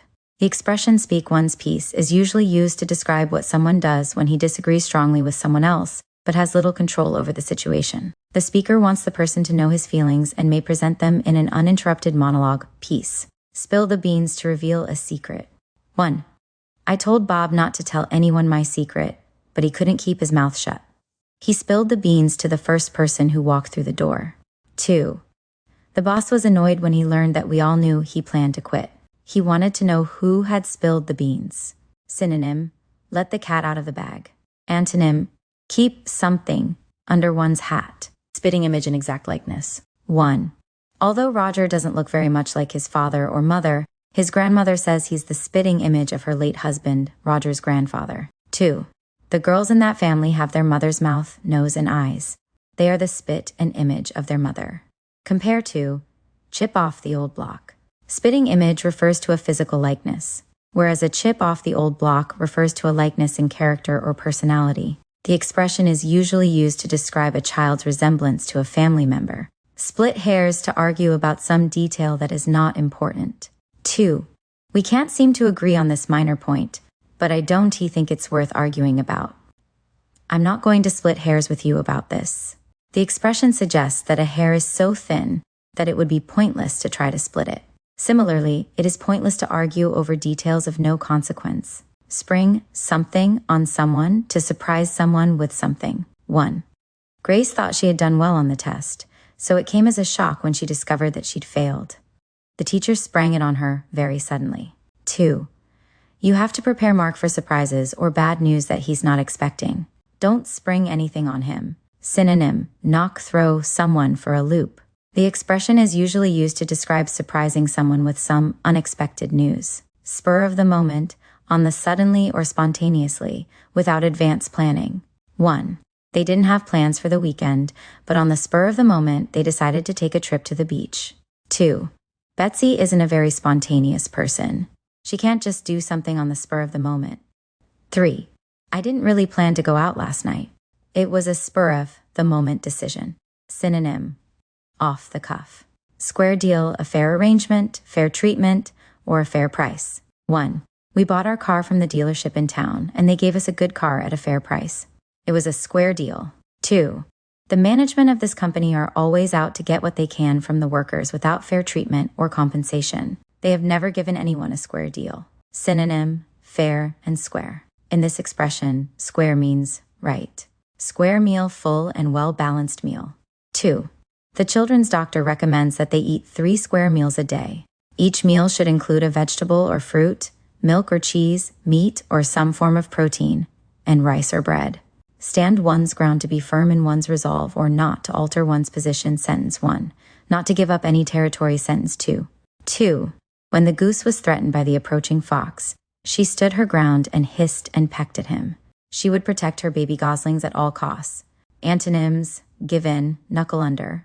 Compare to, stick to one's guns. Stick to one's guns more narrowly means to be firm in one's resolve, and could be used in sentence 1 but not in sentence 2. The expression stand one's ground suggests having one's feet firmly planted on the ground and not giving up any ground to one's adversary. It is often used to describe the behavior of a wild animal that is being threatened by its enemy. Stand on one's own 2 feet to be independent and self-supporting. 1. They told their 20-year-old son that it was time he found a job and began to support himself. It was time for him to stand on his own 2 feet. 2. One was so glad to hear that Pete and Gloria got a house of their own and that they no longer have to live with her parents. They are finally standing on their own 2 feet. The expression suggests that when a person uses his own 2 feet, he is not relying on others for support. The expression always calls for 2 feet, even when the subject is plural. Sentence 2 and 4 feet would be more logical. Stand out in A. The crowd to be distinguishable from others in a group. Distinctive. 1. Diane has her own style and rarely follows current fashion. If you saw her on the street, she would stand out in a crowd. 2. Paul does what everyone else does and goes along with what other people think and say. He doesn't like to stand out in the crowd. Compare to stick out like a sore thumb. Whereas stand out in a crowd is usually a positive attribute, stick out like a sore thumb is a negative one. The expression stand out in a crowd suggests a degree of distinctiveness and independence. Step on IT to hurry. 1. Mother was late for a doctor's appointment and the children were slow getting into the car. Step on it. She snapped. We're late. 2. As the ambulance left for the hospital with my sick father in the back, I asked the ambulance driver to step on it. I wanted him to waste no time getting to the hospital. Synonyms: shake a leg, get a move on. Antonyms: hold one's horses, keep one's shirt on. The expression is often used when the speaker is annoyed or short-tempered, as in sentence 1, and probably stems from the idea of pressing down hard on the gas pedal to make a car go faster. Stew in one's own juices, to suffer the consequences of one's own actions. 1. The boss is annoyed that we haven't finished this report yet, but he really didn't give us enough time to do it. He's in the office pacing the floor, but I'm not going to work any faster. Let him stew in his own juices for a while. 2. You brought this bad situation on yourself, and no one is going to go out of his way to rescue you. You'll just have to stew in your own juices. The expression suggests that one is stewed in one's own unpleasant but self-made situation. Stick in the mud someone who is seen as never wanting to take part in fun activities. 1. Let's go to the beach. You don't want to sit around the house all day, do you? Don't be such a stick in the mud.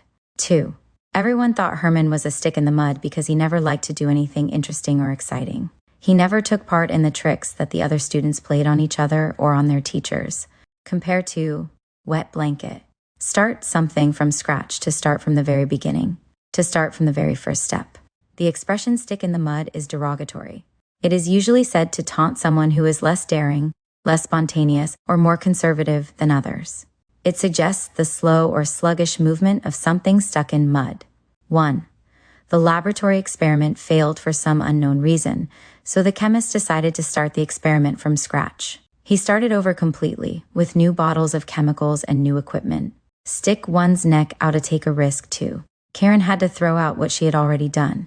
She wasn't able to save any of it. She had to start from scratch. 1. Larry helped me when no one else would, and I would do the same for him. I don't mind sticking my neck out for a friend like him. Compare to back to square one, make something from scratch too. Jack was too scared to stick his neck out and stand with the rest of the workers in their demands for better working conditions. He was afraid he would lose his job. Synonym: go out on a limb. The expression suggests that sticking one's neck out may lead to having one's head chopped off. Stick one's nose in to try to find out about someone else's private business. 1. Don't stick your nose in where it's not wanted. This matter is between Pat and me, and it has nothing to do with you. 2. I mind my own business and don't get involved in other people's personal affairs. I don't stick my nose in where it doesn't belong. Antonym: mind one's own business. The expression stick one's nose in has a negative connotation. Stick out like a sore thumb, not to blend in, to be obvious and prominent or easily seen. 1. John said he planned to wear shorts and a sweatshirt to the wedding, but I told him it would be completely inappropriate. I told him he would stick out like a sore thumb, and everyone would notice him. 2. The paintings of the modern artists stuck out like a sore thumb in the Classical Art Museum. They just didn't belong there. Grouped together with the old masters. Compare to stand out in a crowd. Whereas stand out in a crowd is usually a positive attribute, stick out like a sore thumb is a negative one. It is used to describe someone, or less frequently, something, in a situation where one ought to blend in but doesn't. Stick to one's guns, to be firm in one's resolve or not to alter one's position. 2. Little children often test their parents to see how much they can get away with. It's important for parents to stick to their guns when their children try to get something undeserved out of them. Antonyms: give in, knuckle under. Compare to stand one's ground. Stand one's ground can also include the idea of being firm against one's enemy. It could be substituted in each sentence above to suggest a more adversarial relationship. Stonewall: to avoid answering a question directly by being deliberately vague about it, or by talking a lot but not saying anything meaningful. 1. The newspaper reporter asked the president whether he intended to seek re-election. The president did not want to reveal his decision, so he stonewalled by talking around it. 2. The bank manager was called before the board of directors to answer questions about the large number of bad loans made by his bank. The directors asked him who had approved the loans. The manager said he wasn't sure, that the decisions were made by several people, and it would be hard to determine who specifically had approved each one. The manager was stonewalling the board. Compare to beat around the bush, hem and haw. Hem and haw describes being at a loss for words, making only meaningless sounds, whereas stonewall means talking but saying little of substance. The expression is usually used to describe people that want to avoid taking responsibility or answering a direct question. Straight and narrow the path of correct social or ethical behavior that society approves of. 1.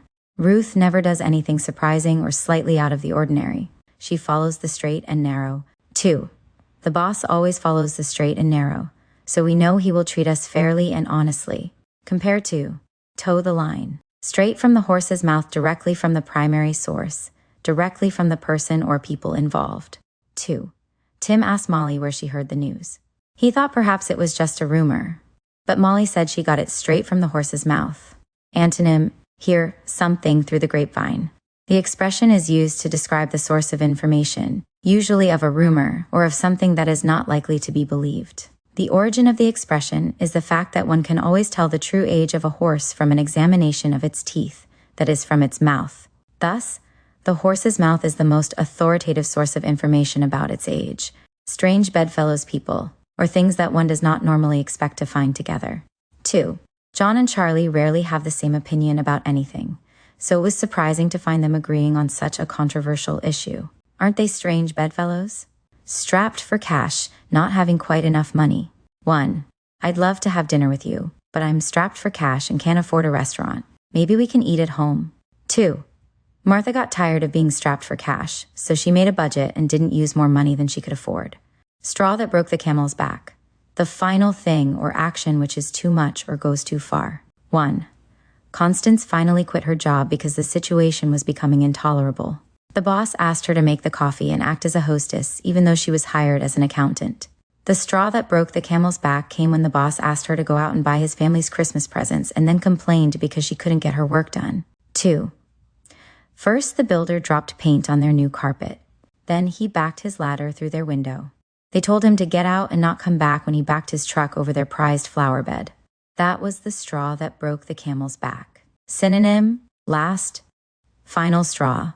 Both expressions suggest the idea of loading straw, a relatively light material, onto a camel's back until one more light straw, the last straw, breaks the camel's back. Street smart's the knowledge one needs to live on the streets. Less literally, it means knowledge of the way things work in the real world. 2. Miss Howard is a good businesswoman. Although she studied at Harvard Business School, she's also picked up some street smarts and can play hardball when she has to. Stretch the truth to be truthful technically, but to distort the truth so that others are led to believe something that is not true. 2. Sometimes when people apply for a job, they stretch the truth about what they did in their previous jobs in order to make themselves seem more important or more desirable. Compare to white lie. The expression suggests that one can distort or bend the truth so that others are misled without actually telling a lie. Strike it rich to make money, sentence 1, or less literally, to be wildly successful, sentence 2. 1. Calvin was very talented when it came to business and finance, and it was only natural that he would strike it rich when he invested in the stock market on Wall Street. 2. Carol was just trying to get a photograph of the actor, but she struck it rich when he asked her if she wanted an exclusive interview too. Synonym: hit pay dirt, hit the jackpot. The expression originated with the idea of miners discovering precious minerals, but it is also used as a metaphor to describe finding anything of value. String someone along to make someone believe something that is not true. 1. Mark had no scruples when it came to romance. He would string some poor girl along until he found someone he liked better. Then he would drop the first girl without a second thought and leave her brokenhearted. 2. The crook strung the old lady along with the story that he was investing her money in something safe, when in fact he was stealing from her. The expression is often used to describe what a false-hearted lover does to someone who is naive or unsuspecting. Sentence 1. Stuffed shirt, a man who is tiresome, pompous, and self-important. 2. We hate going to those business conventions. It's just a bunch of stuffed shirts sitting around trying to impress each other. Compare to old fuddy-duddy. Describing someone as a stuffed shirt is clearly disparaging, whereas old fuddy-duddy describes someone who is a harmlessly and often humorously old-fashioned person. The expression stuffed shirt is always used to describe a man, never a woman. Suit fit someone something to a T perfectly, exactly. 1. Margie tried on the dress in the store and looked at herself in the mirror. The dress suited her to a T. 2. The carpenter removed the old window and put in the replacement. It fit the space to a T. Swallow one's pride to accept something humiliating. 1. My aunt is a stubborn woman. She would rather lose everything than swallow her pride and take money or help from us. 2. There's nothing to be ashamed of in being able to swallow your pride and admit when you are wrong. In fact, it's a sign of maturity. Compare to eat crow, eat humble pie. Sweat blood to put out a great deal of effort, to work very, very hard. 1. Gary had to work day and night to keep his large family in food and clothing. He sweat blood for them. 2. There's no point in sweating blood for some people. They'll never be happy no matter how hard you try. The expression suggests that one works so hard that one sweats blood, a fluid more vital than perspiration, sweeps someone off her feet to overwhelm someone, often causing him or her to fall in love. 1. Marcella was an impressionable young woman with little experience of romance. Richard just swept her off her feet when he started to date her. 2. Judy and Joe went to Hawaii on the holiday vacation of their dreams. They were swept off their feet by the warm and friendly atmosphere. Compare to head over heels in love. One can be swept off one's feet by either a person, sentence 1, or a place or situation, sentence 2. T. Take a shine, fancy to someone, something, to like someone spontaneously. 1. Tom liked Kate from the moment he met her. He took a shine to her instantly. 2. They decided to buy the house without much discussion because they took a fancy to it. Compare to tickle someone's fancy. Take gives someone a rain check to accept a different time for an appointment from the original one, to request that an appointment be rescheduled. 1. Thanks for asking me to have lunch with you today. Unfortunately, I'm busy. Can I take a rain check? I'm free for lunch almost any day next week. 2. Bonnie had a date with Tom for Saturday, but her mother became ill, and she told him she couldn't make it. She asked if he could give her a rain check for another time. The expression originates from baseball and other outdoor sporting events, in which rain checks are given if the game is canceled because of rain. The rain check entitles the spectator to see another game on another day free of charge. Take it easy to relax. 1. Don't get so upset over something that doesn't matter. Take it easy. 2. Roger had a heart attack last year. Now he takes it easy and doesn't work as hard as he used to. Take off to leave quickly, sentence 1. Or to do well in sales, sentences 2 and 3. 2. The young man invented a gadget to use in the kitchen, and now he is trying to sell it. It hasn't sold well so far, but he's sure that eventually it will take off. Synonym: sell like hotcakes. Sentence 2. Take potluck to accept whatever is available. The expression probably originates from the idea of a potluck dinner, where each guest brings one different food or dish to contribute to everyone's meal. Nobody knows in advance exactly what foods will be brought. Potluck dinners and potluck picnics are popular in the US. They are informal gatherings and easy to organize because no one person has to provide more than one dish. Take someone to the cleaners to steal or cheat someone out of all of his or her money. 1. The unsuspecting woman agreed to invest all her money with an unethical investment banker. He took her to the cleaners, and she was left without a penny to her name. 2. I made the mistake of giving my dishonest nephew a blank check from my bank account. Instead of writing it for the amount we had agreed on, he wrote it for every cent I had. He took me to the cleaners. Synonym: clean someone out. Take something in stride to accept and adjust to bad fortune or trouble. 1. When I told them the bad news, I expected them to be upset, but they took it in stride. It didn't seem to bother them at all. 2. Rebecca isn't bothered by unexpected surprises. She always takes things in stride. Synonym: roll with the punches. Similar to, like water off a duck's back. The expression take something in stride suggests that when one is confronted by something unexpected, it does not interrupt one's stride, i.e. the way one takes something with a grain of salt to be skeptical or cautious about believing a story or an explanation. 2. Nick is just making things sound worse than they really are. Take it with a grain of salt. Take something by storm. To overwhelm someone or something, often by becoming famous quickly, sentence 1, or by spreading very rapidly, sentence 2. 2. Fear of the disease spread across the country very quickly. Panic took the nation by storm. Take the bull by the horns to take action in a difficult or unpleasant situation. 1. When it came time to paint the living room, nobody knew where to start. Ben took the bull by the horns, chose a brush, and started painting, and everybody followed his lead. 2. You know what you want to do for a living, but you need to start working toward your goal. Don't be afraid to take the bull by the horns and start applying for jobs. Compare to bite the bullet, face the music, grin, and bear it. The expression take the bull by the horns does not suggest that the person is necessarily responsible for the difficult situation in the same way that to face the music does. Take the cake to outdo, to exceed normal behavior, metaphorically, to win the prize. 1. David has done foolish things in the past, but I never thought he would do anything this foolish. This really takes the cake. 2. They have always used poor judgment when it comes to social affairs, but this outdoes anything they have done in the past. This time, their behavior takes the cake. The expression is often used to express one's shock at impolite or bad behavior.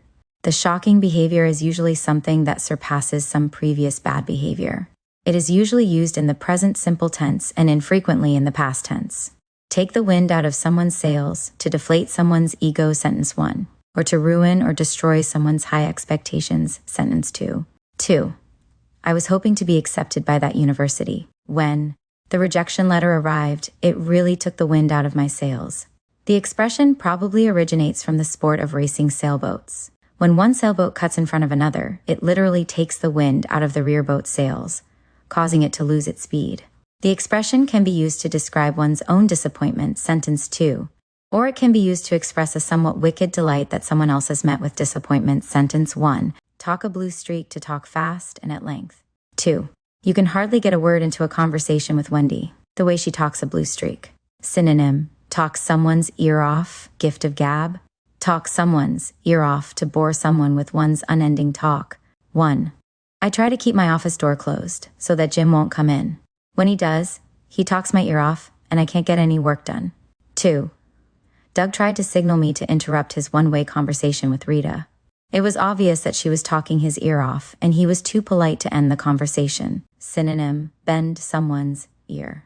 Compare to talk a blue streak. Talk someone's ear off conveys a sense of boredom that may or may not be present in talk a blue streak. Talk through one's hat to speak without authority on some topic, to talk nonsense. 1. Some people drink too much alcohol and then they begin to talk through their hats. They try to make you think that they know a lot about something when they really don't. 2. You should listen to Maria when she offers advice about buying real estate. She knows a lot about it. She's not just talking through her hat. Compare to know beans about something, not. Talk to someone like a Dutch uncle person who talks to one like a close relative, giving advice that is sound, well-meant, and sometimes stern. 2. The boy's father and mother could talk no sense into him, so they asked a teacher at the boys' school to talk to him like a Dutch uncle. Similar to, talk sense into someone, talk turkey to talk seriously, usually about a business deal. 2. They were in agreement on their business deal. Now all they had to do was work out the details. They sat down to talk turkey. Compare to, get down to business. Tall order, something difficult to accomplish. 1. My boss wants me to finish all of this work by next Tuesday. It's a tall order. I'm going to have to work through the weekend. 2. My aunt is trying to cook dinner for our entire family without spending too much money. It's a tall order, but I think she can do it. Tan someone's hide breeches to spank a child's bottom as punishment. 1. Ricky didn't come home on time from his friend's house. When he got home, his mother tanned his hide. 2. That child is disrespectful and uncontrollable. What he really needs is for one of his parents to tan his breeches. The expression originates from the practice of tanning preparing animal hide skins for use as clothing or shoes by hitting them with a tanning instrument. Hide is also a slang word used to refer to a person's skin. The alternative breeches, pants, refers to the fact that a person gets spanked on his bottom. The expression is usually used to describe how parents might punish their children. Third rate of poor quality. 1. Let's get out of this third-rate hotel now. I know we can find a better one if we try. 2. The company fired Greg when the management decided that his work was third-rate. Synonyms: second-rate, fourth-rate. Antonym: first-rate. The expression third-rate does not convey any rank degree of inferiority when compared to second or fourth-rate. All three expressions convey the same degree of inferiority. Through thick and thin in good times and bad times, steadfastly and loyally. 2. No matter what happens to my husband, I'll stay with him through thick and thin. I'm sure he would do the same for me. Throw down the gauntlet to challenge someone to fight or argue. 2. If you don't want to start a fight with Carl, don't throw down the gauntlet. A gauntlet is a glove from a suit of armor. The expression originates from a medieval custom of throwing down one's gauntlet as a way of challenging an enemy to a fight. One accepted the challenge by picking up the gauntlet.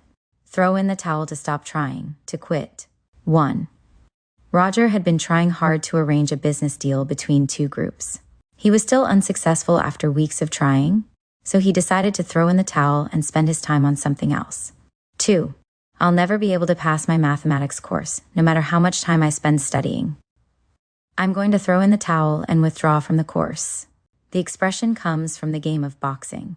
When a boxer has had enough and is ready to give up the fight, his or her manager throws the towel used to clean his or her face during the fight into the ring as a signal that the fight is over. Throw the book at someone, to give someone the harshest penalty or punishment allowed by law, or to impose any severe sentence or punishment. 1. The judge decided to punish the thief to the full extent of the law. Instead of being lenient and giving him a light jail sentence, he threw the book at him. 2. The girl decided to buy the pack of gum instead of taking it without paying. She knew that if she got caught, they'd throw the book at her. The book refers to a book of laws, and throwing it at someone means applying the maximum sentence a judge can legally impose upon a person convicted of a crime. Toss one's hat into the ring to announce one's candidacy for elected office. 1. At first, Dan hadn't decided whether or not he wanted to run for governor, but now that he felt he had a good chance of winning, he was ready to throw his hat into the ring. 2. In order to get as much publicity for her campaign for mayor of the city as possible, Dr. Smith tossed her hat into the ring early. Originates from 19th century boxing, during which men from the crowd would throw their hats into the boxing ring to indicate they wanted to challenge the latest winner. Tickle someone's fancy to please or amuse someone in a lighthearted way. 2. Before you decide that you don't want anything for your birthday, let's go to the jewelry store. You might see something there that tickles your fancy. Compare to take a shine, fancy to someone's something, catch someone's fancy. Tickled pink, thoroughly pleased, very happy. 1. I'm just tickled pink that you'll be able to join us for dinner next Saturday. I'm really looking forward to it. 2. My niece got her first job today. She's so pleased with herself. She's tickled pink. Tied to one's mother's apron strings, emotionally or physically attached to one's mother beyond what is considered appropriate and normal. 1. Philip is 58 and still lives at home with his parents. He doesn't take care of himself. He still lets his mother take care of him. He's tied to his mother's apron strings. 2. Rachel decided to break off her engagement to Ted. She realized he would always take his mother's side in a dispute and would always be tied to his mother's apron strings. Compare to under someone's thumb. An apron is a piece of clothing worn over the front of the body to protect normal clothing from getting dirty, especially when cooking. The apron is tied on with strings. The expression tied to one's mother's apron strings usually describes an adult's continued dependence on his or her mother. Tie the knot to get married. 1. Roger and Sue decided to get married. They are going to tie the knot in church on Saturday. 2. You don't need to rush into marriage. Why don't you give yourselves more time to think it over before you tie the knot? The expression suggests that when two people get married, they tie a knot that binds them together. Tighten one's belt to spend less money than one did previously. 2. My car broke down and I had to buy another one.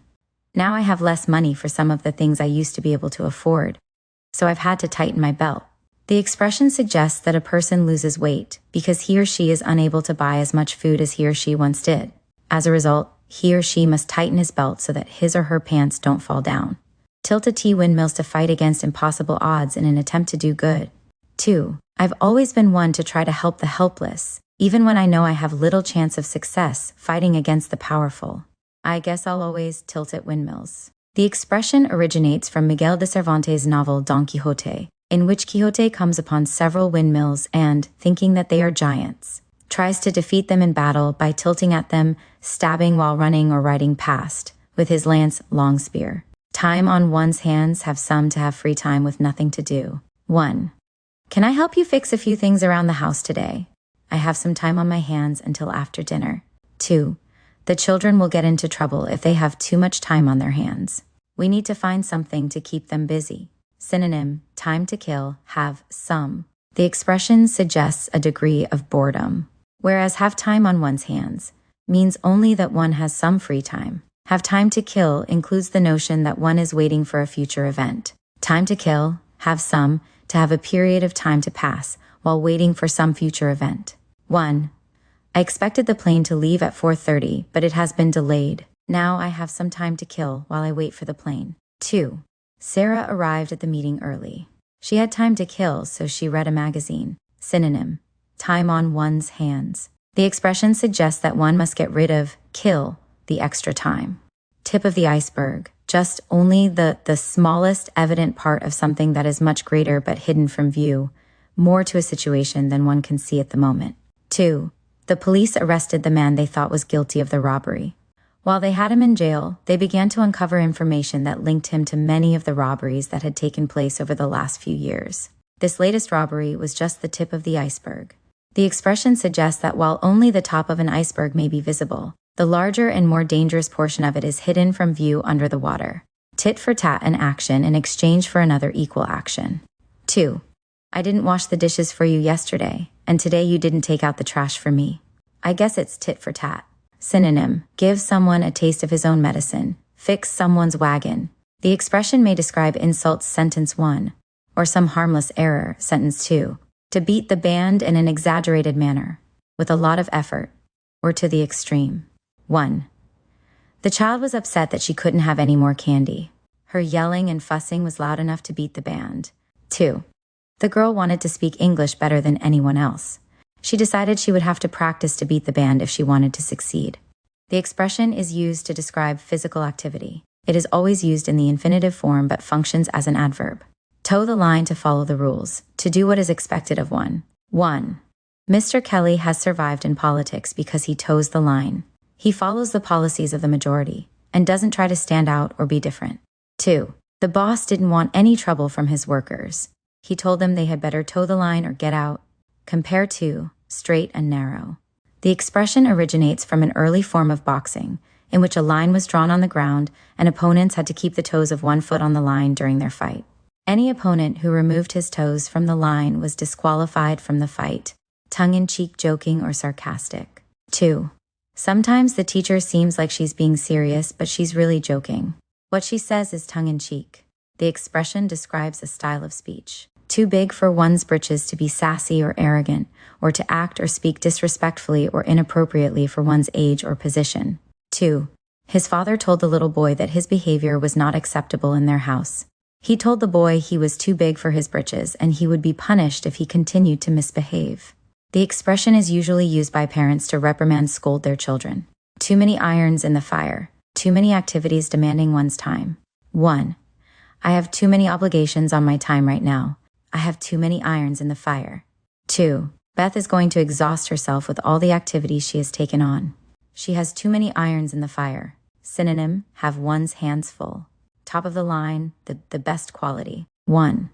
I'd love to have a computer system that is top of the line, but I can't afford it right now, so I'll have to settle for one that has fewer features. 2. The customer wanted to see every television model that the store had for sale. He wanted to see the lowest price standard model, as well as the model that was top of the line. Antonym, bottom of the barrel. Compare to, first rate. The line refers to a group of similar products, or a group of products all manufactured by the same company. To the hilt, to be fully committed to something, to do something completely. 1. When my daughter thinks she's getting sick, she plays the role to the hilt so that she doesn't have to go to school. Even though she might just have a cold, she complains that she aches from head to toe. 2. They tried not to get into debt too much, but they had to get a bank loan to buy their house, so now they're into the hilt. Compare to, go to town, pull out all the stops, whole hog, whole 9 yards. Touch and go, precarious or uncertain. 2. The doctor told the woman her husband was out of danger now, but that it had been touch and go the night before. The doctor hadn't been sure whether the man would live or die. Track record, a history of performance. 2. The stockbroker recommended against investing in the company because it was fairly new and didn't have much of a track record.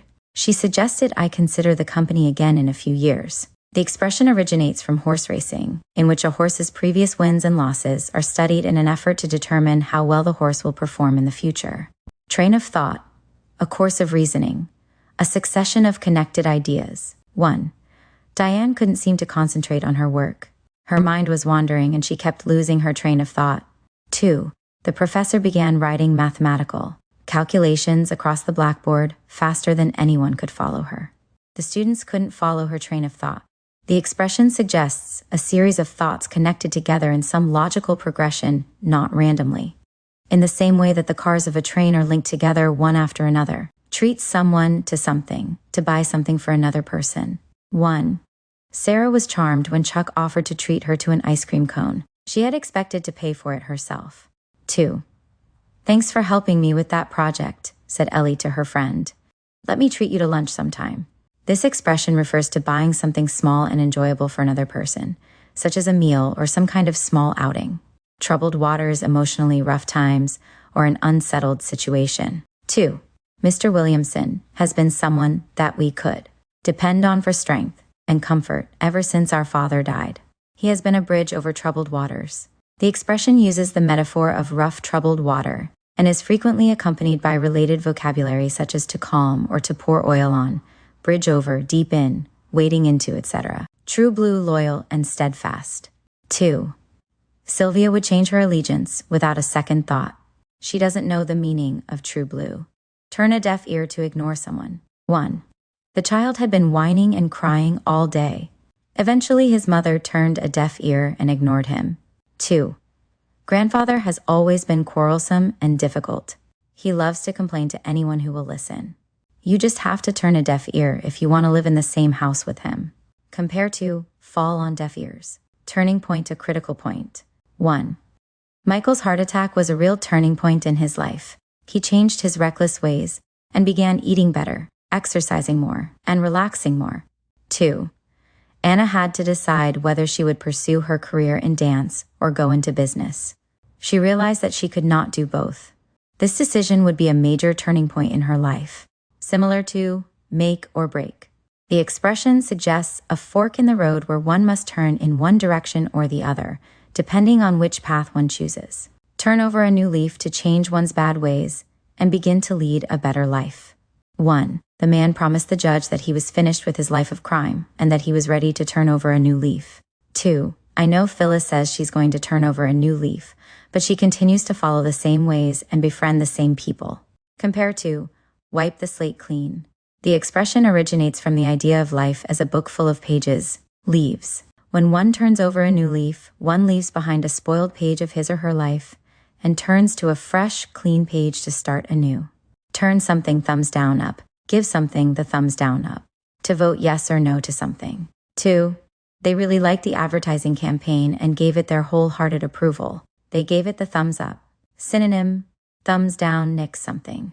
The expression originates from the Roman custom of turning a thumb downward to mean no, or that something was unacceptable and upward to mean yes, or that something was acceptable. People still use the thumbs up or down gesture, particularly when speaking or hearing is difficult.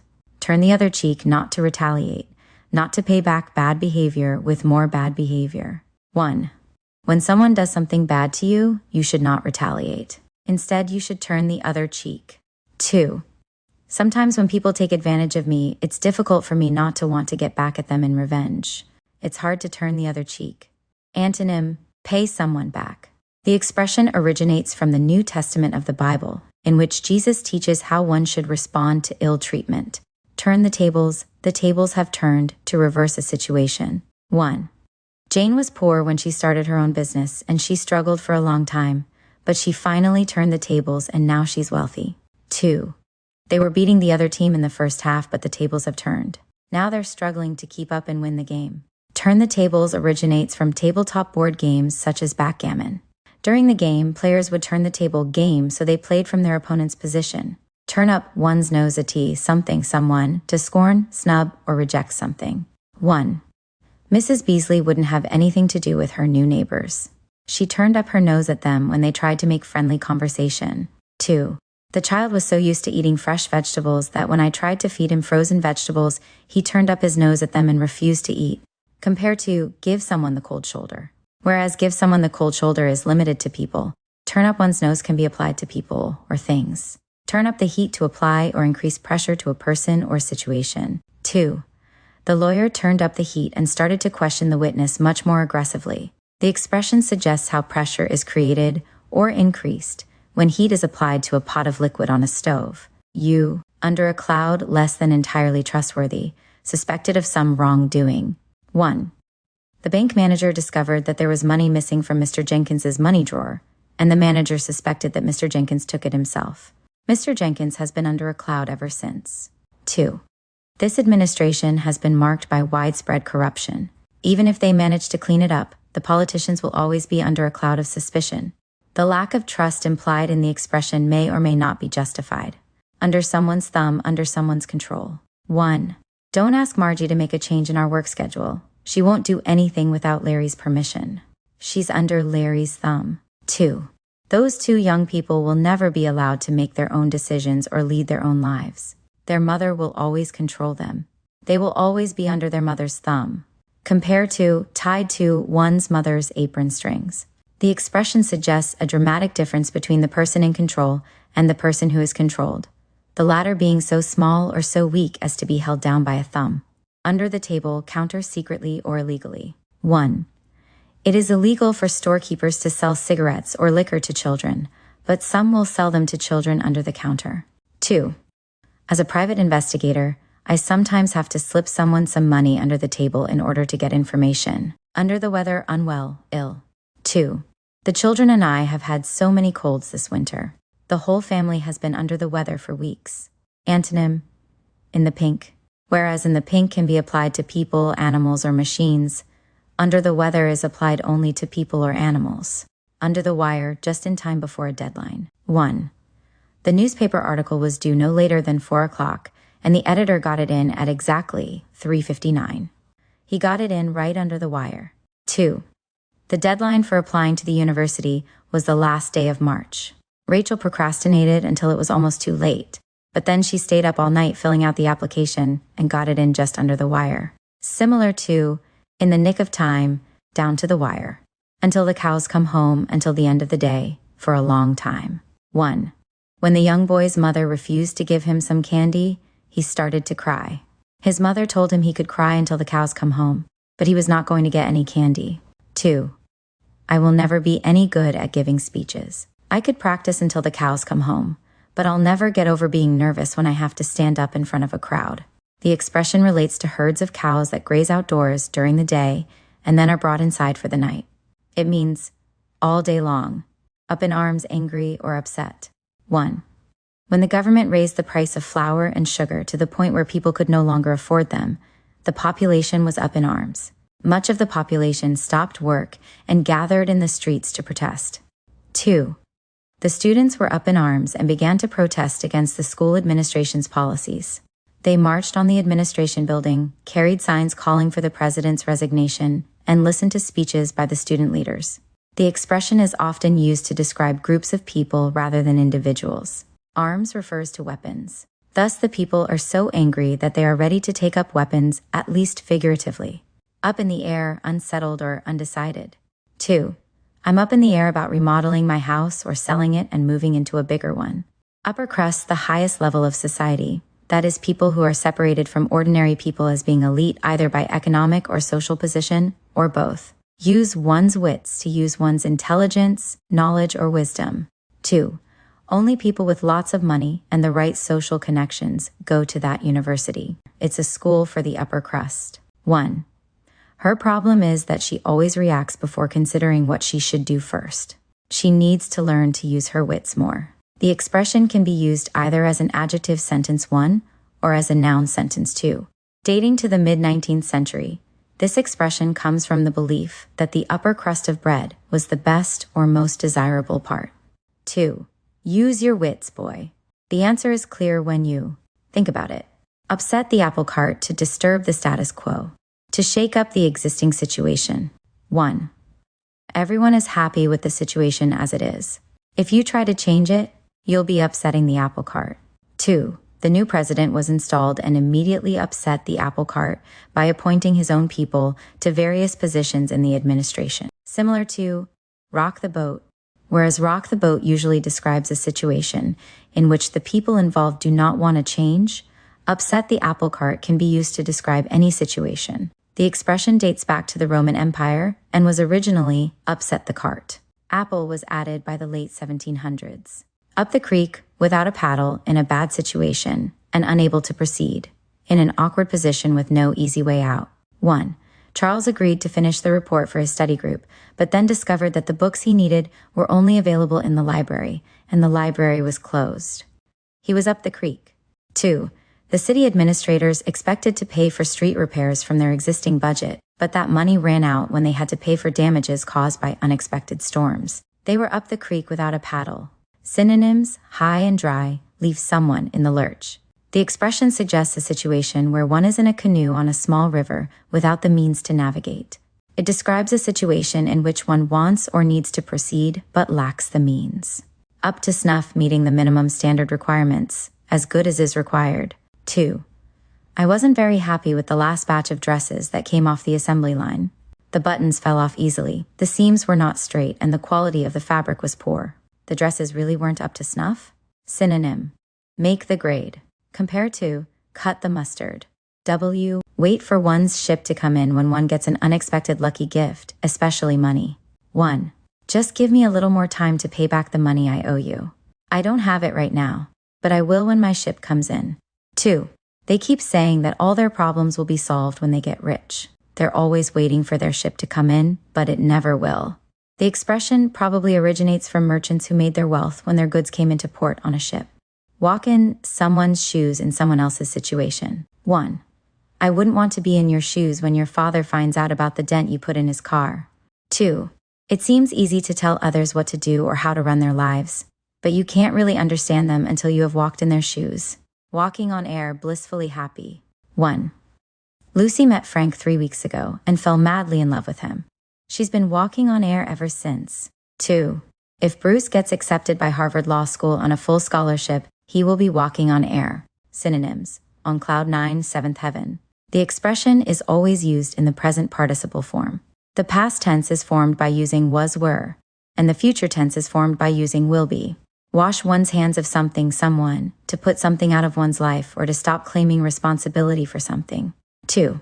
They agreed to go into business with their friend, but later found that he treated them unfairly. They decided they wanted nothing more to do with him, so they washed their hands of him. Water under the bridge, past and finished, over and done with. 2. Marianne had a bad experience when she was young, but she doesn't let herself think too much about it. It's water under the bridge. The expression makes the analogy of life as a river of water. The water that has passed under the bridge is that part of a person's life that is past. Wave of the future. The strong growing trend. 1. Wireless internet connections are the wave of the future. Soon, you won't need any cords at all. 2. It wasn't long ago that miniskirts were the wave of the future. Now they are a thing of the past. Wear one's heart on one's sleeve to display one's feelings openly. 1. Richard has never made a secret of his love for Jane. He has always worn his heart on his sleeve. 2. If you want to attract someone, sometimes you have to pretend you don't really care, rather than wearing your heart on your sleeve. The expression suggests that a person's heart, and therefore feelings, is exposed for all to see as though it were worn on the sleeve. In medieval Europe, knights used to tie to their sleeves handkerchiefs or ribbons representing the women they loved. In the 1700s, young men would wear the names of their sweethearts on their sleeves for Valentine's Day. Wear the pants in the family to make the major decisions and have the greatest amount of power in a family. 1. Shelley and her husband disagreed on where to go on vacation, but they decided to work it out instead of fight. Neither one of them wears the pants in the family. 2. Who makes the decisions in your family? Who wears the pants in your family? The expression suggests the stereotype of a traditional family in which the person who wears the pants, the man, is the person who controls the family.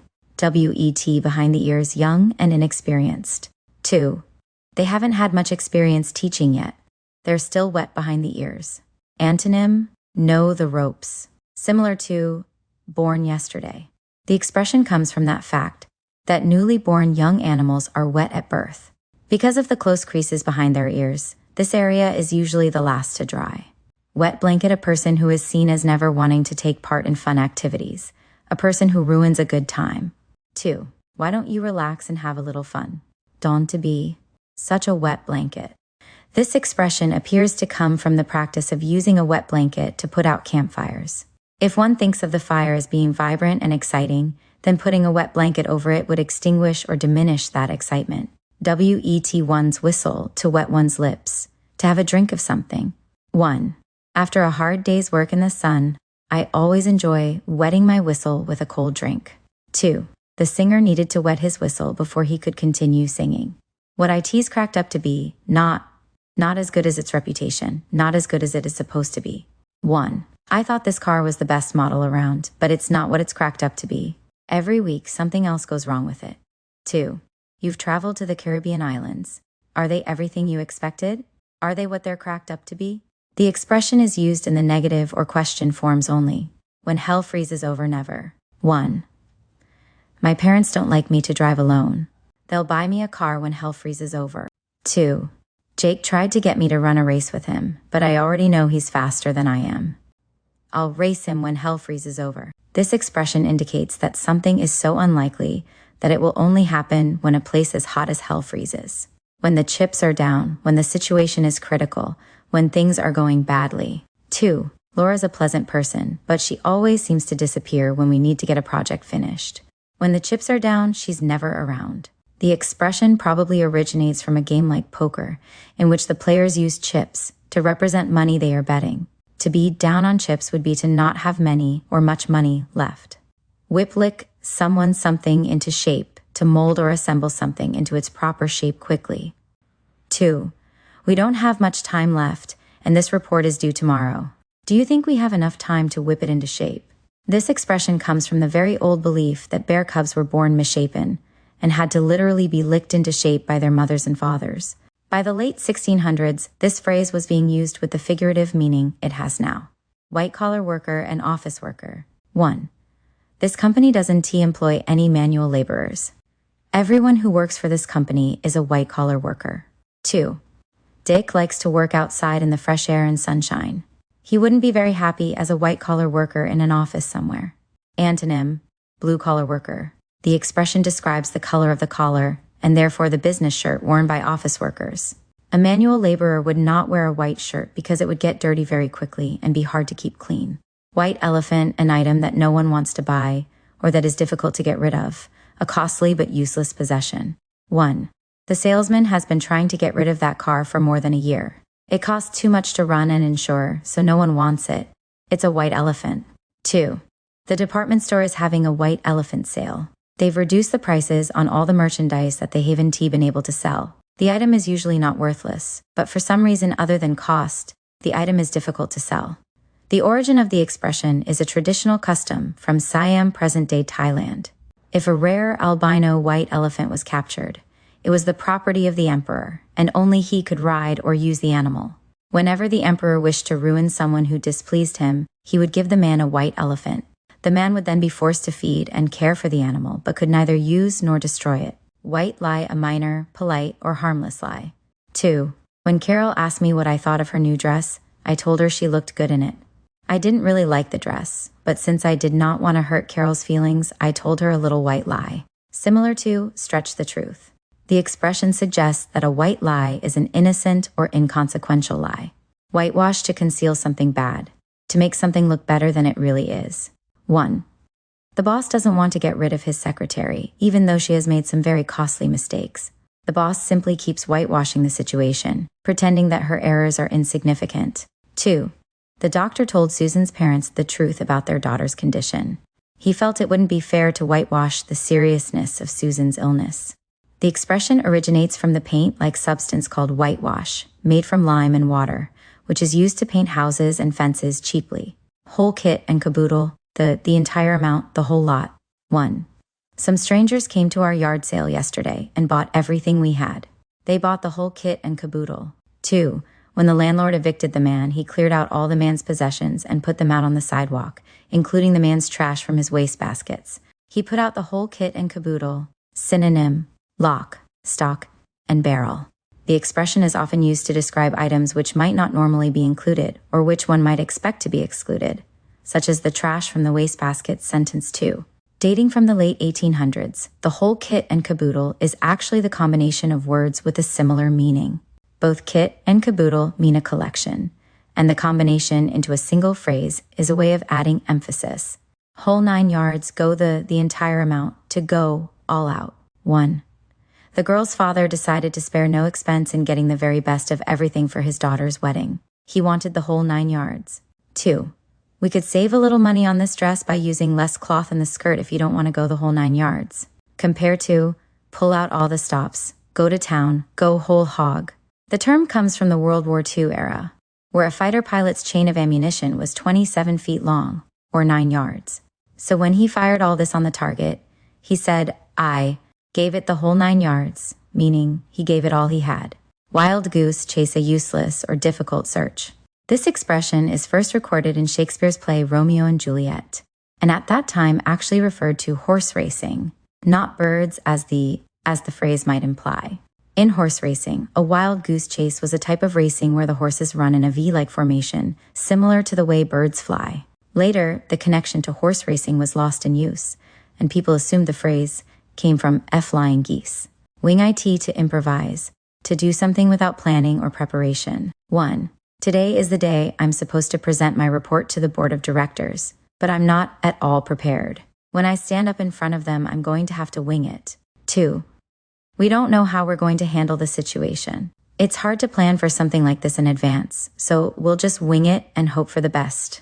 Similar by the seat of one's pants, play it by ear. Dating from the late 19th century, wing it was originally a theatrical term. Impromptu, unprepared actors would quickly look over their speaking lines before going onto stage, and then someone in the wings, behind the stage curtains, would prompt the actors on their exact lines. Wipe the slate clean to set a situation right or erase something bad. 1. I know I'm in trouble for misbehaving in class last week, but I want to do better. I want to wipe the slate clean. 2. When Kyle was rude to his mother, she sent him to his room, but his punishment was over by dinner time. The slate had been wiped clean. A slate is a small chalkboard, with bated breath, hardly breathing at all because of fear, excitement, or other strong emotion. 2. The swimmer stood silently with bated breath as he waited for the starter's gun to go off. Bated is a shortened form of abated, which means to lessen or put on hold. The first recorded use of bated is in 1596 in Shakespeare's play Merchant of Venice, with bated breath and whispering humbleness. The expression is used in situations in which someone is waiting tensely for something to happen. 2. Tom went all over town from one office to another, trying to find out how he could apply to change his citizenship. At the end of the day, he was no closer to finding out, and he had been on a wild goose chase. With flying colors triumphantly, victoriously. 1. We weren't sure how the boys would do on their exams, but they passed with flying colors. 2. You look so nervous, but I know you can do it. Don't worry, you'll sail through with flying colors. Large ships often sailed into ports with their flags, colors raised and flying in the wind. This image of glory and victory was eventually extended to any event through which one became triumphant. Wolf in sheep's clothing, someone who presents himself as a harmless person, but who has intentions that are not honorable. 1. The police have been looking for that criminal for months. He approaches people and pretends he is selling them valuable stocks that are really worthless. He's a wolf in sheep's clothing. 2. John is such a good-looking young man. Women are attracted to him quickly. It's easy to see why people who don't know him think he is probably a wolf in sheep's clothing, when he is really a gentleman. The expression comes from Aesop's fable of the wolf that, in order to get close to a flock of sheep it wants to eat, clothes itself in a sheepskin to avoid detection. Wrong side of the tracks. Come from the poor part of town. 1. Sharon knew her parents would never approve of her marriage to Ricky because he came from the wrong side of the tracks. 2. Mr. and Mrs. Dawson didn't want their children to attend Smithson High School because it was on the wrong side of the tracks, and it might be dangerous for the children to walk from home to school by themselves. The expression suggests that towns or cities are divided into a right that is richest side and a wrong that is poor side by the railroad tracks that run through them. The expression is often used to describe where someone comes from. Why? Yellow, have a yellow streak, cowardly. 1. Peter isn't brave enough to stand up and fight. He's yellow. 2. I bought this big dog for protection from burglars, but he's a coward. He has a yellow streak a mile long. Yellow journalism. Journalism that is exaggerated or unnecessarily sensational. 1. Some of the newspapers that are for sale at the checkout counter of the supermarket have headlines that are sensational as well as untrue. They are an example of yellow journalism. 2. Some newspaper reporters resort to yellow journalism to sell more copies of their newspapers. They unnecessarily report the shocking details of events, such as murders, just to get headlines that catch the eye.